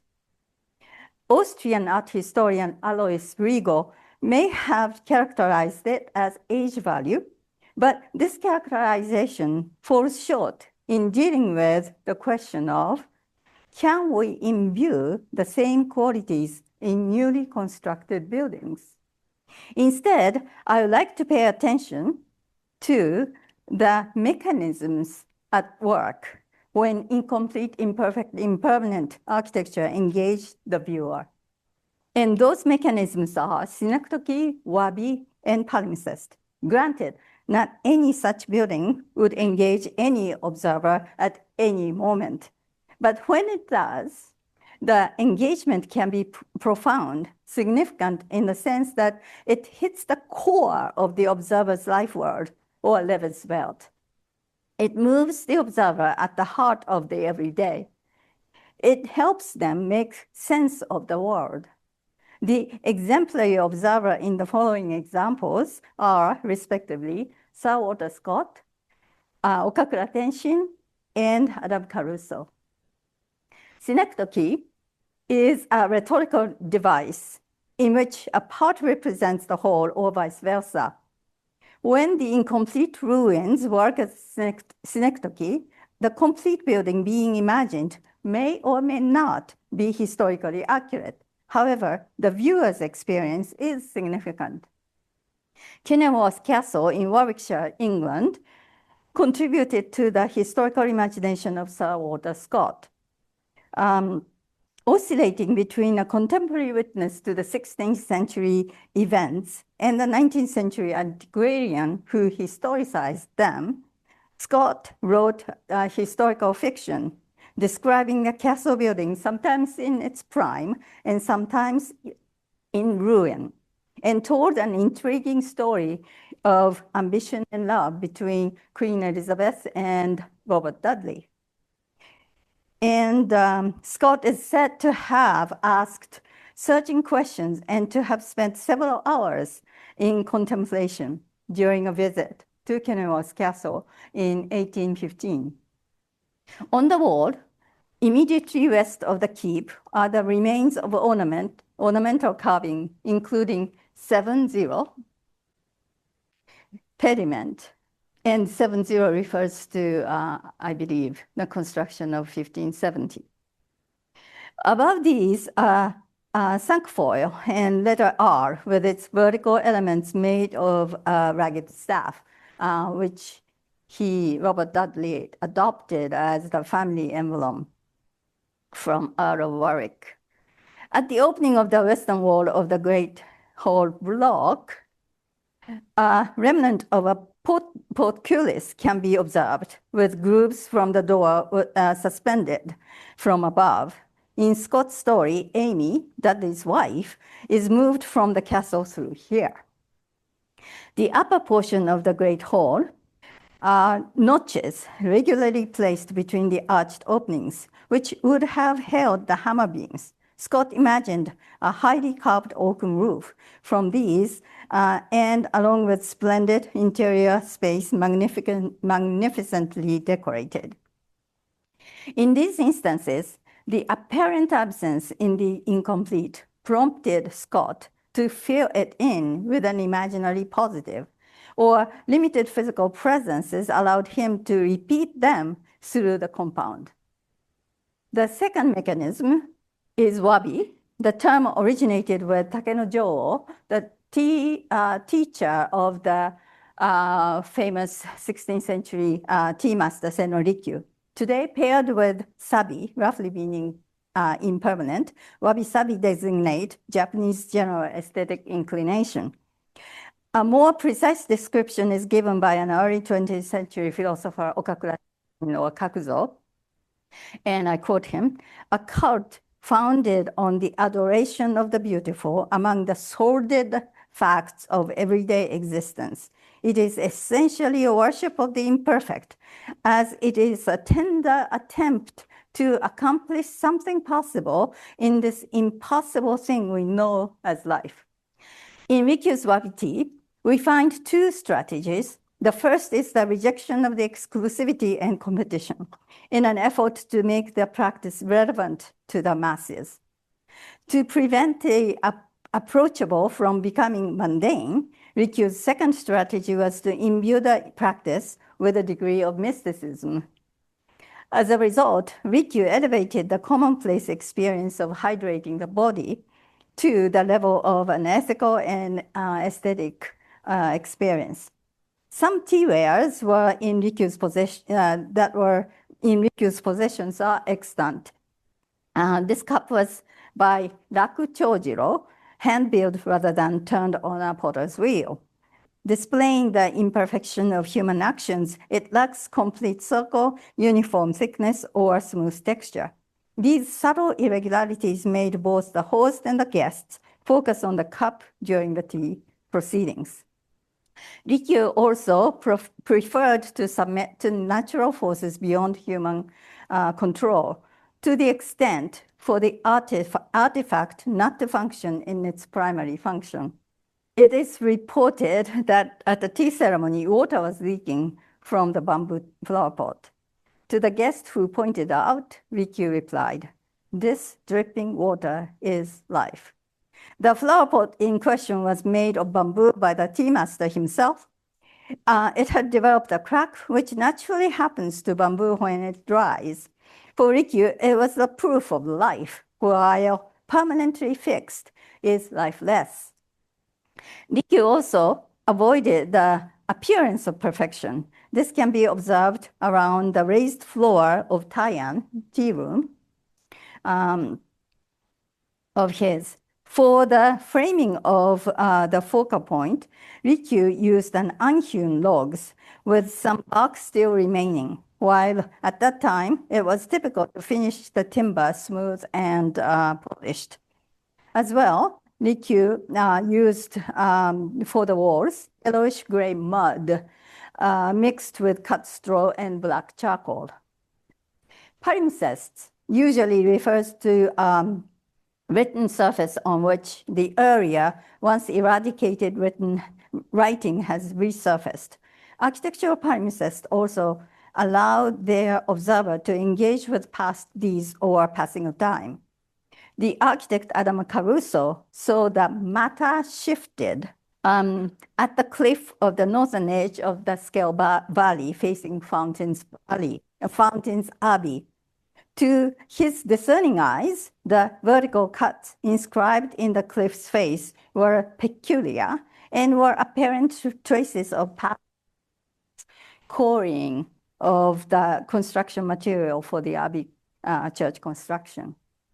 Physical imperfections can catch a layperson's eyes. An American tourist wrote to London's Victoria and Albert Museum, demanding the reason why the building's broken walls were left unrepaired. They were the result of a flying bomb during the Second World War. Prompted by the letter, the museum commissioned a commemorative inscription to make explicit to the public the memory embedded into the stone. Architects also positively bring past deeds back to the fore. Carlo Scarpa, in designing Castrovecchio Museum, is a good example. Here, architect uncovered the historical layers once hidden in the built fabric and selectively incorporated into his own design. In all these instances, Synecdoche, Wabi, and Palimpsest, the engagement with the building are similar to the way we appreciate nature. The British philosopher Malcolm Budd, considering the aesthetics of nature, proposed to distinguish the appreciation of nature as nature from that of nature as artifact, and to do so to consider nature based on the state of existence. Budd's concept opens up a way to articulate the type of appreciation we have toward incomplete, imperfect, impermanent architecture. Although an architectural piece is a product of human art and skill, and for that we expect perfection, it also can be appreciated for the state it is in. The viewers who are freed from the usual concerns like the building's purpose, event, or history, and are enticed to relate directly and immediately to the building's physical properties. Moreover, they are able to employ more than their visual faculty and engage their imagination. And because they employ their imagination, they seem able to involve the entirety of their existence. Consequently, the building becomes something that entices people to contemplate the world and the self. They can relate their own existence to the changes that have taken place in the building and understand their infinitesimal existence in the universe and their transient place in time's continuum. This type of contemplation is not at all negative, for it places their daily strife in perspective. And this is what I call the ontological significance. Now that I hope I have established what I meant by ontological significance, I'd like to move on to discussing how adaptive reuse projects are treasure troves of opportunities, and specifically the opportunity to assist in presenting difficult pasts in meaningful ways. In particular, I will show post-war architectural designs that converted National Socialist perpetrators' places into documentation centers on National Socialism. And my cases are the one in Cologne on the left-hand side at the bottom, Nuremberg, and then in here, Berlin at the bottom, and in Munich.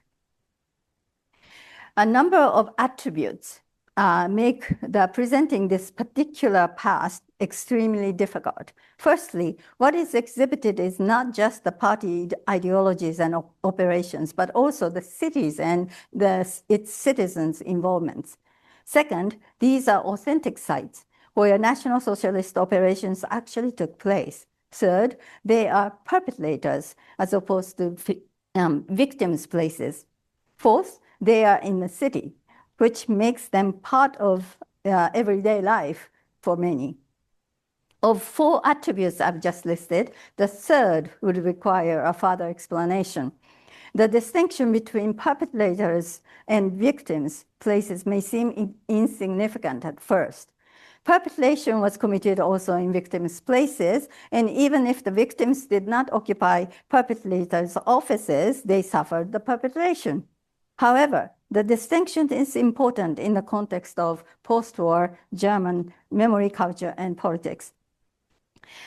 At perpetrators' places, the exhibits must lead the visitors to be in the shoes of perpetrators. Additionally, each city and its citizens likely are associated with perpetrators, or at least with corroborators or bystanders. Willful forgetfulness and self-victimization are understandable, if not defensible. As a result, in German, Vergangenheitsbewältigung, meaning coping with or dealing with the past, memorialization of victims' places came long time before people began turning perpetrators' places into memorial sites. Perpetrators' places require additional care to make clear the present-day society's critical stance against what is being presented, to prevent the preservation of perpetrator sites from becoming inadvertently a promotion of the neo-Nazi. In the last section of this presentation, I will highlight some design features. Two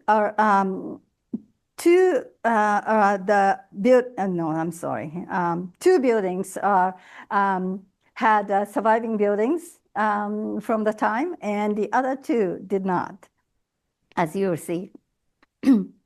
At Cologne, with the intention to treat the historical building the most important exhibit, the architect and his team set out to show the walls and floors at the time of Gestapo operation, stripping the layers that had accumulated during the post-war use of building as city offices.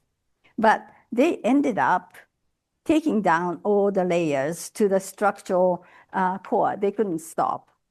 The architects came up with the idea of applying varnish of slightly varied hues to the walls and a variation of smooth and rough finishes to the floor. The newly created imperfections on the walls and floors may suggest to the observer the present society's abandonment against the party operations. At Nuremberg, just like in Cologne, the city resolved to treat the building itself as an important exhibit. Different from Cologne, the imperfect surfaces were readily available on the brick wall and concrete floors, as the building was unfinished at the end of the war, and there were no post-war accumulation. But the architect had to finish the concrete floor for the practical safety reasons. Drawing tells how they applied mortar, insulation, and heating sheet to the raw surface of the existing floor. Notable for the present discussion is the treatment of the borders. The drawing specifies a bent metal piece along the pre-existing vertical surface, creating a gap of 60 millimeters wide and 60 millimeters deep. As a result, it's much bigger than the usual detail. It may emphasize the ending of the Nazi operation and suggest a contemporary abhorrence toward the Nazi past. In order to insert the new steel and glass element to create the visitor's processional route, some existing walls and floors were cut, which in some areas amounted to 5 meters thick. The architect took advantage of the fact that the visitors come close to the cut surfaces throughout the center to draw their attention to the circular traces of the saw without any finish or polish. The physical scars that the documentation center inflicted upon the historical building have become an agent of countering the Nazi past. In Berlin and Munich, the perpetrators' buildings had been torn down in the post-war period prior to the center project. But fact remains that they were perpetrators' sites. At Berlin, the architect exposed the physical remnants, including the basement walls along Niederkirchner Strasse, which are used as the backdrop of the exterior gallery. Around the new center building, cracked gray stones were laid, whose large size and sharp edges make it impossible to tread on. The design team visually lifted the center building off the ground. Climbing up the steps in front of the building, the visitors can observe the separation from the topography of terror on the ground, which to some may be an expression of the critical stance of the present community. At Munich, the Brown House, which served as the party headquarters, had been cleared away. But the raised base of the Honor Temple remained. The Führerbau and administration building were still standing. The portion of the site was expanded to incorporate these neighboring buildings. At each of the 3 corners of the center building is a set of narrow vertical windows, 2 stories tall, at the different floor level, and provides an optimal viewing point of the neighboring relics. Additionally, the exhibition at each gallery relates to the building or the events that took place in it. The critical stance of the present society against the past is also achieved by contrasting the surrounding building and the center.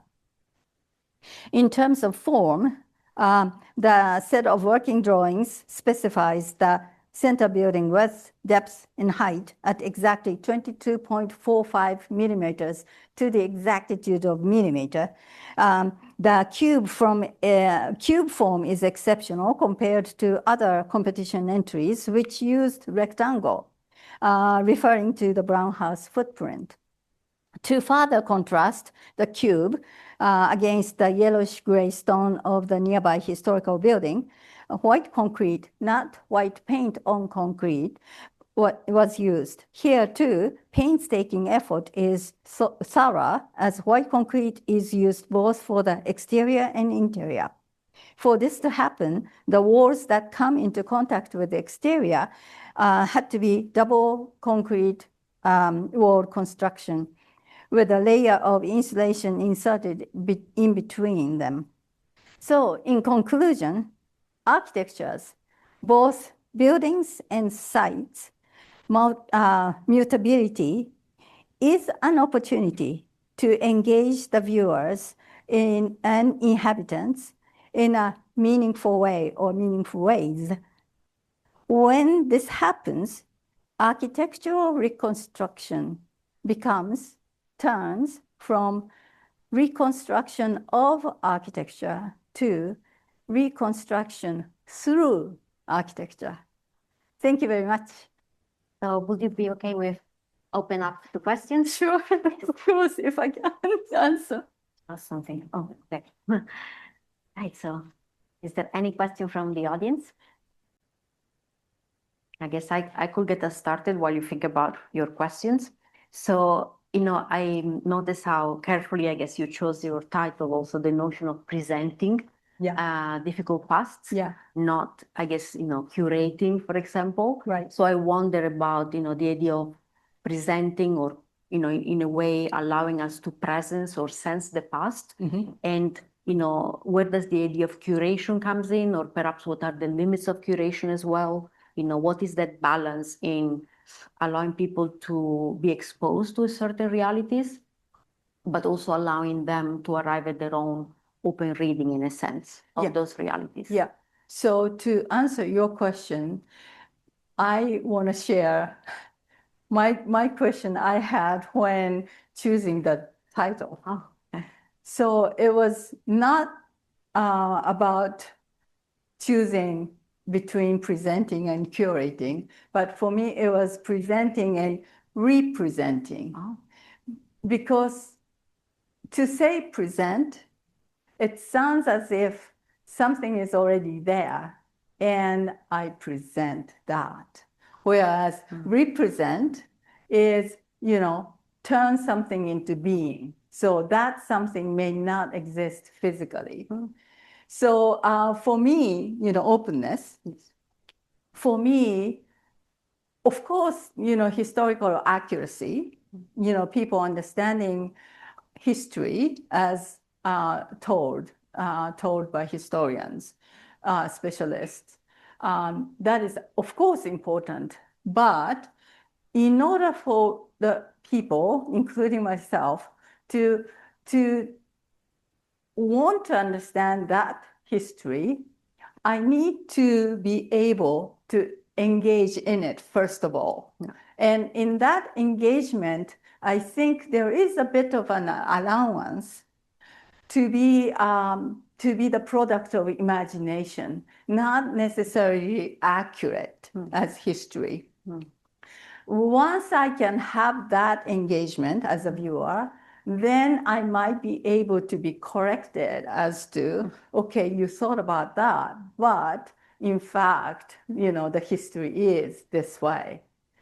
But, I see, high school students being in a, historical site, not interested in it at all, although the, historical documents are right in front of them. And for me, for them to be engaged, even when their imagined past is not correct, is first experience they have to have. That would be my Thank you very answer. much for offering this insight into the title as well. From Peter, we have a question. Peter Osborne. Yeah. Oh, it's this one. Yeah, there you go. Hi, thanks for the talk. I'm Peter Osborne from Carleton University School of Architecture. I guess I just wanted to get your thoughts on the difference between adaptation to, say, a historical event such as the Holocaust or what you were lecturing on, and possibly things that I'm personally more engaging with, such as issues of climate and climate concern, as those are changes that we haven't felt, well, we're feeling, but are future changes. The victims or the perpetrators are now, and the victims are in the future, or are from far afield, or are the environment, and how possibly you could reframe this idea of the imperfect around, or the synecdoche around concerns such as how do you see the tree in a wood building, as you showed, a historical architecture in the spoliation of its ruin or something like that. Is there a kind of a connection that you see in these kind of relationships? Are you referring to my slide about appreciating nature as nature, or no? It's about environmental protection. But understanding the victim, it's more about relationship to what you're using, kind of the Holocaust here, and some of the older pieces of architecture, or seeing the Holocaust through the piece of architecture. So how can we see do you see this relationship continuing to things that maybe haven't happened yet? I.e., the idea of damage that we're doing to the environment in the future, or seeing the forest in a building, for example, two different kind of Right. Okay. Well, I have to say I'm an optimist. So, and I believe in architecture, and I think architecture can do a lot more than what it is doing right now. So in that sense, architecture presenting the environmental issues certainly, I think, is possibility. If you ask me to come up with an example, no, I don't have that because I haven't studied it. But that would be the way I could answer your question. Hey, hello. My name is Jane Taggart. I'm an architecture student here at Carleton, and I studied your work and your book in Federica's class, and I used it for my essay and cited it. So it's really neat to hear you speak. Something you said that was really powerful to me was when talking about the museum that had been bombed, you used the phrase that the memory was embedded into the stone. I was wondering if you could speak more on that idea, because that was a really powerful image that you were taking the memory and putting it into something through a method that could be thought of as damage or fault of a building. Are you talking about the case of Victoria and Albert Museum? Yes. Is that right? Yeah. That's just such a powerful case.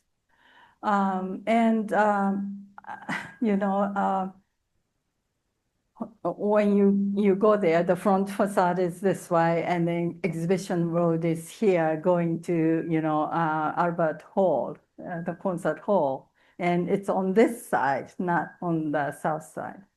But anyway, so it was kept that way. And I show the part of the building in my slide, but it's not just that location. It's not just that, but when you walk along the building on the exhibition road, you can see the chipped walls here and there, here and there. Where am I going? So they intentionally kept it because the building functioned as a museum with no problem, keeping those damages. They kept it intentionally. And I'm sure, their thinking was that everybody knows what this is all about. But then the time passed, right? Time passes, and people come without that prior knowledge. But to me, it's important is that that person with no knowledge whatsoever just came to to England, to London as a tourist, caught it, and it drew so much attention of his that to the extent that he wrote to the museum. I think that's just so powerful.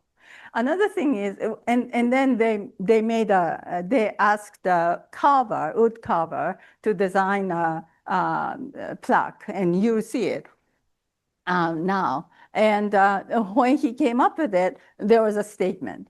But then the museum thought, okay, we're going to put this in that wall, and we have to incorporate the damage into that plaque. So they found a specific location of the stone wall that had damage, and they had to change the wording a little bit in order to fit it, but they did that.